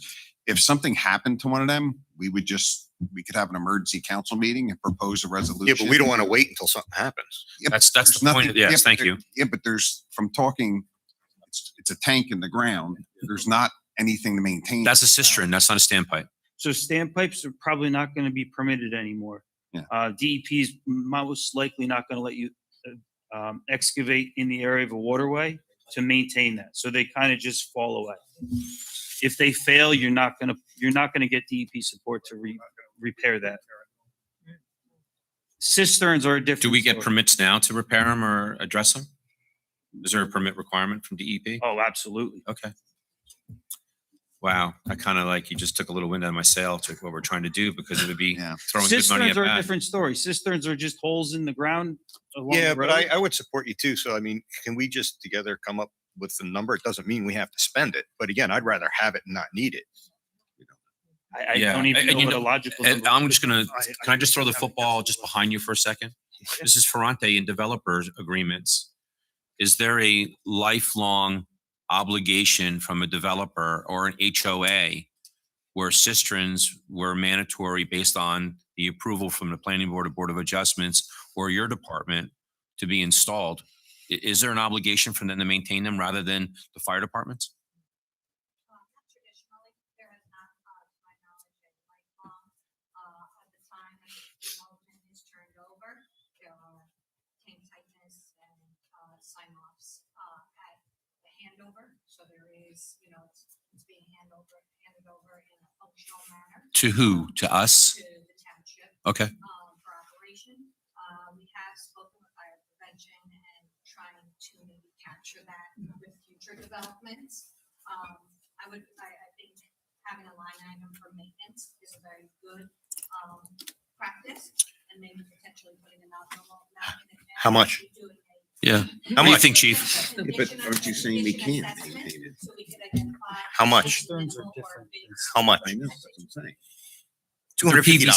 PVC, they're leaking. Some of them have block and they settle. $250? I mean, you know where I'm going with this, chief. Yeah. I understand where you're going. I understand the intention.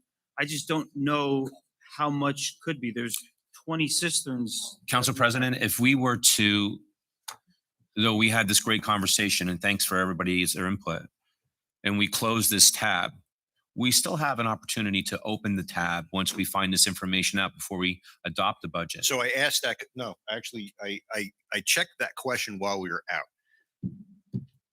We can't reopen a tab, but what you can do is when we're done, you can make a motion outside of the tab to add $1,000 to the budget for the purposes of whatever. Can we create a line item during that time, Mrs. Palmieri? Can we what the line? Can we create that line item? I wouldn't suggest we create the line. I think we should add it to 026.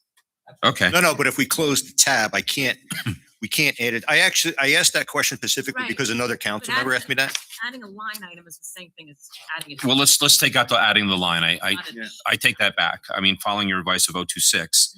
But what I'm saying is we don't have really a good amount of information, and I don't want to overinflate ridiculous amount of monies that are in there. I'd rather be kind of close with a little bit of a safety net. But if we don't know that now, and I don't want to put both chiefs on the spot, the mayor or yourself, if there would be an agreement that, this is something of a concern, that we can get a little bit more information, get that information from administration or the mayor, and then we can make a motion, either it's myself, Mr. Morrison, or anybody here, to increase 026 by X amount When would that take place? before the adoption of the budget. So would it be on the night of the adoption? We only have one meeting. We don't have any more meetings between now and then. Well, it would be before, whether it's the night of or the day. Special meeting, or, because we come to you presented with the budget. It's already on the state document. It's all wrapped up. Can I ask a question? It's Interrupt. something How we're much are gonna you be thinking? Doing that night. I don't know. I mean, 10 grand? Yeah. Do you think that would be a sufficient, chief? How many cisterns do we have? There's 14 in Hibernia's response area. There's 6 in Marcellus. So we have 20? That would be There's roughly, 1, 2, 3, 4, 15,000 gallon. Oh, no, I'm sorry. 1, 2, 3, 4, 5, 6, 7, 8, 15,000 gallon cisterns, and then 12, 5,000 gallon cisterns. so 20, we have like basically $500 of monies dedicated per cistern. Some could be more, some could be less. Yeah, because Do again, you I think think that- the maintenance piece that we can address is everything that's visible above ground. Uh-huh. If there's an issue underground. But one then hub- Call it an emergency and say, we've got a cistern that's out of service. We've got a number of value to do the repair. Can we get the money to do so? In lieu of the immediacy of an incident up north, we've got tenders in Hibernia, Marcella, and Green Pond that can come in, drop a pool, fill that with water in lieu of the immediate cistern that's next to the property that may be having a fire. So am I getting the feeling that you're saying maybe we should not No, add? no. I think $500 is per cistern is a good starting point to address the visible components of the cistern. And if we ever find that there's an issue underground, we excavate, research, and come back with an emergency and say, we've got a 15,000 gallon cistern that is damaged. We need to replace it. How do we go about securing? Well, not all of them may not be repair. We can use some money more than the others, depending what it is. And Mr. Noth, 8-inch or 6-inch hubs on them for the cisterns for connections coming out of the top of them. That's a 5-inch. They're 5-inch PVC? So like 6-inch now, they're like almost $100 a, The cistern, it goes to a 5-inch connection. but like they're $100 a hub, whether it's a 90, where it's a threaded adapter cap that's on there. So I mean, three hubs could be $300 right there. That could be cracked or broken. or whatever. $500 a cistern is a good number to start with. Okay, I'm comfortable with that. You comfortable with that? Yeah. 500 times 20. Listen, the bottom line is, listen, the bottom line is at the north end of town, right? They don't have hydrants. It's like Dr. Evil style. Yeah, but it doesn't mean you're going to use all the money. You know, if we save one house, Do you have any comments on it? I'm sorry. I'm just waiting. Go ahead. Go ahead. Sorry.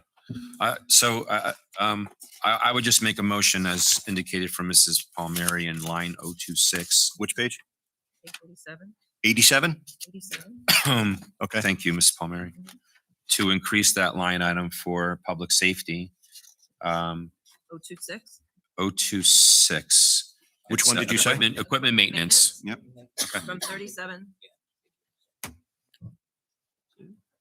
Up $10,000. From 37 to 47? Yes, I'll second that. thank you. Clerk, please take the roll. Councilmember Salberg, Yes. Councilmember Vojtovich, Yes. Councilmember Freelander, Yes. Councilmember Royak, Yes. Councilmember Frede, Yes. Councilmember Quinn, Yes. Councilmember Kelly, Yes, Council Vice President Sackett, Yes. Council President Morrison. Yes, it's 9 yeses. I think it's money well spent. thank you for that. You.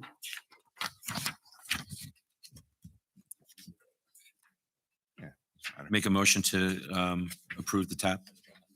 No, we got to go through. Oh, I'm sorry. Jonathan, go ahead. I have nothing. Thank you. Okay, with that, I make a motion to approve tab 5, Second. sections 81, 80 Green Pond Fire through and including 95 municipal prosecutor. Second. Clerk, please take the roll. Councilmember Salberg, Yes. Councilmember Vojtovich, Yes. Councilmember Freelander, Yes. Councilmember Royak, Yes. Councilmember Frede, Yes. Councilmember Quinn, Yes. Councilmember Kelly, Yes, Council Vice President Sackett, Yes. Council President Morrison. Yes, that is 9 yeses. Motion carries. We need another 5 minutes. Yes. All right. I see you squirming in your seat. 5-minute break, folks, and strict 5 minutes. We'll be right back. All right.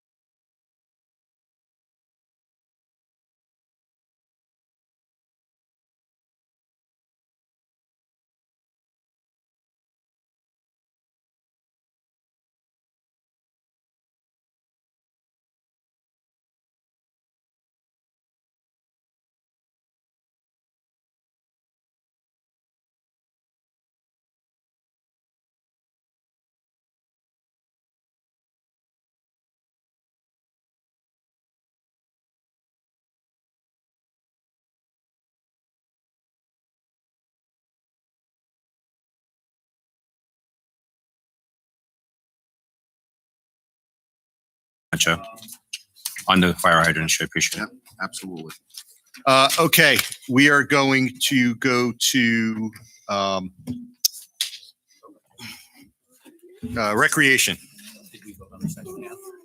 We did. Tab 9. And first and foremost, Mr. Dyer, thank you for giving up your participation in the St. Patrick's Day Parade today. For this is just as big a party. Okay, section 9. Councilman Talbert. 41. No question. Councilman Witovich. None at this time. Councilman Friedlander.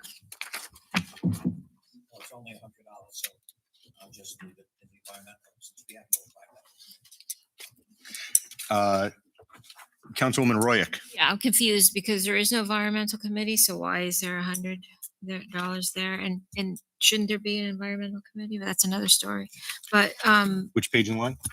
what? 139. It's explained in the detail after that page. Why it's not there? Why Did you we read the don't- detail of that in particular? I didn't. No. It's explained why. Susan, could I just hop in real quick? Yes, please. Saber. The environmental committee, there's $300 set aside.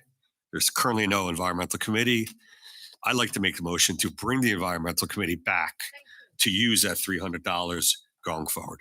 Wouldn't we do that at a Yeah, that's really more of a, that's more of a council meeting thing. And I Leave it in the budget so we can bring it back. Okay. There you go. Well, that was the reason why you have that amount that's in there, was to do that, which is noted in the notes of. It was a spot holder. There was no potential of bringing it back. Yeah, but that's why they're keeping money in it. The plan is to bring it back. Thank Okay, you. there's a motion. There is a motion on the floor. No. No what? Do it at a regular meeting. There's not, what's the motion? To leave them, to leave it at 9? We'll leave them up. Okay. Well, yeah, it's just, I withdraw it. All right. Whose turn was it? It was Councilwoman Royak. yeah. Do you have anything else? Do you have anything No. else? Councilwoman Frede. No. Councilman Quinn. No comment, no. Councilman Kelly. Let's see. We can go into page Can I 142. interrupt you for a second? Absolutely, sure. Where did I miss that? You said I missed. There's reading a it. provision that was noted in Where? there why we were keeping it open for the money that Where was in it. Where? Yeah, on the notations inside the budget pages. You can look at it later, and I can go back to what I'm doing here. Thank you. It was just noted. We can cover that later. On 142, provisional salary adjustments, we have 15,000 that was approved in 2025. Did we use that? Yes, We did? All of it? I believe so. I believe that's contractual, that 10. Is it? No, it's salary adjustments. 10 is not contractual. Okay. So now we have 10,000 for provisional salary adjustments. And is that for multiple employees or just one employee? I'm sorry? I believe it's for 1. For one employee. Now, in the rec department, have we had an increase of employees? I'm not talking about what their service is or what they do. I'm just asking, have we had an increase in employees? We have not? Have we had a reduction of employees? We have not. Okay. And I see that we had an employee added to recreation on January 1st of 25. What page? 142. Yeah. Oh, who has now been reclassed to the Department of Oh, correct, Administration. right. 25 you're talking? Mm-hmm. So They were- now we're reducing. They were moved to administration. Okay. Has rec department increased as far as its workload? Yes, I believe so. In what areas? We- Parks, Parks, it's a very small department, can't get any smaller. And what we do is run very lean. And speaking with administration, I think it's a good number to be at. With the $10,000 increase for the salary adjustment Correct. to the one person on top of the 3% that they also get? Absolutely. Well, I'm sorry. The increased work, that was your question, right? Did you increase the workload in your department? We started the National Night Out. You're always involved in that. The Rockaway Township Day, you're always involved in that, correct? I always see you there, right? So It's- those are Well, the things that you're were added. identifying an employee that's a recipient of this salary No, I'm adjustment. not, no. No, he's I'm bringing up- Identifying the extra workload within that department. That's all I'm saying. But we have And I think that was an the events question. coordinator that does that though. We do. Right. So there's no other buddy. And I'll get into that. Maybe you can help me better understand that. So we have a salary adjustment that's addressed to one person for $10,000 in addition to their 3% increase. So the numbers that we see, Mrs. Palmieri, on the right-hand side, I'm not going to identify one particular number, but if any of those individuals were to be the recipient of that sole amount of 10 grand, it would be added on to this number. Yeah, when you look at 27's proposed next year, if it were approved, you would see 10,000 added on and then Any number. 10% on Any- it. Any number of salary there. Yeah. Let's say one is a pretty substantial increase. It's well deserved. We're not think so? discussing one. We're not discussing one or performance or anything. At this point, Mr. Kelly, if you have a motion. No, I was just, it doesn't make sense. We haven't added anybody. No, I understand. Yeah. But if you don't have a motion, then. Well, can move on. on this one, I would actually, I disagree with Mr. Dyer's assessment. And I think that the provisional salary adjustment for 10,000 for 2026, we should bring it down to 0. Yeah, right, Manny? Are you making a motion? Yeah. I Is make there a motion to second? do that. Thank you, Manny. Clerk, please take the roll. You shouldn't be talking about Councilmember how to Salver. vote. Okay. Councilmember Mr. Kelly, let Vojtovich. them have their No. discussions. They can talk however they want to talk. No, I'm just not telling somebody how to vote. Mr. Kelly, you don't That's know all. what they're talking about. I hear him pretty clear. You don't know what you're talking about. Councilmember She was asking Freelander. me if you could ever give her an explanation from what you said before, but you still haven't. There's an open roll call, please. Councilmember Freelander. Yes. Councilmember Royak. Councilmember Friday. Yes. Councilmember Quinn. Yes. Councilmember Kelly. Yes. Council Vice President Sackett. No. Council President Morrison. No. Forgot. Yeah, you Mr. forgot Wojtovich? two. No, we voted first. There was some commotion going on. Oh, We okay. didn't hear you. Adams. What were their votes? Salberg, no. Votes, Vojtovich, no. Okay. Freelander, yes. So it's 5-4, Motion passes. right? You have 5-4? Yes. Okay, motion passes. Yes. 2, 3, 4, 5, 4. On page 144, I'm sorry? 140. Yes, what page is it? Oh, I'm sorry, 144, Mrs. Palmieri. Special events. I do see the list of special events in the account description on the following pages.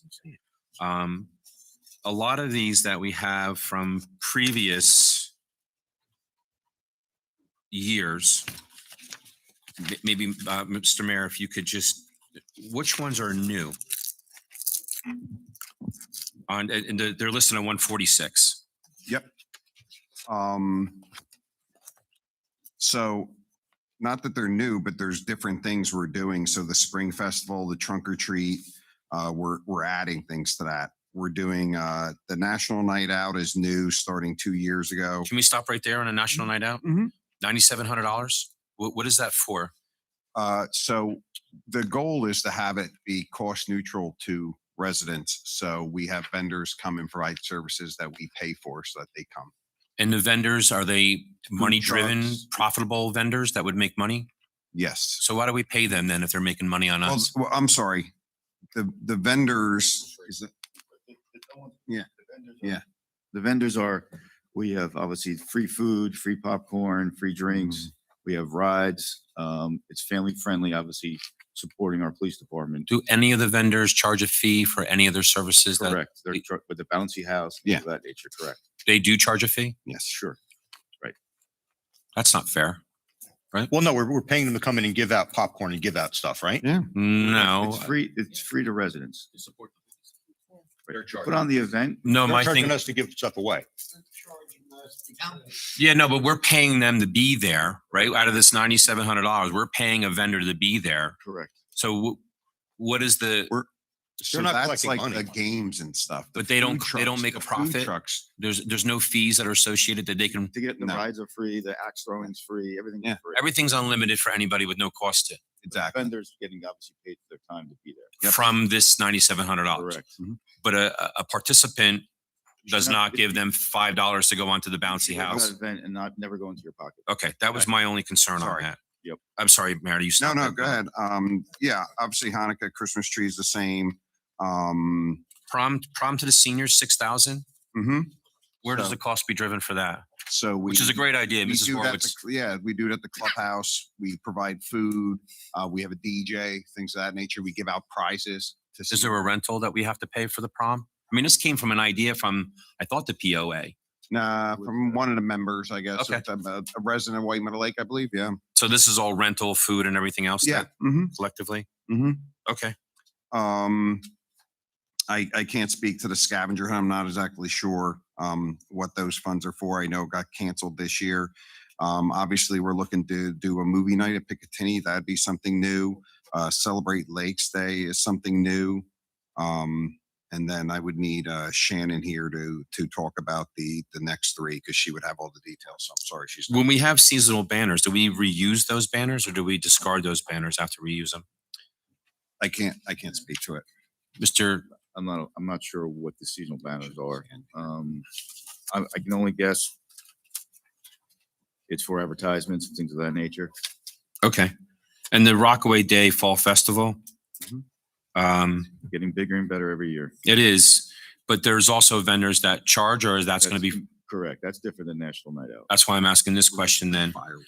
We're paying Right. 30,000 for what? If we're paying money for vendors to be there and the vendors are then charging money, like for instance, there was another establishment that did food truck festivals and invested all this other stuff to our first renewal of Rockaway Day that Mr. Sackett was involved with. And they actually paid money to the town to have the event. Is that what we're having here? Where the vendor that we contracted with? Right. No, this is all going through special events. We don't have a broker, Company if you and will, reason. doing the event. Well, that wasn't really a broker. That individual provided the service and everything that was there. And it was money that was generated from the food trucks and everything else. I think we should even charge an entry fee. It was a $5 entrance fee. Yeah, but you also received that back. You got money back. You got percentage of the take. So you got part of the VIG. On this particular 30,000, This would all be for the band, the bouncy house, if there was fireworks, things of that nature. The things to bring to the event. I have no problem paying money if everybody doesn't have to pay anything additional, those who attend. So everything that's going to be there, other than the food, obviously, we're not paying for food truck vendors to be there, are we? No. Okay. They're paying the permit, right, correct. They're getting. So you're gonna be paying for your food, sure, but As far as like the petting zoo and Right. all of those things, the bouncy house, there's no additional fee for a kid to ride a pony. this is all become in-house now with our events coordinator. Doing it all in-house. We're not charging a gate fee or anything of that nature. I just don't want vendors making money on us paying for them to be there. That's the No. problem. Right, right, I get it. That's correct. Yep. That's the only concern I have. Agree with that. Thank you. Right.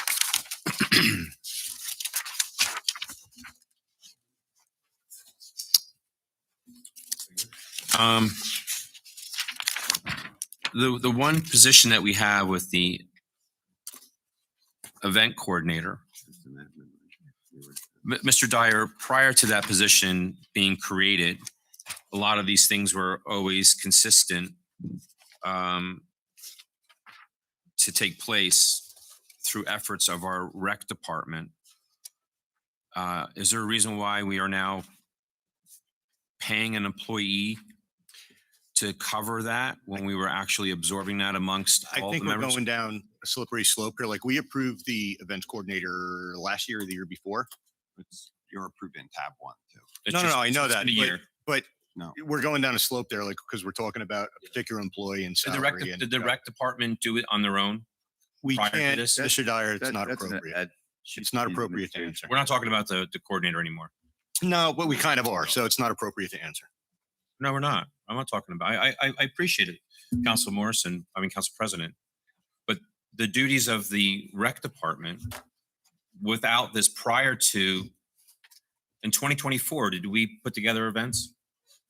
As we mentioned earlier, the recreation department is extremely slim, where I was trying to get someone in increase. The rec department can't handle these types of events. But have we had some of these events prior to December 31st of 2024? Were they as great as these are going to be in the future? No, they were not. What's different? We have a dedicated person doing these events now.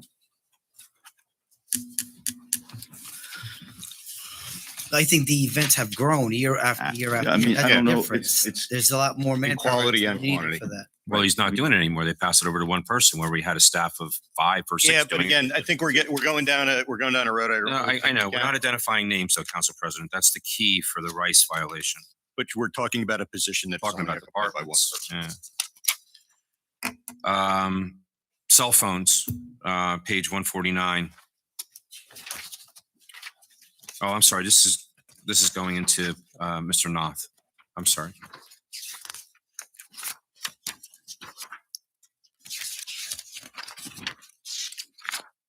Council President, how do you want to do this? I think page 146 is the end for Mr. Dyer on this. Everything goes into others.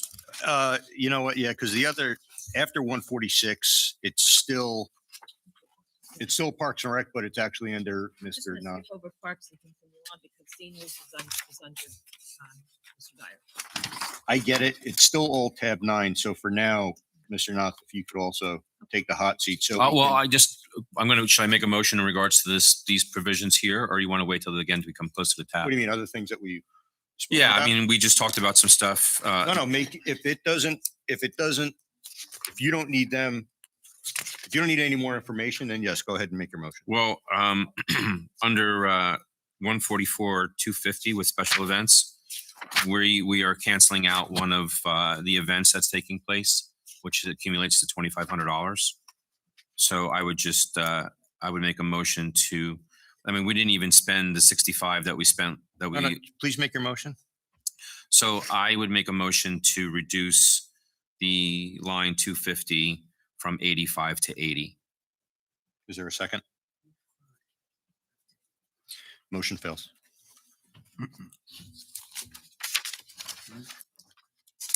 And one quick question, Mr.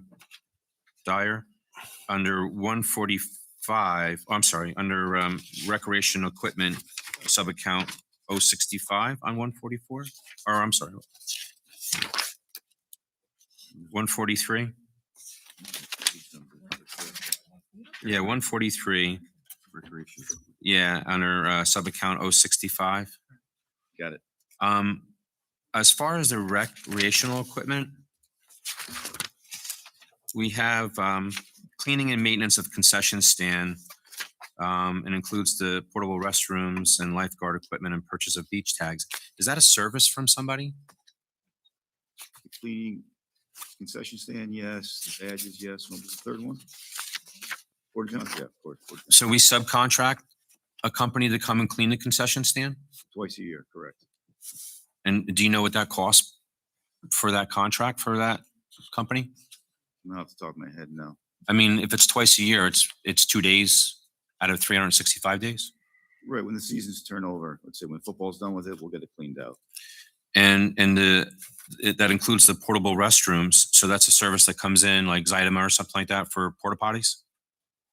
Like our baseball fields, our softball fields, right? Right. What is the cost for that service for waste removal? I mean, they provide that service with cleaning the, Cost for it? I Yeah. don't have that number. in you front don't of me. know? If I Is it- can, I'm sorry. Yeah. When I managed football and, well, you didn't have the stand when you were there, the money to come in and clean it is really for the grease traps, the flues. It's really a fire Grease prevention monkey thing. things out, It's, right. yeah, I certainly would not want to do that. No, But not- it's really, it's not like wiping tables down. It's like, No. I know that with restaurants and everything else, it's the same. No, I get it. It's equipment. It does cleaning and maintenance of a concession stand, and I didn't know what level of it is. And I just don't know that it's for one day a $5,000 fee for them to power wash the vents and grease traps and stuff like that. That just seems in a very excessive number. And I don't know how many porta potties that we have that we're cleaning as part of the contract to serve them, which may include a great deal from all the porta potties that we have all of our parks and public areas. Lifeguard equipment and purchase of beast tags. Do we constantly purchase lifeguard equipment every year? That budget line is also used for example, I bought new netting for the softball field because there's removal softball field netting. You buy that every year? Batting cages netting. You buy that every year? Don't buy it every year, but that's what that budget line is for. So you need new netting? Is there new netting that you need right now that you've put in for? So I do, but I'm gonna see if I can fix it. okay, so then it's not really necessary in here. And again, of all these years of doing the concession stand, no clue what it costs to. I wasn't aware you were gonna ask that question. I would have had It was a You couple prepared the thousand. budget though. I didn't. I used to coordinate that when I was at the Rockets. It was. a What did it couple cost, thousand. Mr. It was a Morgan? couple thousand. I could probably actually even look up the bills, but it was a couple $1,000s per. Yeah, so I mean, if it's a couple grand, let's just say 3,000, that's $6,000. I don't see where the other $19,000 would be required for. Page in line? Sorry. 145 is the detail. 065, just to give you better detail.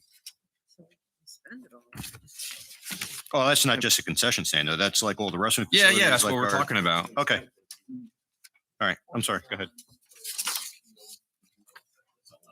Well, there's only one concession stand, Mr. Quinn. Right. Okay.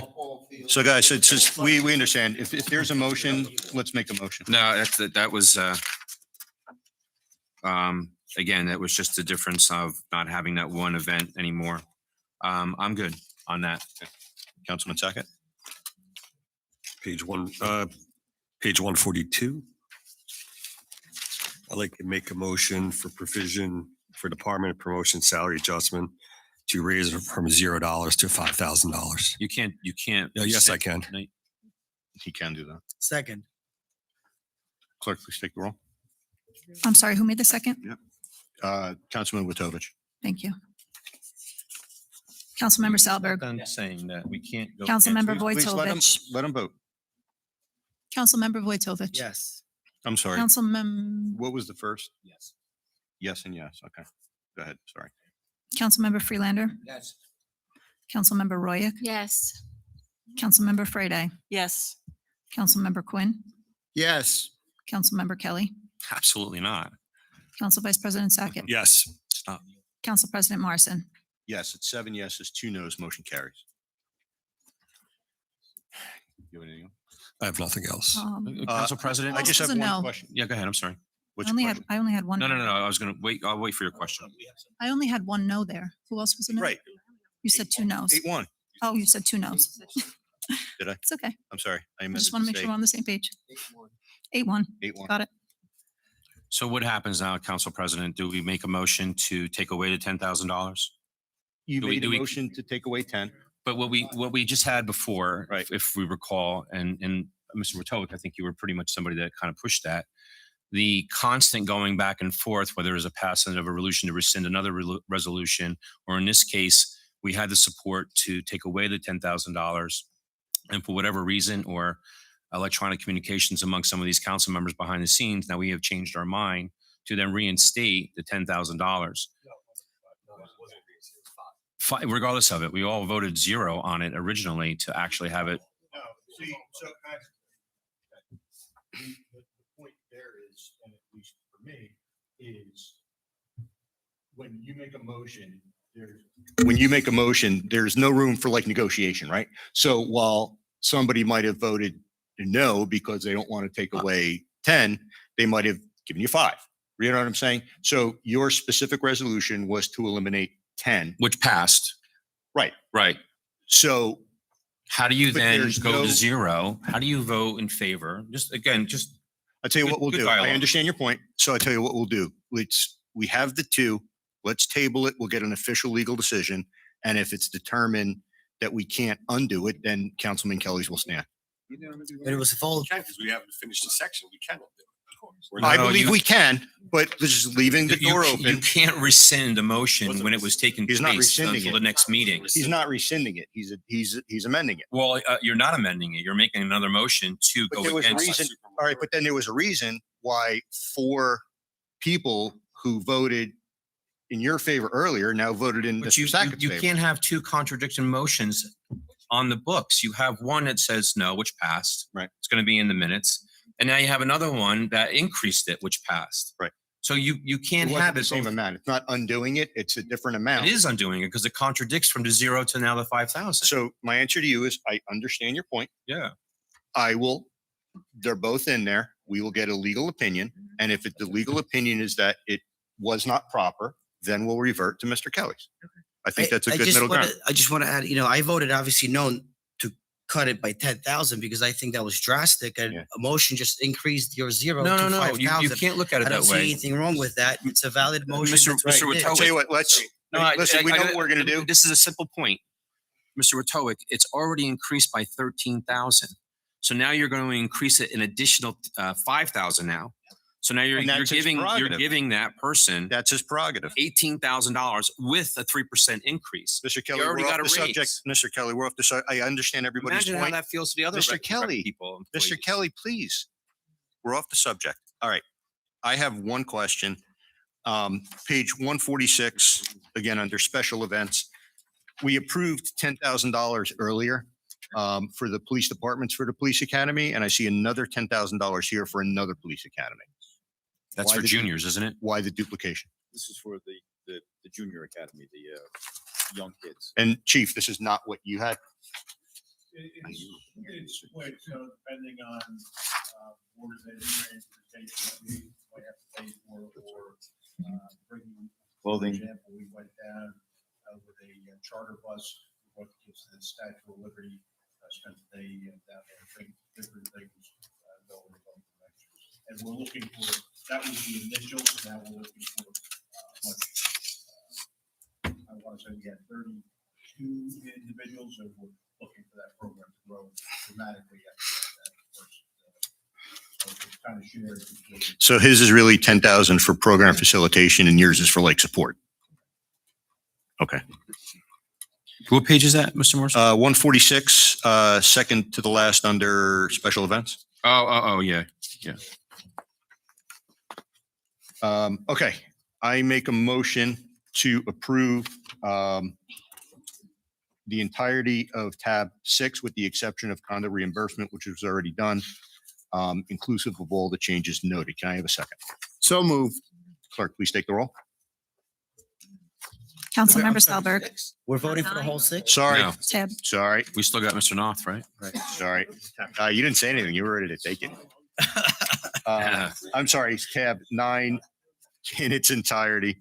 Second. Clerk, please take the roll. Councilmember Salberg, Yes. Councilmember Vojtovich, Yes. Councilmember Freelander, Yes. Councilmember Royak, Yes. Councilmember Frede. Yes. Councilmember Quinn, Yes. Councilmember Kelly, Abstain due to the. Council Vice There's no President reason. Sackett, Yeah, there's a reason. Yes. Council President Morrison. Yes, it's 8 yeses, 1 abstention. Motion passes. Thank you, Mr. Dyer. Yeah, he's got to stay. Now we're going to go, now we're going to go back to tab 6. Tab 6, Public Works. Councilman Salberg.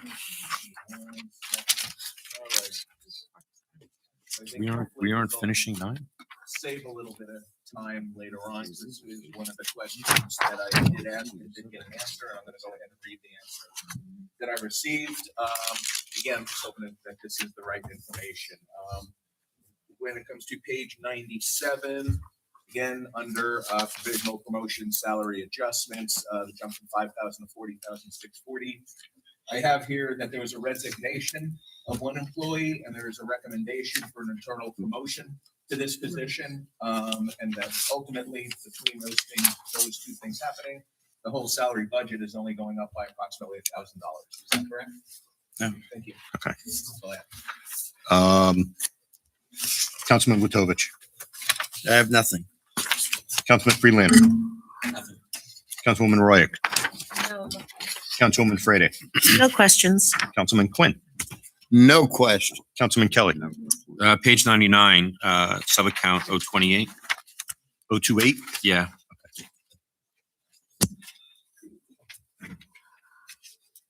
Special service for tree removal. So in the last, since 23 leading up to where we're at right now, it seems that we're going down in numbers because once we remove that tree, it's not growing back to be cut down again. That's within our easements and stuff like that. And then in December of 2025, we were at $11,925. But now we are requesting about 115% of an increase to $25,000. Is there a projected plan of areas to battle some of the tree removal or vegetation? Yes, we're anticipating tree removal on some of our parks and just the increased amount of dead trees that are on our town property. We have 198 pieces of property within the township of Rockaway. We can move trees on. Do you feel that it would hinder if we were to reduce that by $5,000 to make it an even 20? Would that, based on what our last amount was, in the years even prior, it was close more to the 20? Do you think that would affect your ability to? I like the eyebrows, Mrs. Palmieri. Yeah. Because I've been, You're indicating to him what to say. No. Don't presume what she's indicating. She's laughing and watching. She knows what she was doing. Don't presume what she's indicating. I'll be candid because I've been using our capital money for some of our parks to remove trees in our parks facilities. Mhm. So by doing so, I cannot sustain those capital accounts without the 25,000. Do we do them? I mean, we only have limited equipment to address trees. So is a lot of this contractual? That's correct. It is. And have we sought out like other contractors? Like we have a one contractor that I see do a lot for the town. Have we ever looked into other contractors that we be? use the county co-op contractor. And Mhm. we use altogether it is 3 contractors that we use on a rotational basis. The county co-op we use for large tree removal projects. Yeah. So again, and I love everything that you do, Mr. Noth. Obviously, you do a fantastic job, and your employees do the same. Do you believe that a $5,000 reduction from 25 to 20 would have a heavy negative effect on tree removal? I could do the 20. You could. Yeah. Okay. So I'd make a motion to reduce line 028 from 25,000 to 20,000. Second. Clerk, please take the roll. Councilmember Salberg, Yes. Councilmember Vojtovich, Yes. Councilmember Freelander, Yes. Councilmember Royak, Yes. Councilmember Frede, Yes. Councilmember Quinn, Yes. Councilmember Kelly, Yes. Council Vice President Sackett, Yes. Council President Morrison. Yes, it's 9 yeses. Motion passed. Mr. Noth, on the same page of 150 with asphalt. Yes. And I had my mindset originally, and then we have this Iran crisis and petroleum concerns and increases. But we're dealing with asphalt. In 2023, we had some pretty hefty projects where we were at 37,000, but it's continued to fall since then. So the projects in 2023, what are the current projects that we have planned for 2026 for asphalt requirement or need? We do have some large scale, especially now, we have the Tilmark Road project for drainage, but we have. For the some repair parts over that- there by Whippoorwill and Torden? That's correct. That's gonna eat up a lot of asphalt. Okay. And that came after the fact of when this budget was assembled, right? That's correct. Yeah, okay. Well, you know what? Originally I was you already made a reduction from the requested amount to begin with? I'm sorry? Yeah, no, I agree, Manny. I just, Mr. Noth makes a great point.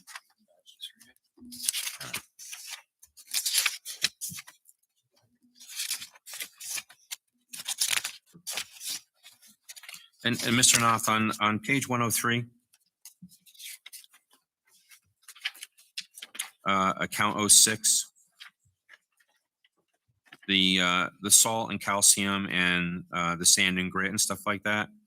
Are we seeing some additional increases? I mean, I know you're going to replenish it for the next year. I don't know if it's cheaper to buy his stuff now or when a time comes for need, but do you see driving up cost going on with that currently?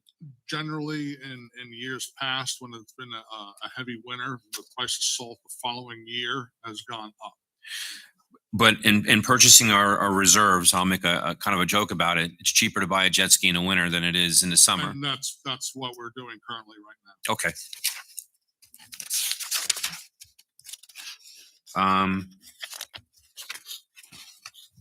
On page 106, in its sub-account 014. I don't know, Mr. Sackett, if you want to kind of chime in on this one too, if it's in the same review of you. Okay. What I see here, we have expended on overtime, just under 3,500, just under 1,624. We've never really had anything over $2,300 in regards to overtime. However, it's requested for 14,000. So that's about 420% of an increase. And I'm just wondering, what is the anticipation for that number to be that high? Well, we have been using more and more of our employees actively for storms. So this winter in particular, when we're deploying employees, all of them are being deployed in not one shot, but throughout the course of a storm. Through traffic maintenance? How many employees do we have in this area? That's one. One person? One person, yes.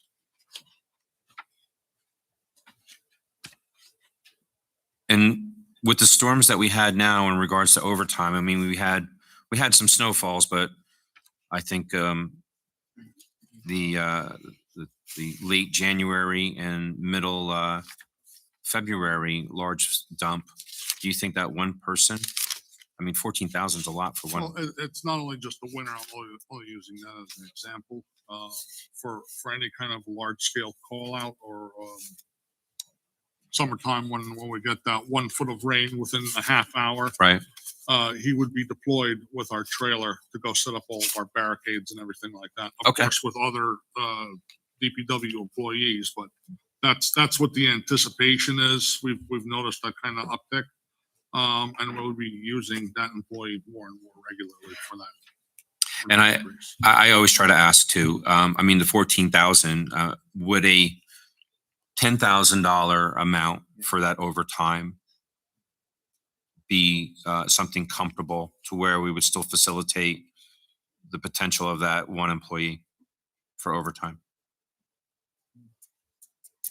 I mean, it's 3 times the highest amount that we ever had back in 2023. Yes. Yes. Okay. I would make a motion to reduce 014 on page 106 from 14,000 to 10,000. I'll second. Please take the roll. Sorry. Councilmember Salper, Yes. Councilmember Vojtovich, Yes. Councilmember Freelander, Yes. Councilmember Roya, Yes. Councilmember Frede, No. Councilmember Quinn, Yes. Councilmember Kelly, Yes. Council Vice President Sackett, Yes. Council President Morrison. Yes, it's 8 yeses, 1 no. Motion passes. Mr. Noth, on signs, on 062. We make signs now in-house at our new water building. We currently Is- do not. We do not. No, our system is antiquated. Within the capital budget, there is a new sign making machine. Oh, I'm sorry. I thought it was something that was already in place. No. So this is subcontracted out to other companies or you buy them online? We did, right now we are subcontracting out. Yes. And in the near future, is this something that we're looking to do this change? Like when will we get our new sign machine? It all depends on what today brings. Okay. But leading towards that, it would be a money saving thing doing it in-house, That right? is correct. And we have, We would have the capability of making signs of up to looks like 5 foot by 4 foot, 60 by 60 inch signs. and I believe, one, we have a great staff because there are members that can make signs, but they would be all compliant to DE or to They would be- DOT they would regulations be, and all that kind of stuff. Grade Reflections and everything else? Grade 5. Yes, Okay. That's correct.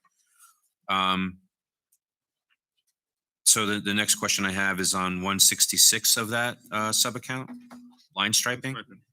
Is that something that we do in-house or is that something we subcontract to like? No, we'll do our storm basin lines, just for your information. Once we repave a road or we go through the roads once a year, we put the little, if you ever wonder what the little yellow lines, the tick marks are on, Mhm. that's for winter time, so we know where. Just to know, identifying where they are. That's pretty much the extent of what we do. We'll do some crosswalks, we'll do some parking spaces, but that 166 is for the co-op vendor to line stripe, like let's say Mount Pleasant was just done in late October, early November.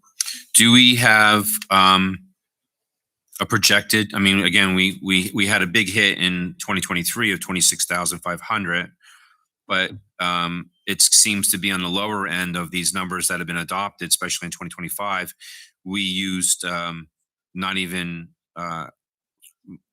we only used 13,000 from what was allocated of the 30,000. Yeah, we currently have a rather large list. Of, You do? Of roads that need to be relined. Okay, I'll stay away from that for you.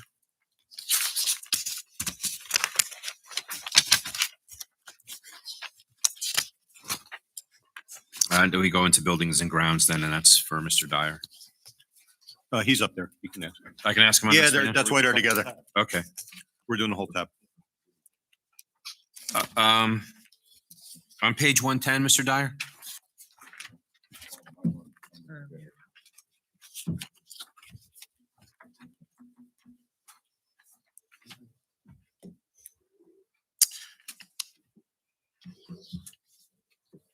We have line item 014, which is overtime. And we haven't used anything above $270 of overtime. And we're requesting $2,000 for overtime. So I'm not even going to ask the question because I just don't see it being used. We didn't even use any of it in 2024. So I'd make a motion to reduce that to $500 from $2,000. I'll second that. I'm sorry, who was that? I second that. Clerk, please take the roll. Did you want to remove it totally? Councilman. No, I'd rather. Okay, I'm sorry. No, I'd rather have, I mean, it's $500. I want to hear what Mr. Saget might have to say. Thank you, appreciate that. I thought you were asking me. No, I did. I just, I did. All right. yeah, I hear your point. You know, you're valid with your points. 144, 0, 264. Last year, they requested 2,000. Nothing was really used. We're requesting again. Why are we requesting $2,000 again?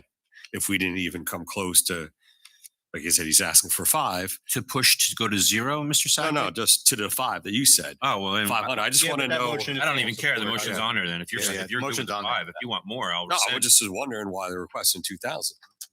I lied. 'Cause I may vote no. So that's what I'm saying. I want to have Okay. I want to hear an explanation. Okay. Good Thank call. you. When you need the money, you need the money. I don't have a crystal ball as far as an employee having to work overtime or come in early or working on a Saturday or there's cleanup. Something happens here at the building on a Saturday or Sunday, that's double time. It's not a crystal ball. Mr. Dyer, if we're looking at the history of this, and we're going from 2023 to 2026, and we use that for the crystal ball period, we exceed $270 for overtime? What was the question? Did we exceed $270 in overtime through that period? Well, it's in there. We know he didn't. It's Yeah. in there. Yeah, I had, that's my answer. Yeah. I still, my motion, The there's no motion is still on the justification table. for it. The motion is still on the table. To reduce it, I seconded it. Please take the roll. Councilmember Salberg. Yes. Councilmember Vojtovich. No. Councilmember Freelander. Yes. Councilmember Royak. Yes. Councilmember Frede. Yes. Councilmember Quinn. Yes.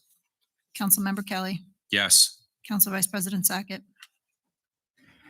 Just clarify, 2,000 to 500? Correct. Yes. Thank you, Council John. President Morrison. Yes, it is 8 yeses, 1 no. Motion carries. Mr. Dyer, we have a contractual cleaning company. I think Mrs. Palmieri has it somewhat identified in there that we have the cleaning services that are $64,000 and it replaces somebody full-time with employee and benefits, right? On sub-account 029. Same page? The definitions are, I'm sorry, the description would be on 111. Same page. 111.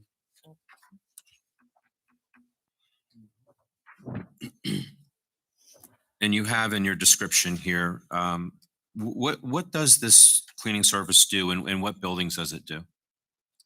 This building downstairs, the senior center and the Hibernia Library.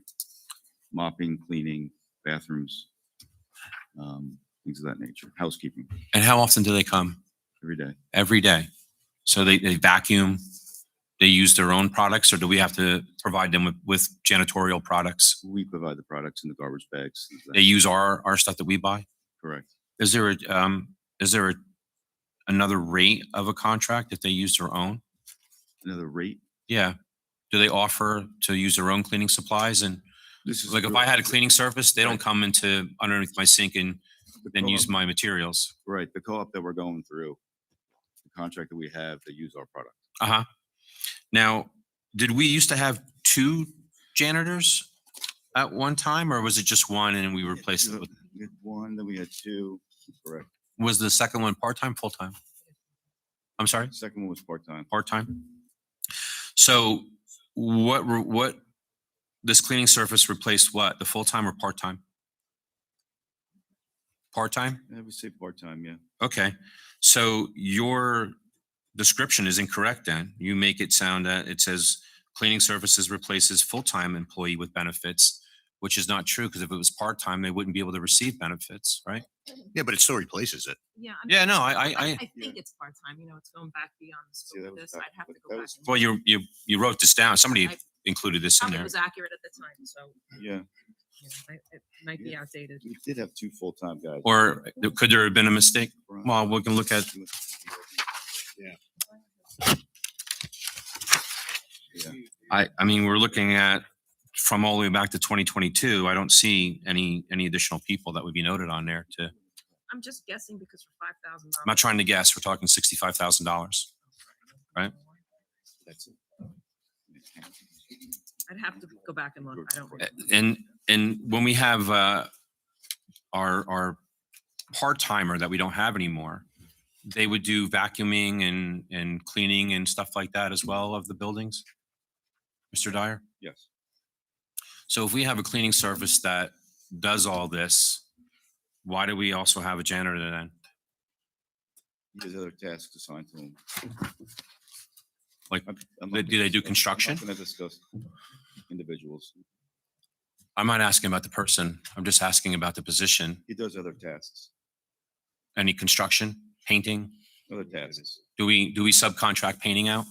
He does. other- Like I look at the bathroom, like our male bathroom that we have in the hallway. And I think for the last year and a half or 2 years, it's been just a mess. Is there a subcontractor that we would hire, or would an in-house employee take care of that? I don't think an in-house employee. Is that something that you would then direct somebody to do in-house? You would?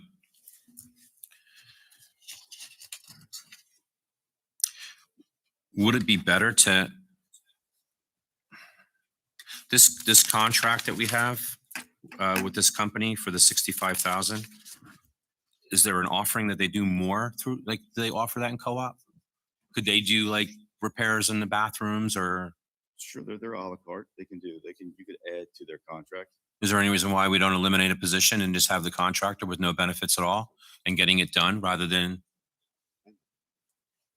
We're kind of getting into territory here, Ian. well, I'm talking about contractual services to. Yeah, but as a result, Well, you're talking about affecting. an No, I'm employee. not. I'm reading what it says here. It No, replaces- but you said specifically in order to eliminate a position, and we can't talk about that. Well, it's in the description. It says it. I understand what you're saying, but we're Cleaning getting into- services replaces one full-time employee with benefits. Right, they're not here anymore. Well, they're not here because, There used to be two. Now there's one. So now we're talking. So it's this in lieu of. right. Correct. So Right. we don't, we don't know if it was resignation or termination, retirement. Transfer. Well, someone retired and someone transferred to a different department. Right.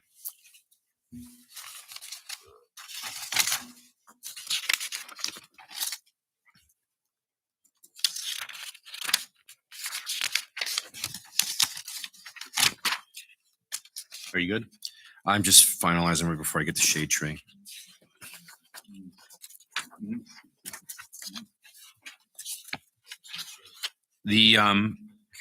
The same sub account under 029, we have garbage removal with the municipal building share with the Board of Education.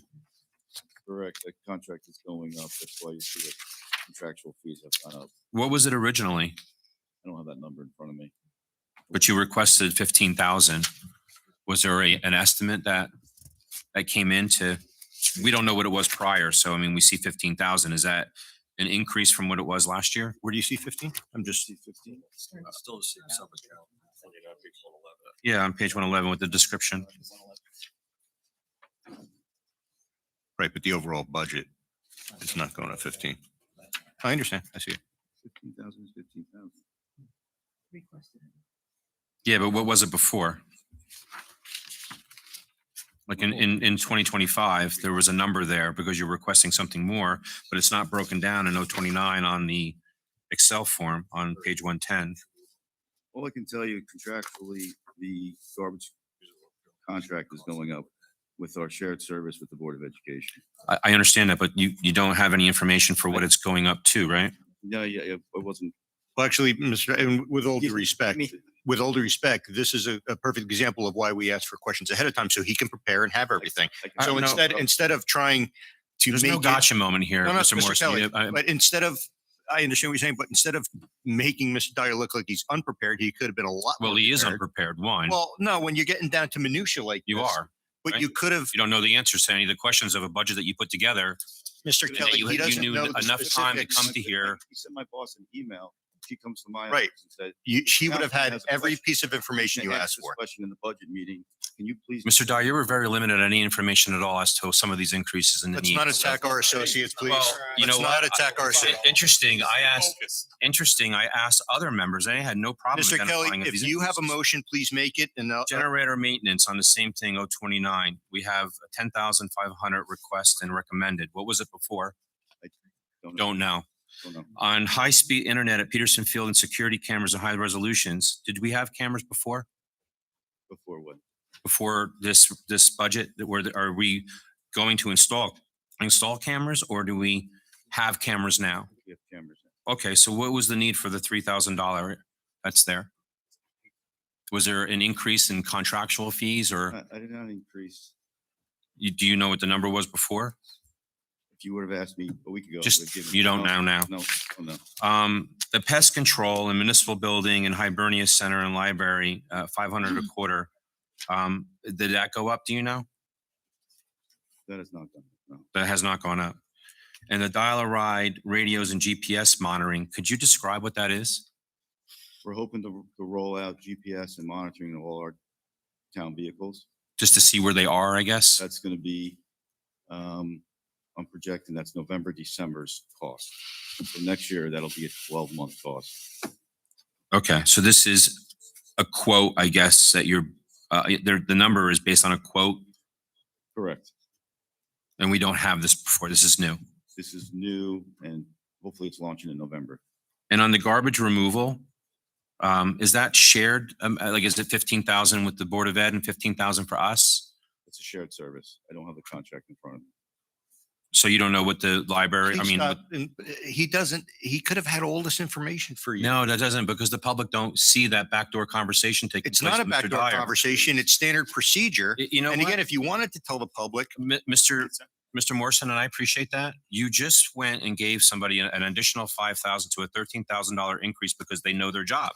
And I'm only assuming based on this budget and how much of an increase, just under 20 grand, but that you they didn't would ask know the this other, information. I'm you didn't- sorry. You didn't ask the other person for contract specifics on page 47, line B of what, I wouldn't expect him to know that. One, And I think two, it's three, unreasonable four, to five. expect him to. These are six things. Yeah, but the Six thing things. is you're grilling him as if I'm he's not on grilling him. trial. So I no tell you, grilling. here's what we're going to do. Mr. Kelly, at this point, if you have a motion, please make it. If not, I'm going to move on to Mr. Sackett. Because I feel that this is just, I'm a big boy. It's okay. I understand that, but it's unnecessary. No, it's not. It's real simple. I thought there were easy questions, If you have softball a- questions, Mr. because Kelly, you if you had the have a motion, information to please put make together it. the budget. Please make a motion if you have one. If not, I'm moving on. You know what? If I made a motion, nobody would vote in favor of it anyways, though. So I'm going to, Okay, Mr. Sackett. Thank you, Council President. And thank you, Adam, for the question before about the provision promotion on page 97, salary adjustments and the explanation. Appreciate that. Just also, same thing, the same line right above it, the 13,000 stipends for supervisors was page 97 also. Was that numerous amounts, a few? Al? That's you. I think I had that answer. Just It's, roads road and repair and maintenance. maintenance.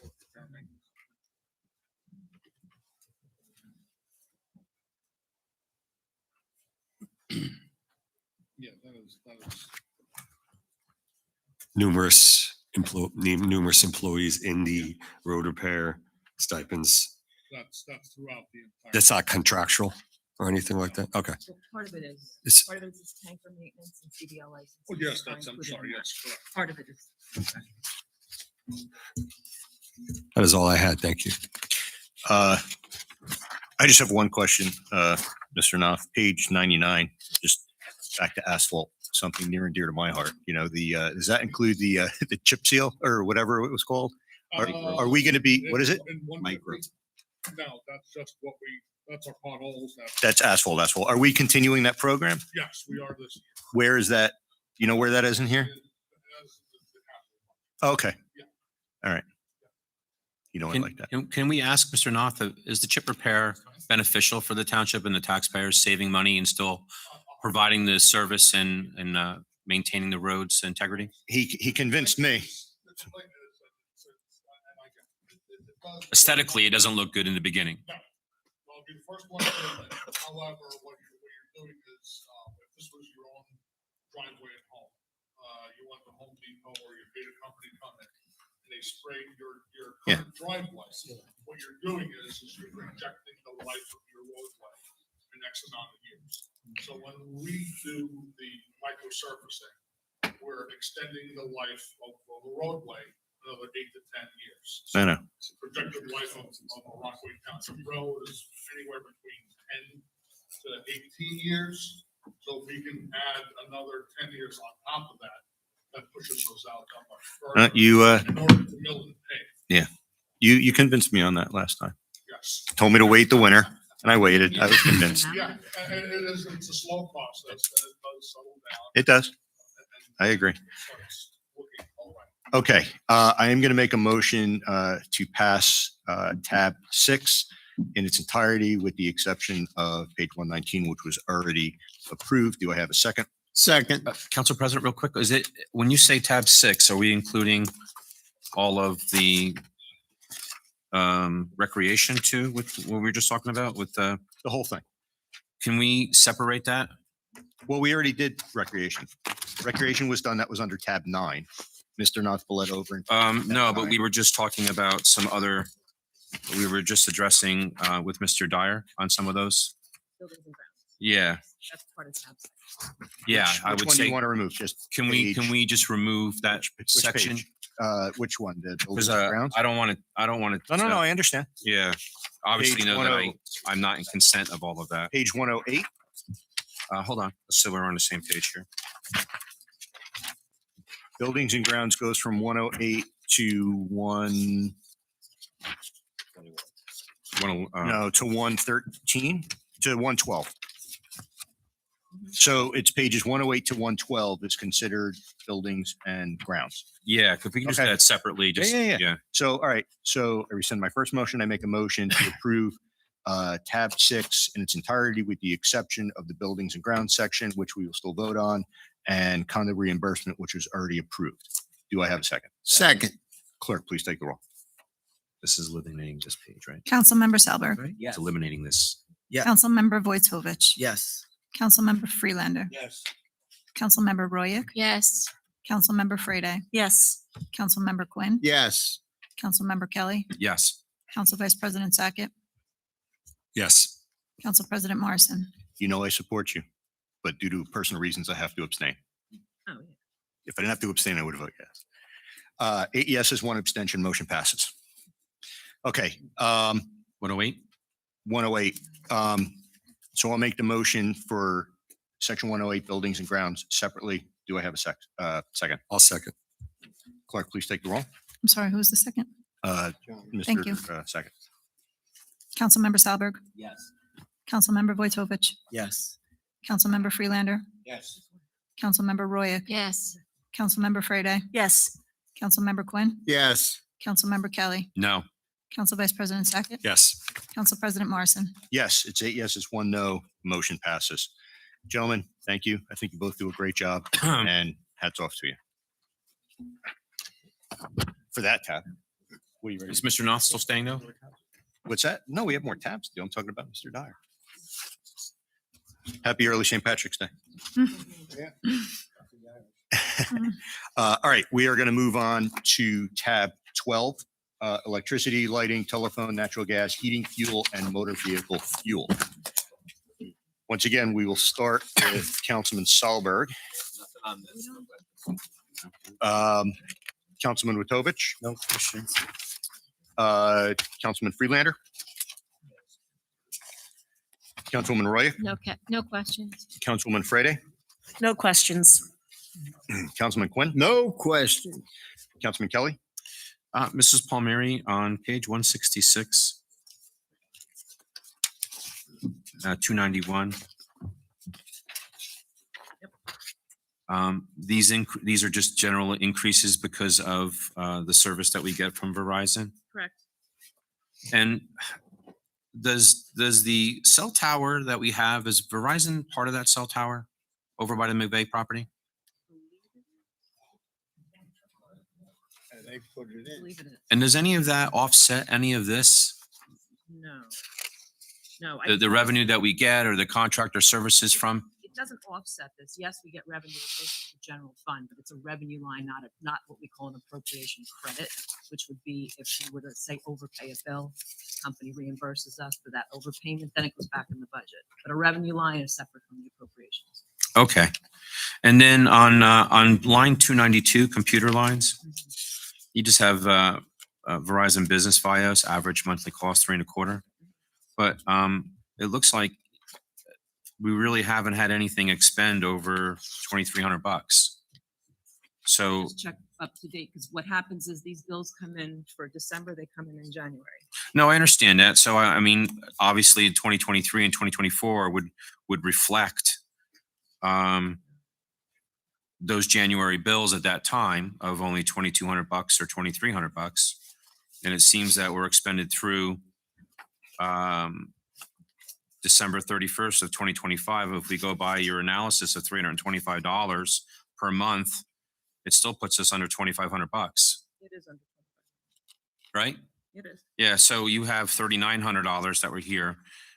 If we brought that down to a $2,700 number, would that be? Yeah, I can live with that. Okay. So I make a motion to bring it down to $2,700 from 3,900, page 166, 292. Second. Thank you. I'm sorry, from 39 to 27 is what I said, right, Ms. Palmieri? Okay. 3,900 to 2,700. Yeah. Okay. There is a first and a second. Clerk, please take the roll. Councilmember Salberg, No.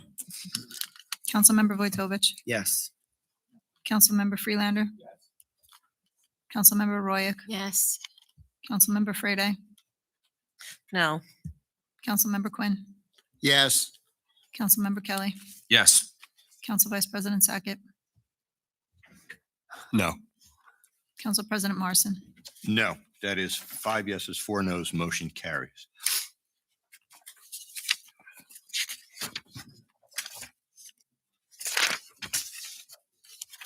And Mrs. Palmieri, just double check on everything here. A lot of these additional expenses following that page of 168 down, I mean, we really have no control on any of this. Like, we're not going to rally and make a resolution telling JCP&L to lower their fees, right? Right. That's not going to happen, though we can put it out there of our unsatisfactory service that we're getting, our pricing. But the one thing I do have is on an account on page 170, or that's the description. So we have heating fuel oil average monthly expense of 2650. Where is the location? What buildings are used with heating? That's really a question for Dave. I don't know which buildings they are. Heating oil? It's going to be the road garage. It's Okay. going to be the North Library. Because we're natural gas, right? Wherever we're available for natural gas, right? Oh, and the bank. That's oil. That's what I also, yeah. Is there a reason why we don't have gas over there? They have the, yeah, that was, it was a great debate on whether they could run the gas line, across the board. There's a person on either side. Right. When's the last time we explored that with the clingers over natural gas? Is it something maybe we can explore again? I mean, the savings is dramatic, right, for the conversion? I'm sorry? No, not at all. So when we talked about the road garage, is there a shared cost? And that's with the Board of Education? So as like, at the road garage, gasoline, diesel, and heating, we alternate, we'll buy a tank, they buy a. Who has more vehicles? Well, I mean, you're looking at our entire fleet. Okay. So you believe that we get the better end of the bargain? Okay. And the buildings are the same size too? I know I've talked to you before about waste oil heaters, because I have friends in the business that have them and they do love them. Paperwork that goes along with that, the permitting now, they just can't rely on our vendors, Okay. And then maybe just, you can continue on this too, on 172 with 160 and 161. Again, this budget was prepared to what we have going on right now with Iran. The projected amount is because of the increase in pricing or because we're adding more equipment, more vehicles and trucks and stuff like that? Increase. I'm sorry? Price increase. Price increase, okay. I can tell you right now what last year's gas and diesel cost was, per gallon was $2.12 for gasoline and $2.99 for diesel. Is that Costco pricing? That's cheap. I'm only kidding. That is crazy cheap, yeah. That's better than I thought. And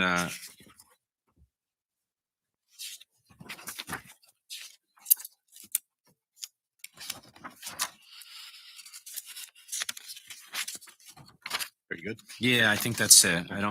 Everything has been answered on that. Thank you for that. Council VP? I have nothing. Thank you. I just want to go back to the diesel and the heating fuel.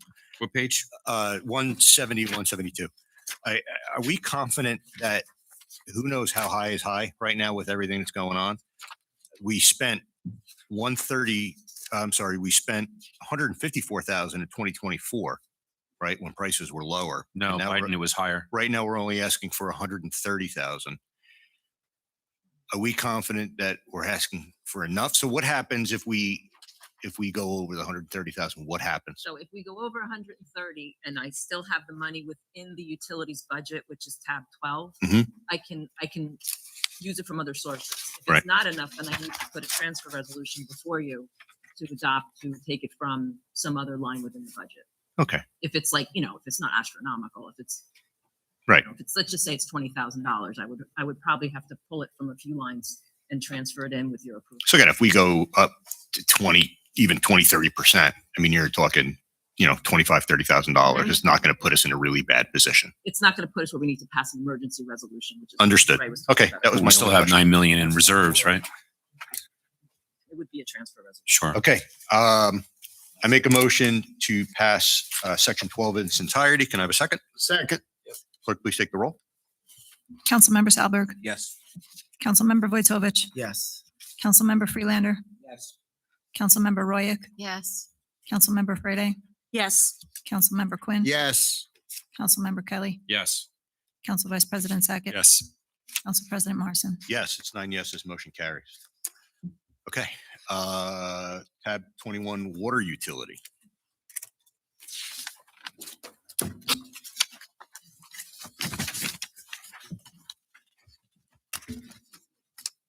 Seats all warmed up for you. Councilman Salberg, Councilman Witovich, No questions. Councilman Friedlander, Councilwoman Royak, No. Councilwoman Frede, No questions.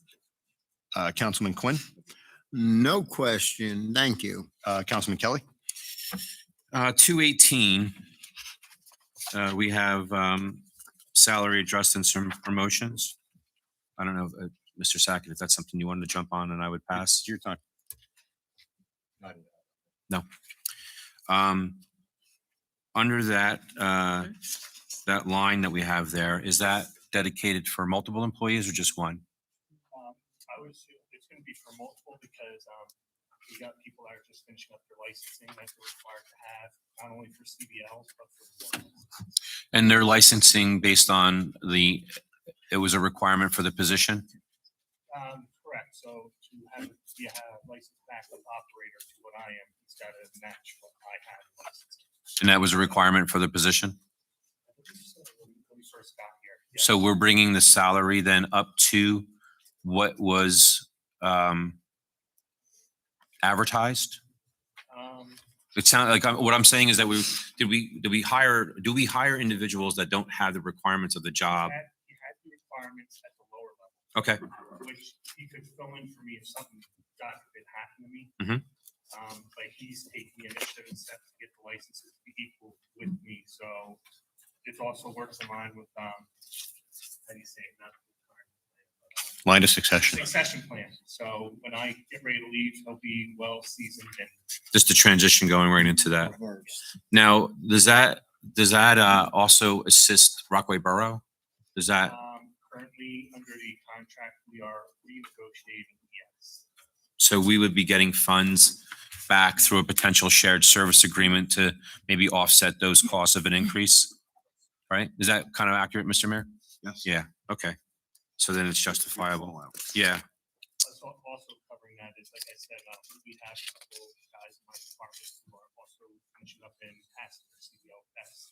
And part of them passing their CDL test, which was part of their employment contract, thank you, that they will be getting an increase in their pay. okay.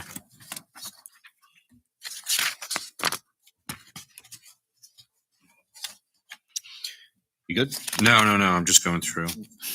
Sorry.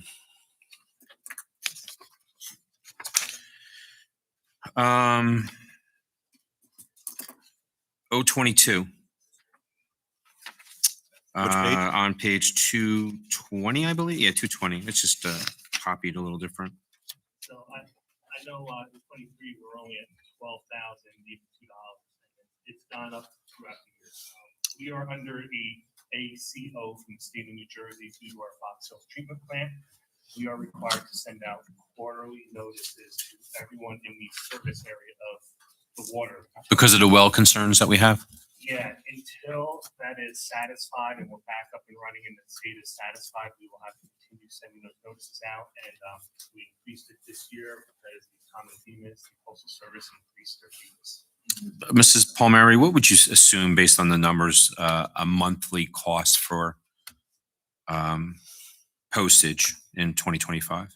Just for, the water utility? For that 022 Yeah, postage? so that's just the water piece. I mean, I believe that 25,000 is gonna be adequate. Again, with the fees going up and, what Ryan just described. It also covers our water. Right, it closed. Okay. mailing- And is that like printing or just postage? No, just postage. Just postage. Okay. We have computer equipment. We've had only a expenditure of just under $900 in 23, zero all the way up until what we expended in December of 2025 of 4,200 roughly. And now you're recommending 6,000. We have a lot of outdated computers. A lot of our computers are hitting 9 years old, and as everyone knows, we're a little bit behind on the technology. That also includes a outdated tablet. The tablets are unfortunately not cheap. And we're a very PC-based utility. Even though we do use Apple iPads for the operators to go out and grab the information out in the field, everything paperwork-wise is Excel, Word-based and all. So Okay, so we have one desk dedicated for water department in our municipal building. We have two. yes, And then the purchases of the computers that are in the new building, is that where the 6,000 is coming from as well, or were they already pre-purchased from last year's? They're not. Okay, so that answers that. We have 074 gas and oil. We've only had expended amounts of right around, I think the maximum was $3,200. The most recent one was just under 2,800. And you did adopt a budget for $8,000 for it, but again, you only used 25% of that, or just maybe 22% of it. I know off the bat, usually what we end up doing is since our fleet's separate from public, well, included in public works when funded separately, we kind of try to help out and find tanks of fuel for gas and diesel. I don't know if that was recommended in the year.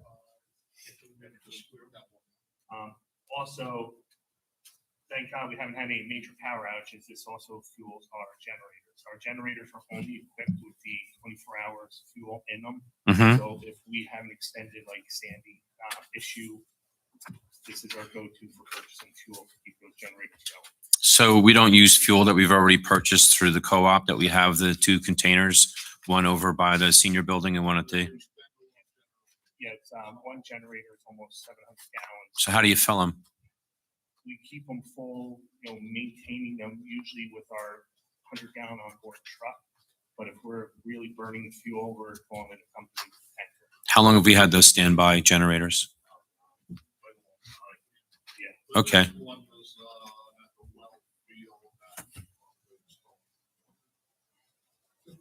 Yeah, just around there. Yeah. So since we've had them very long, it doesn't seem we've even come close to the $10,000 that you're requesting.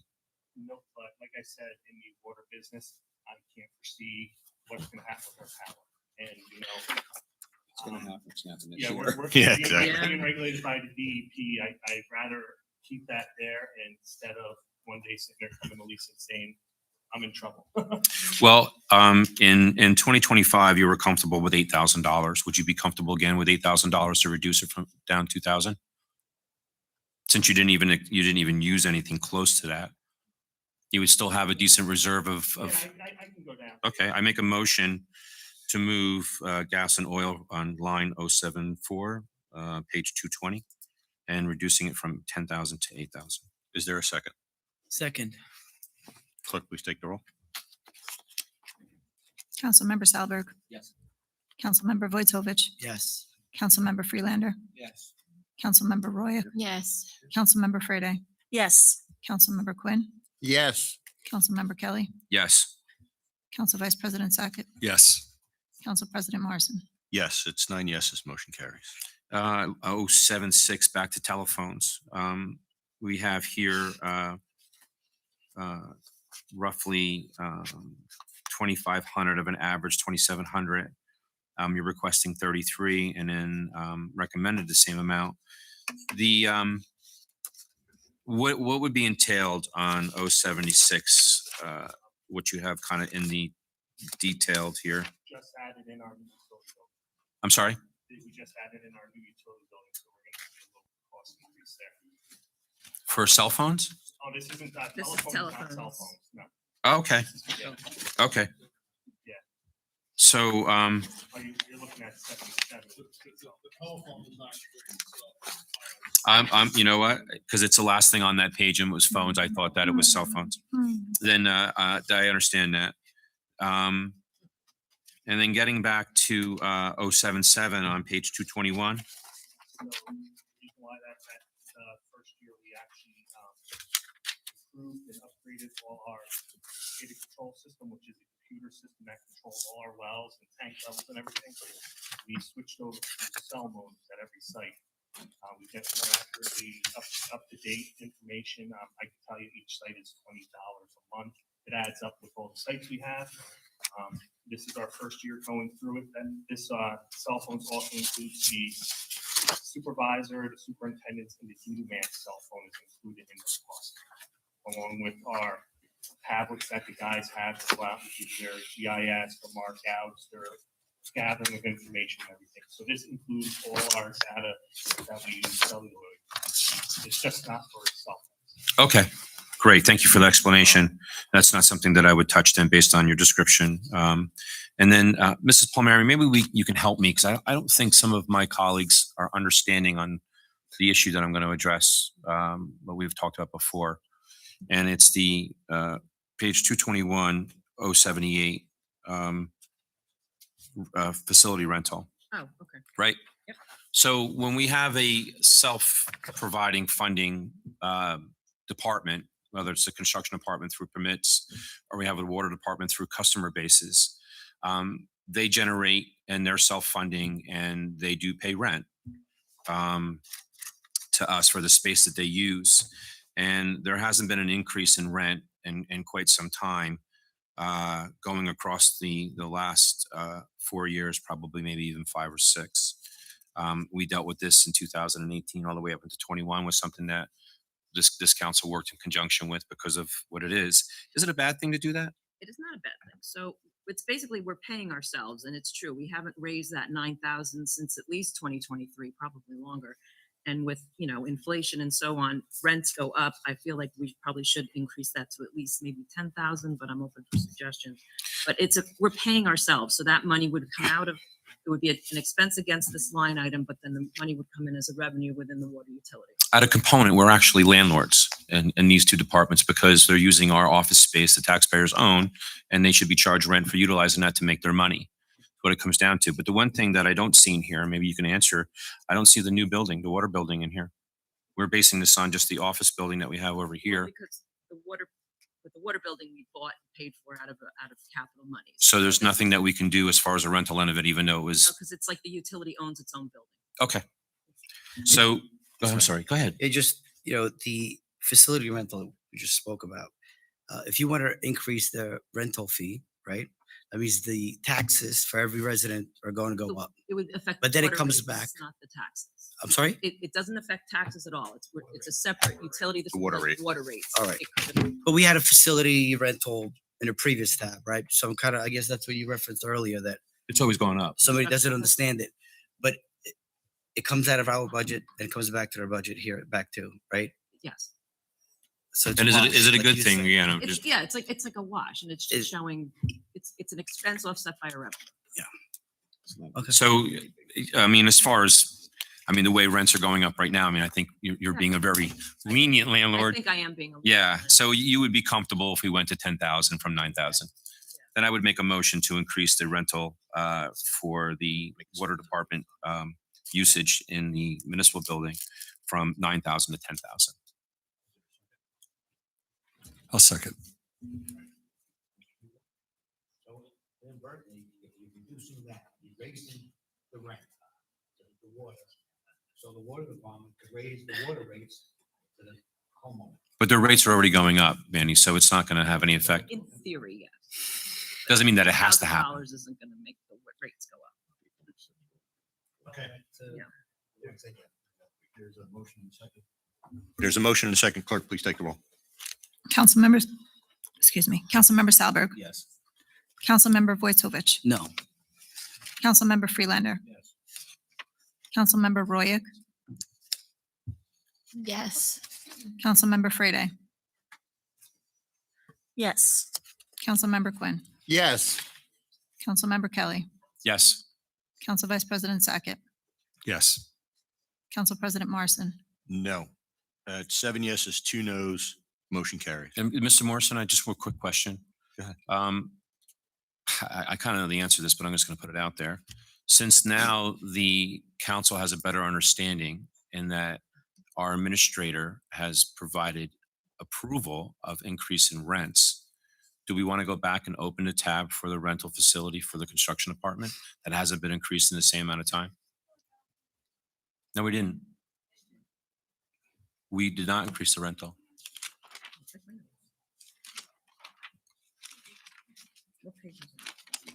The answer is no, we're not going to go back up and open another. But you tab. did that regarding a salary adjustment though. We didn't reopen that tab. We didn't close that Does tab. anything bar us from reopening a tab? Yes, we cannot open the tab. I did check on that while during our lunch. Was there, and just, There you go. what's that? Back when? Just today. Today. I thought we voted no. You wanted to increase it to 30, I think that's what it was. So it didn't pass. Exactly, like I said the first time. That's okay. Okay. It's okay. Mr. Morrison, real quick on the record, what are you gauging on that we can't reopen a tab? I have checked motion. with our legal counsel. Well, what was this? Was there a citation? Was there a legal opinion based on that? I didn't write it down. We can find out. Do you but have a legal opinion on that though from the council? I'm not a lawyer. No, from legal counsel. You just said you got it. Yes, the opinion was that we cannot reopen a tab. And it's a written opinion? I just said I was on the phone. You were talking to our town attorney on the telephone? Yeah. Just now? No, during the lunch break, guys. Shh, Jack. During our lunch break. Can you share that information to us in an email after today? No, Why? it's one-on-one. You're not, I asked the question. The as town council president. attorney doesn't represent you, Mr. Morrison. No, he represents the towns. town. So I called No, as a represents the representative mayor, of the the town. council. And we would have to actually direct you or the town attorney to do that information. So No, you we can't- don't. Can you, yeah, you see, You don't have to control direct the me. Town attorney. And Mr. Kelly, you're not a legal expert Well, if either. we- I know you think you are. We're moving on. Mr. Sackett, do you have anything? I do not. Thank you. Okay. I And my other- object, I my- object, by the way, Mr. Morrison. You object to what? I object to what you're saying that we cannot reopen a tab by way of motion to address. It is noted. Okay. Noted. Just one question, Ms. Palmieri. When was the last time we had a water rate increase? I think we figured out it was like 2014. 2014? Yeah, So we've been increasing our services without raising, yeah. And the cost of all our supplies and everything are. and for 12 years we haven't. That's a very good job. We just spoke about this. Thank too. you. But it's my time. Allow me to ask No, the no, questions. before Allow me the to ask my PFAS. questions, Mr. Kelly. Yeah, no. the Okay, PFAS I make a motion to approve tab 21 in its entirety. Can I have a second? Second. Clerk, please take the roll. Councilmember Salberg, Yes. Councilmember Vojtovich, Yes. Councilmember Freelander, Yes. Councilmember Royak, Yes. Councilmember Frede, Yes. Councilmember Quinn, Yes.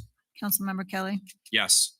Council Vice President Sackett, Yes. Council President Morrison. Yes, it's 9 yeses, motion passes. Okay, we have one tab left, which is our capital improvement. By consensus, do we need a 5-minute before we start that? Okay, 5 minutes, guys. Hey, Brian, Yes, sir. unbelievable job with preparation with your budget. Thank you. Yep.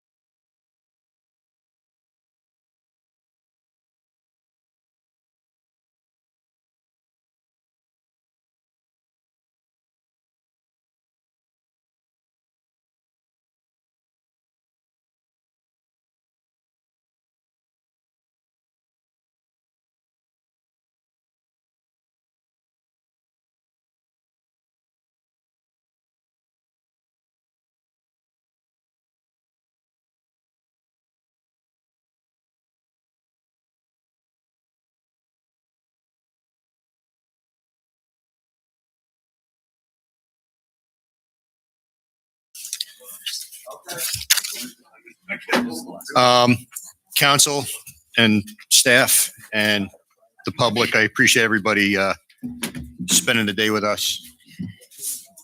Mr. Quinn, Mr. Friedlander, I'm going to make you stay after school. He's already bad. He's already bad.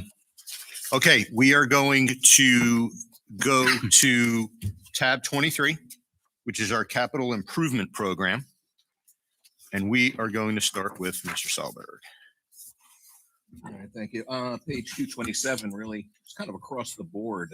Just seeing quite a discrepancy on this tab between requested and recommended.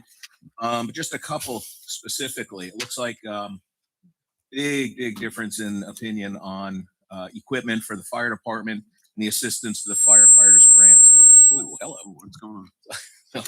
Let's start with the big one now with this 900,000. Can someone please walk me through that as to why it was requested but not recommended? I just want to clarify, it is Please. it is requested, it is recommended for 2027. And no, it does. I did see that. It looks like we're it's not working. Second mic, not good. You can hear me. Killing mics, Adam. Yeah, I'm killing. I got them lined up.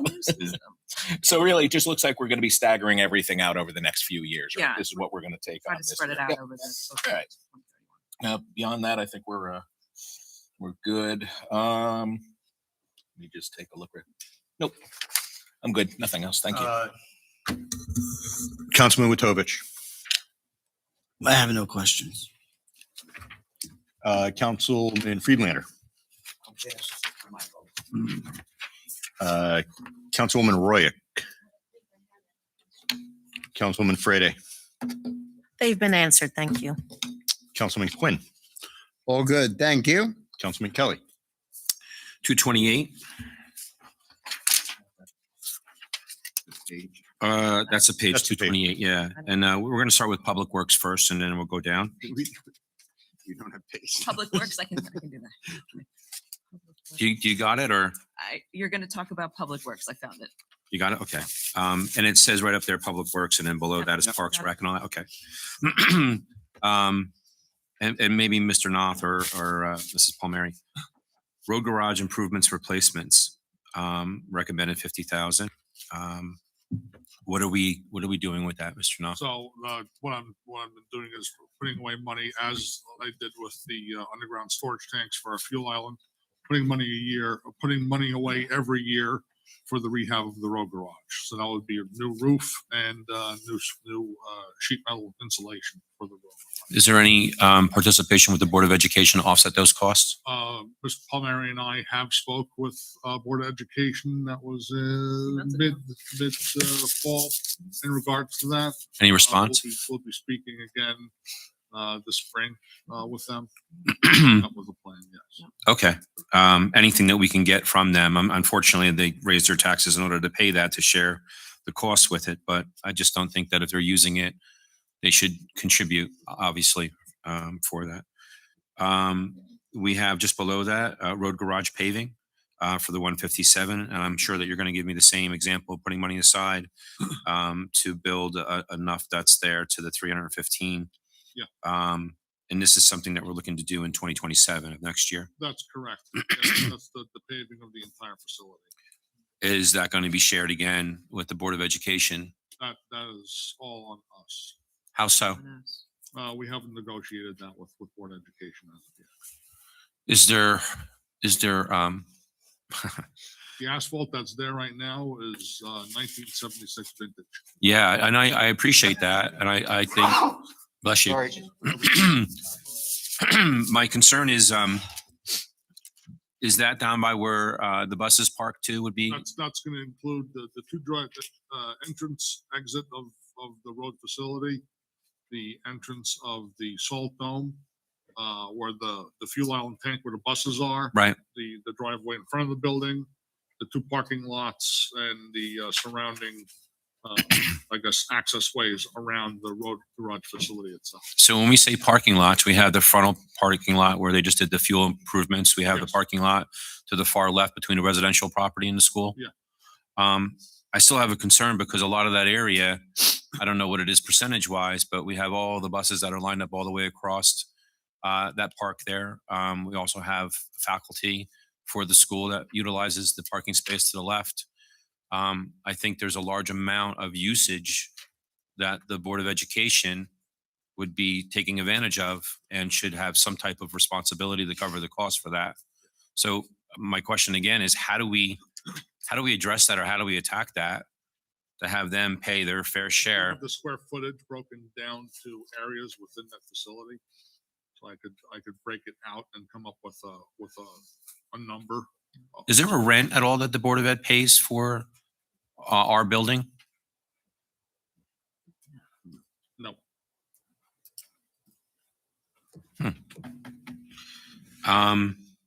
McVeigh paving. Is that, we have $82,000. Do you have like an idea of the tonnage of material that you think that we're going to be laying down? Yeah, I have that all estimated out. I don't have that with me Okay. right now, I'm sorry. That is, so you know, that is the entranceway from Mount Hope Road, Mhm. all the way up to the Parks facility and the parking lot up top. Right. And including the recycling center also. Is that where we have all the QP and everything else? Or that's at some other function? That's where our, that is where our dumpster storage will be for brush. Okay. The road garage and I'm sorry, the paving for the McVeigh building.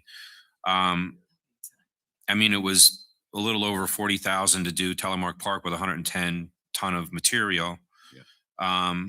Is it something, I mean, we're looking into purchasing a roller, borrowing a paved box and doing the material is something that we can do ourselves to minimize that cost?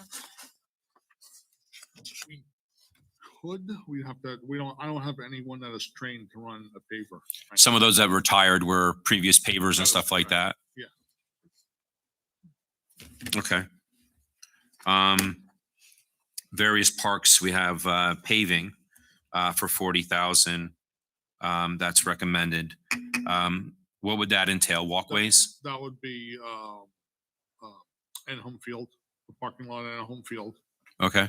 The little piece of asphalt at Tillamook Park, little driveway, Mhm. right off Tillamook Road. Yeah. Whatever little paving we have to Off do. of Megan's Road right there. Yeah. Correct. Yeah. And then that would be the back roadway from DBO at the Peterson Field. Okay, so we're going from school property to Rockaway Township property? Yeah.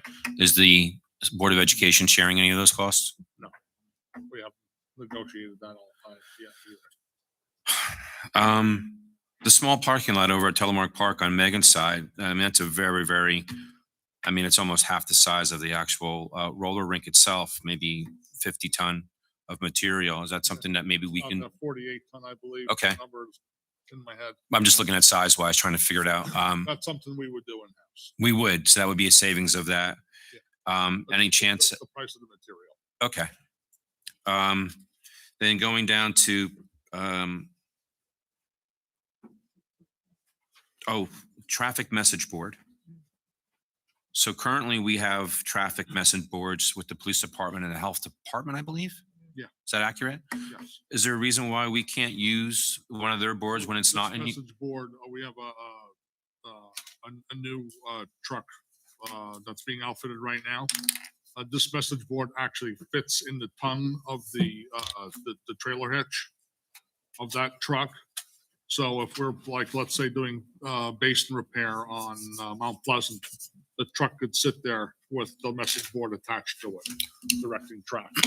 You mean something outside of a class 3 or a class correct. 4 or? Yeah. And what's different from the message boards that we have now that? It doesn't go on a trailer. It's we can just take it on and off the back of the truck. Oh, okay. That's all I have for Public Works on the capital improvement that I see, I think. We're doing the whole tab, so. I'm sorry, Mr. Morrison. I just got one thing then I wanted to. Just trying to find it. You're good. Oh, purchase of a road asphalt roller. Purchase of a road asphalt roller. Yes, So do we currently have one now? we do. Is it a vibratory hydraulic It's a driven? vibratory, it's a smaller roller. We're looking for a larger roller when we're doing our larger overlay projects. What's the width of this roller? This one is 5 foot wide. 9 foot? 5. 5, okay. Versus the one we have now? 3. Okay. So by looking at this, are you somewhat foreshadowing that we're going to do more asphalt projects? Yeah. Because I just don't want to see buying a roller and then we just keep subcontracting it out to subcontractors to We'll be make. doing more, we have our cold planer Mhm. for our track loader. So we'll be doing more section repair. Okay. That's all I have for Public Works. Parks and Rec and Senior Services. That's you? That's you? Yeah. Yeah. Go ahead. Press the button. It's got all you guys that are on there, so. Just turn it on. And this is confusing to me because we have a turf field that we very rarely use. Correct. Well, For football, is that where you're going? well, I mean, that was a primarily thing. It's a football field, right? And then I don't believe it has the lettering or identification for certain soccer leagues. It is a soccer field, but isn't there certain? No, soccer, lacrosse, football, they all. No, use there's it. levels of soccer that can or can't be played based on it would be cost more money from what I understand to identify it for those certain. 11 v 11. Yeah. Okay. Not- Yeah. There's a difference, Mr. Morrison. What is the call for that? How many people? Like some of our some of the programs that we have run by Mr. Oakes, they can't participate on that field. One smaller field. Right. Okay. So what is the turf replacement that we're doing on a field that we? That's a projected out 10 years for us. That's what we were told, that the turf would need to be replaced. So I'm budgeting out. Now, is that factor in that we'd be having like multiple football games and all these other games there? So it seems like we're limiting the usage to create that scenario of needing alleged repair. Lacrosse uses it. We're not limiting usage. Baseball uses it. What's that? Everybody, we're not limiting usage. Well, we don't play football games on it. Yeah, we do. Yeah, we do. Not every game, but Not every game. a lot And I of went to the home games. I mean, everybody was playing on the grass, right? They're on there though. No, they use it. But- And I don't want to speak for football, but I believe they are intending to transition there full time for this coming season. So and this is a projected cost that you're factoring in. I mean, how do we come up with the 52.5? When we first got the turf field, I reached out to the manufacturer and said, how many years do you expect this field to be there? It'll be looking good. They said 10 years. I said, per square foot, what's it going to cost to replace in 10 years? I divided that over 10 years. Okay.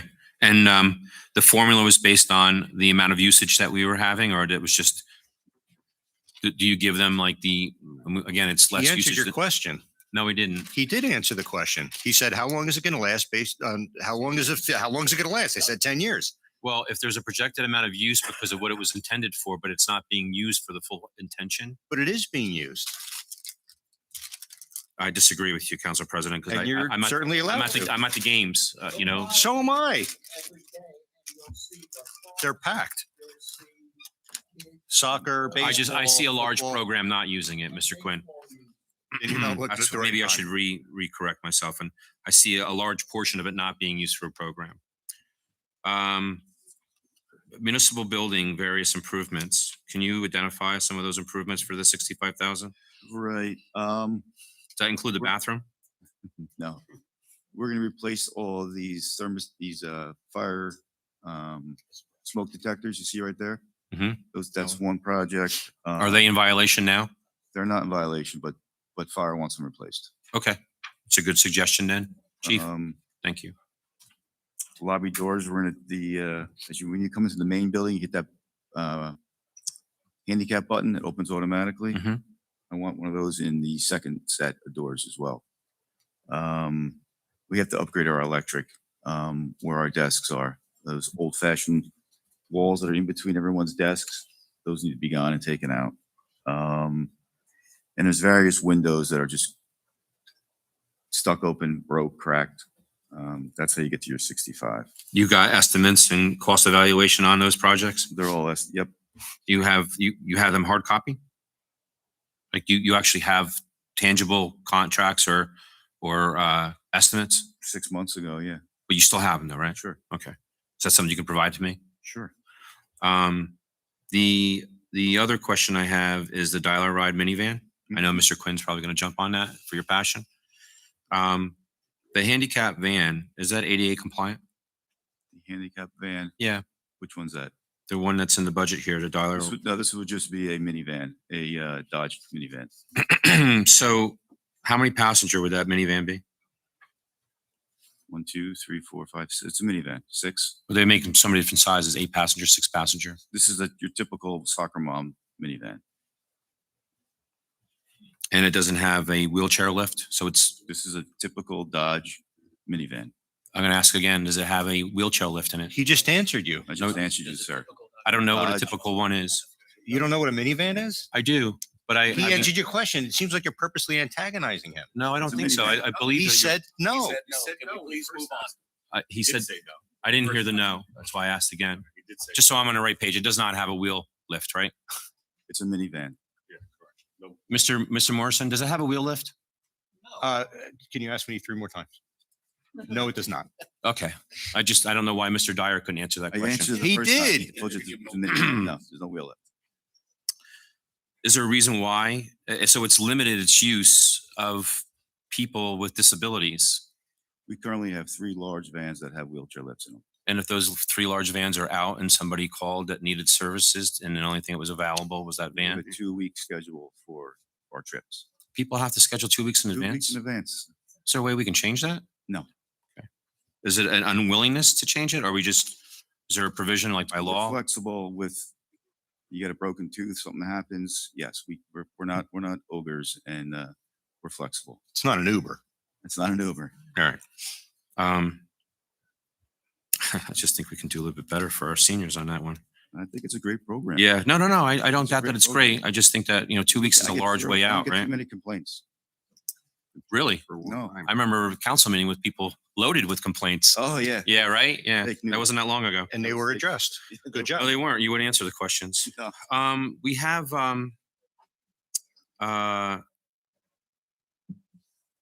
Peterson Field, turf, bleachers, picnic tables, benches, bike rack, and nets, etc. Correct. $482,000. Can you tell me why we didn't have bleachers when we designed Peterson Field when we spent all that money? I was not part of the project. I can't answer that question. You don't know that? All right. Was not part of that project. And where would the bleachers be going? Are they going to be on both sides because we're limited to space because of the retaining wall? Or are we addressing? Down on the bottom parking lot to the right where that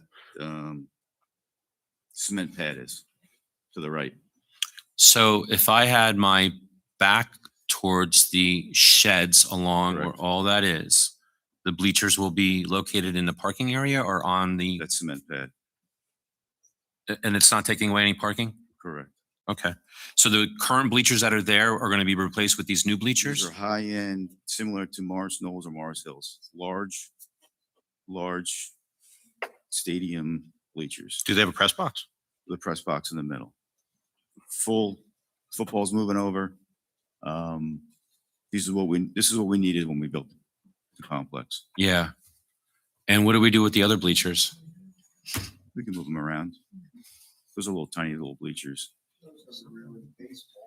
Yeah. We moved. From that field to the football field.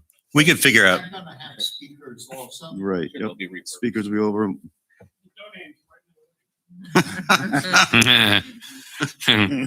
So the turf bleachers, what is the cost of that out of the 482,000 with all those amenities? You know, I have a copy of it. I can give it to you. I don't want to say it in public. Tucker, Mr. Kelly, I do have it.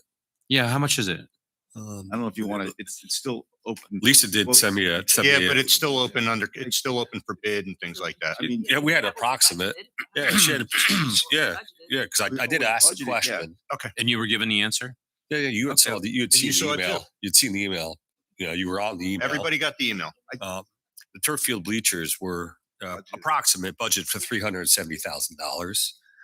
The field 3 for his just to clarify, for the 482. The field 3 picnic tables, $80,000. Benches, bike racks, volleyball nets. 3 picnic tables were $80,000? I just says field 3 picnic tables, $80,000. I'm just reading it. Not 3 picnic tables, field 3.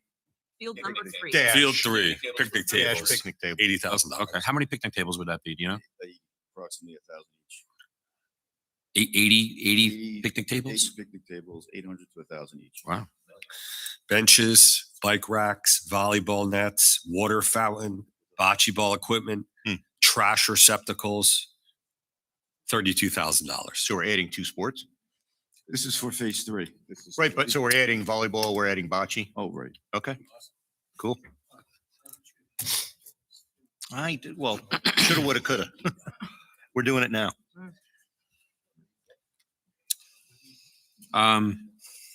So we haven't had any bids back on these bleachers.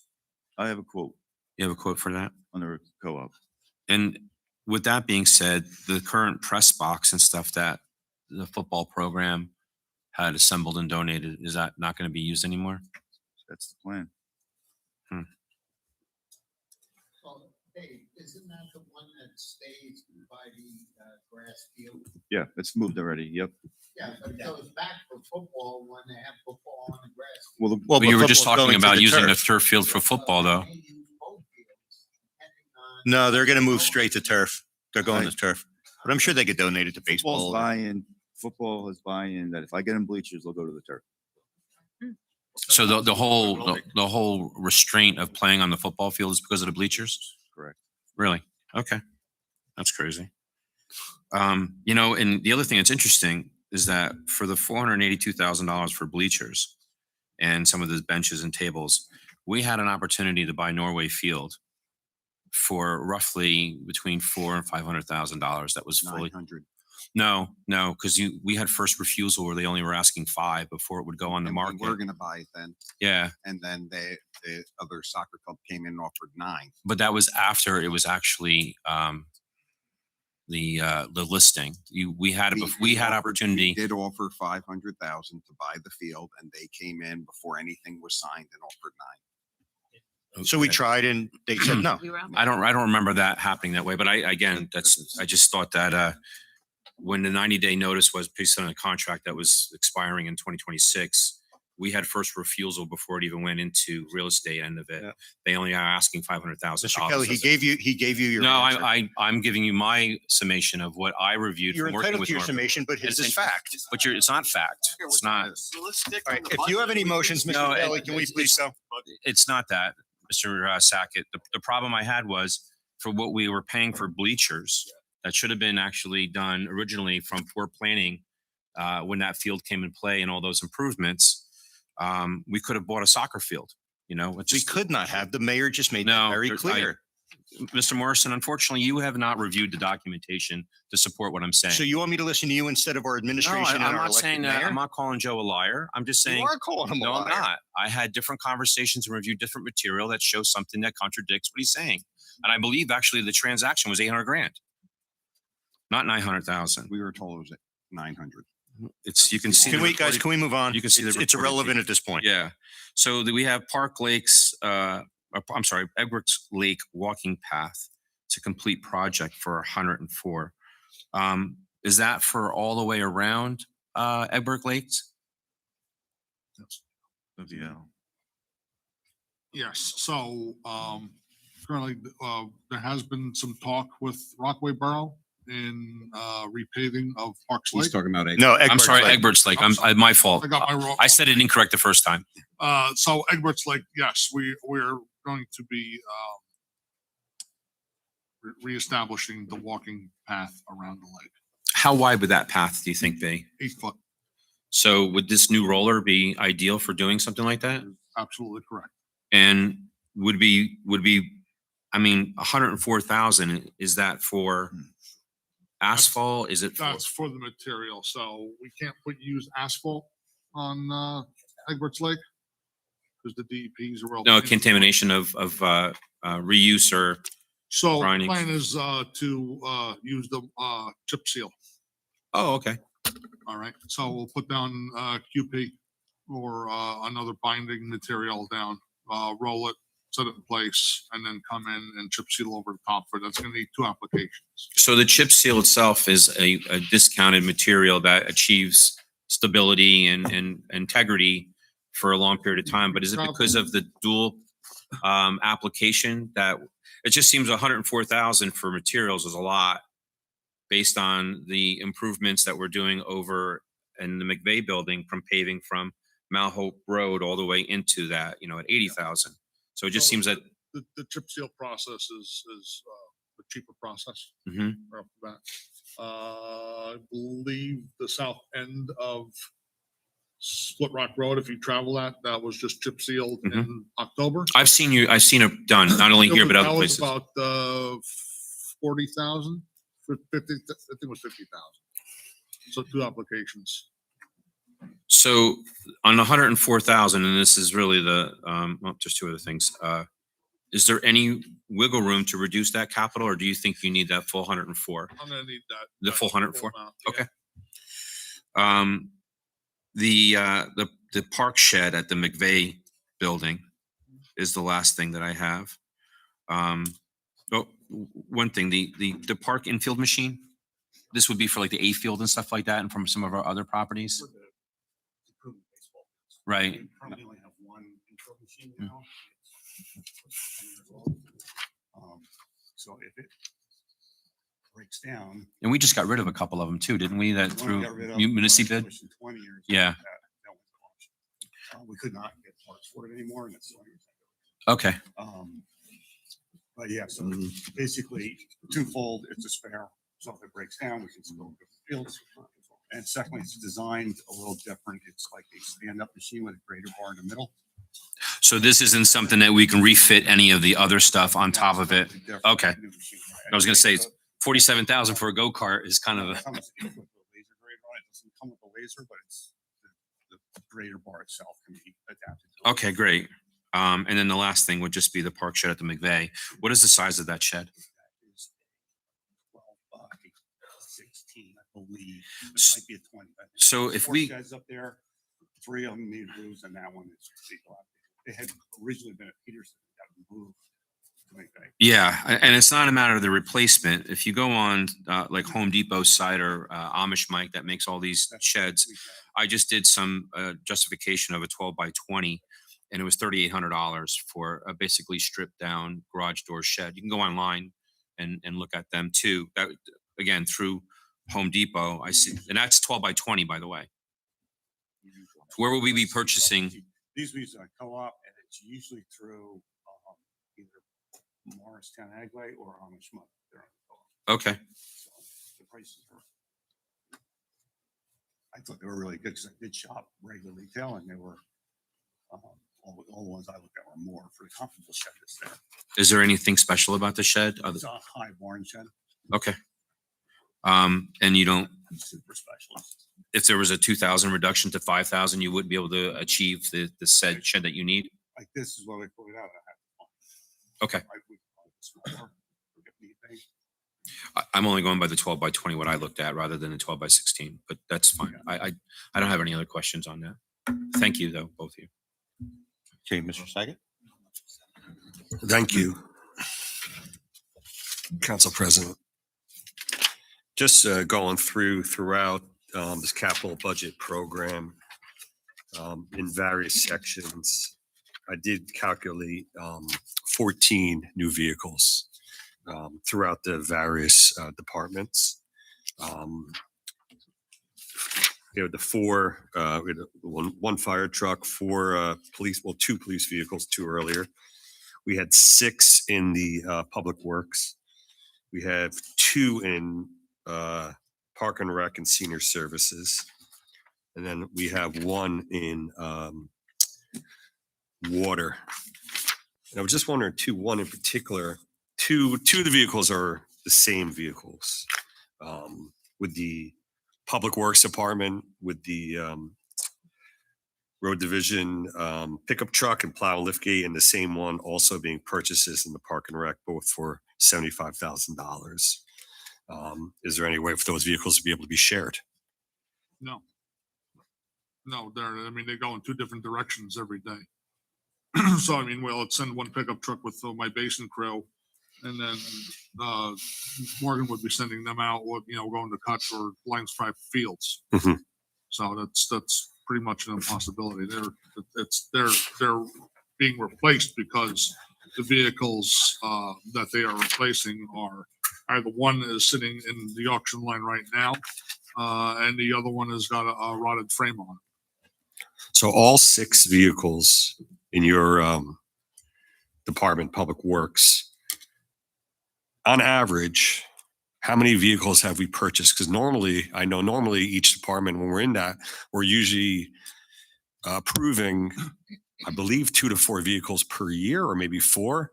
It's like, so the 6 seems like a lot this year. So what's going on is from choices from the past are now mixing in with the current replacement of the vehicles. So I still have vehicles on our vehicle roster that are needed to be replaced. And, there are vehicles on there 2018, 2020, 2019 that needed to be replaced. Then we've kept them online, on a shoestring. And then we have vehicles that we replaced in 2014, 2015 that are now needed to be replaced right now. So it's a perfect storm of vehicles that need to be replaced. On top of which, they don't make cars like they used to. That's for sure. Sure. So you feel because we've been a little negligent with the repairs with the vehicles that we're buying? Our mechanics are cranking away on them left and right. We send very little out to any kind of unless it's a warranty item. Yeah. It doesn't go to the dealership. It gets done In-house full-time employees, right? In the Park and Rec, and I know Mr. Kelly brought up the dot ride minivan. We currently have 3 buses in there for a dot ride, 3 big ones, and they're all active all the time. Yeah, any given day. That's what the lifts. I know that. I understand it has the lifts. But we have. How many passengers a week, you think, John? Yeah, so we have three big ones, right? And they're used every day, all the time, all 3. Some days all 3 are out, some days 1 are out. It depends on the customer, the resident. And the minivan is just for like an emergency? The new one that we're looking at? 4 drivers. Okay. So it really depends on the day. We go shopping. So it's not always just for wheelchairs, but for people like groups. The minivan will be after. The one minivan I have now has got 160-ish thousand miles on it. Okay. That's the Dodge Mom van that I would be replacing. Is that the one the wheels fell off? No, that was a bus. large van. And then you also the pickup truck for the Parks Division as well. That is replacing a current vehicle. Yes. Yeah, we have the one that was replaced in 2014. That's 12 years old. That's the frame. And also just to note, shared vehicles are used. So there'll be times during the summer when we have crews out, there's 2 guys to a truck. So some trucks will sit there. But the storms this winter, we had every single one of our trucks out. We actually had more drivers than trucks.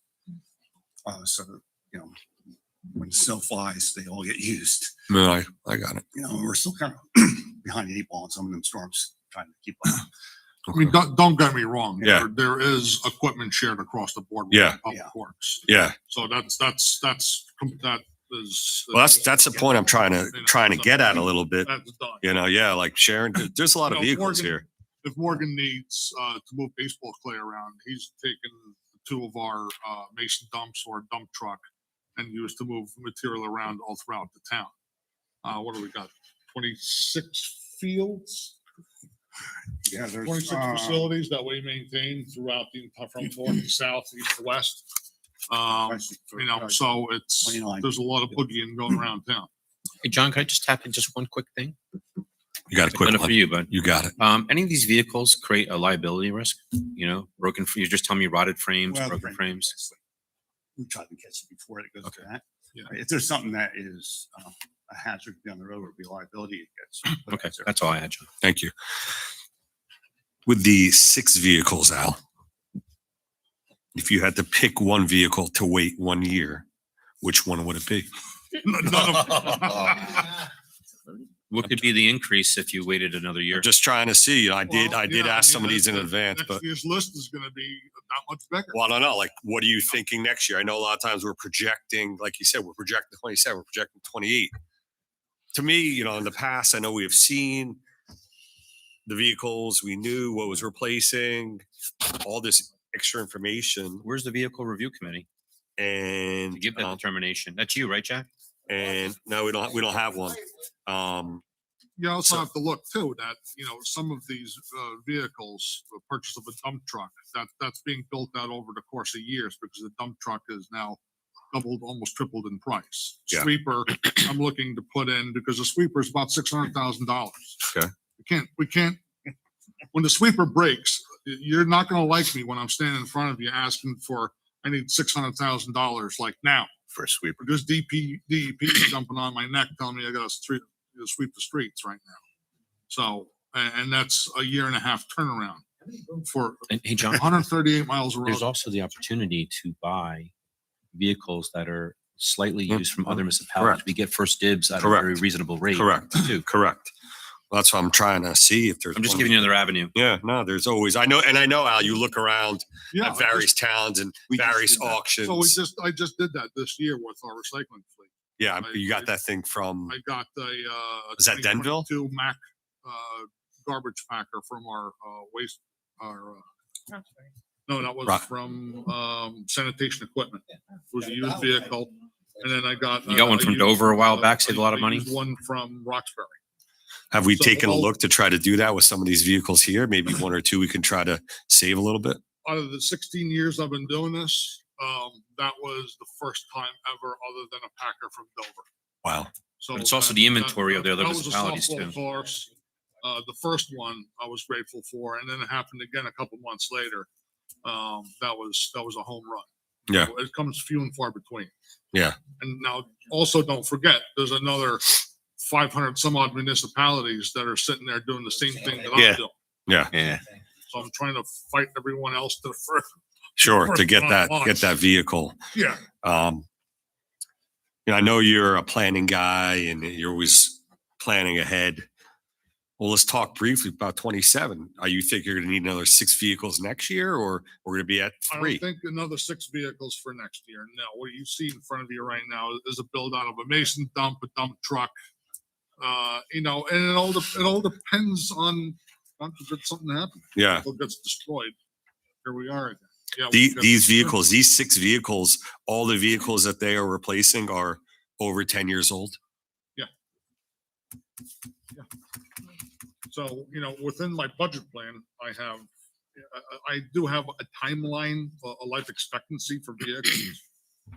SUVs and pickup trucks, I have a 10-year lifespan for. All right, the large dump trucks, 12 to 15 years. Heavy equipment is 10 to 15 years. And so some of our dump trucks, they're almost 25 years old. How about How many vehicles do you have in your fleet? Oh, I have it sitting in front of me. I have to sit here and count in front of you, but Just guess. I don't need to know exactly. about 100 out of all the divisions. Under you, under your Under- departments, Under myself. under your purview. Probably looking at about a good 40 vehicles. 40 vehicles. And then the police department chief, we have how many? About 60? Al, do you manage the whole fleet? Yeah. Yeah. We have 6 administrative, 20 patrol, 6 detective. We have 4, that would be utility or traffic division. That's 36 vehicles, chief? 36, you think? Yeah, again, I have to. Yeah. Okay. No, just okay. All right. I have nothing Mr. else. Knopf, is there a lot of Thank you. rot? Okay, Thank you. I have a couple, are you good? How many do we have total, Lisa? 200? Total? Ah, good. Thank you. That was a joke. I can tell you, between Okay. when you're factoring in heavy equipment, you're close to the 200 mark. Thank you. Okay, I just have a couple questions. Under the fire department, there was a lot that was requested and a lot that was taken down to zero. That's what I'm saying, but are we concerned? It seems like we've been doing good, like, trying to rotating through. And I know, to me, it just seems like we're kind of kicking it down the road, right? Do we feel that there's any risk? Chief, I know you would take 10 a year if we can give it to you.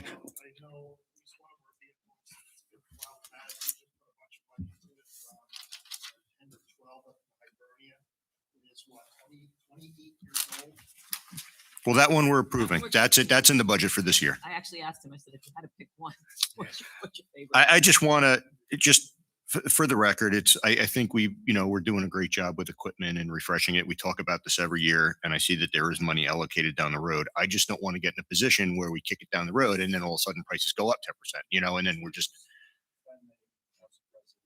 There was a period of between 2012 and 2018 when Hibernia bought their new engine 11 that there was no fire trucks purchased in the township. With 26 vehicles in our fleet, roughly 18 of them are heavy.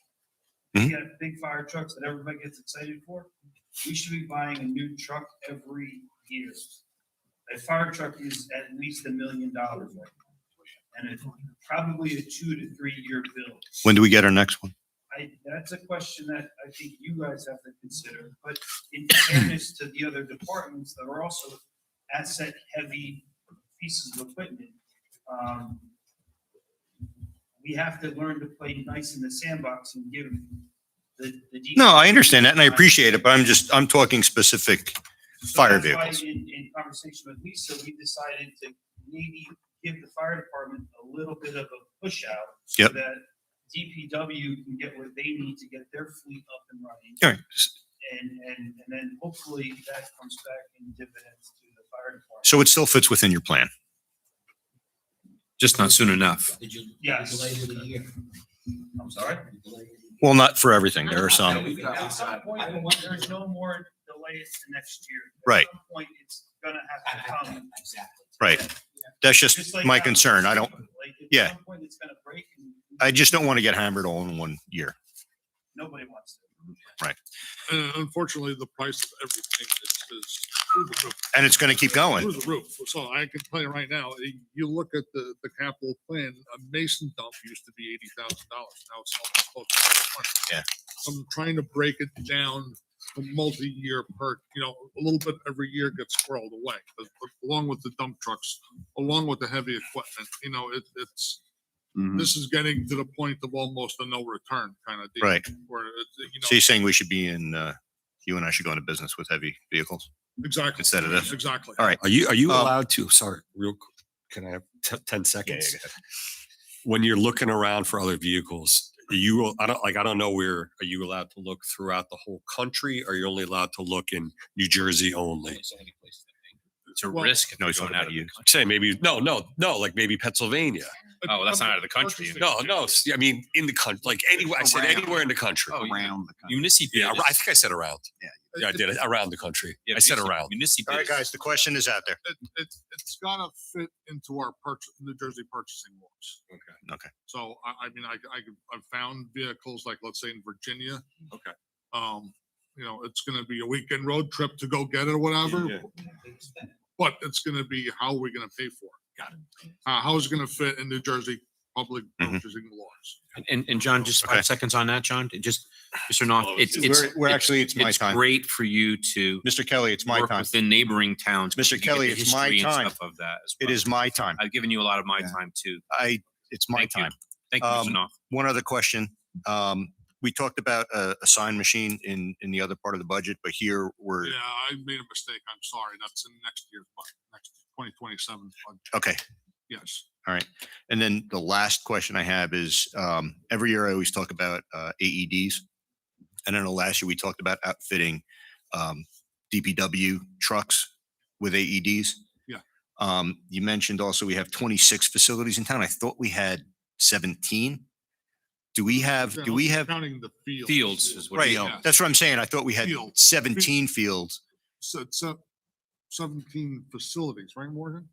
Well, here's my question. Does every one of our, Facilities have 26 fields, I believe. right, but my question is does every facility and every field have an AED? I believe it does. So take Peterson, for Yep. instance, there is there's one on the Right. turf field, one on P3, Basketball. and one at the basketball court. So Right. there's 3 at one facility. I believe every field has an AED at it. Currently, this spring, we had 2 units go down, one out here in the hallway. So the one from Hibernia is actually out here in the hallway. Right. And we have one going back to the factory. But there is an AED allocated for every field. All right. Now, is there, Is there one on Edwards Lake? There is a new one that got, no, there's not one at Egbert's Lake. I'm sorry. what about Is there a Parks? new What one about that Park? got What about Park Lake? donated to Telmark Park that is getting put up?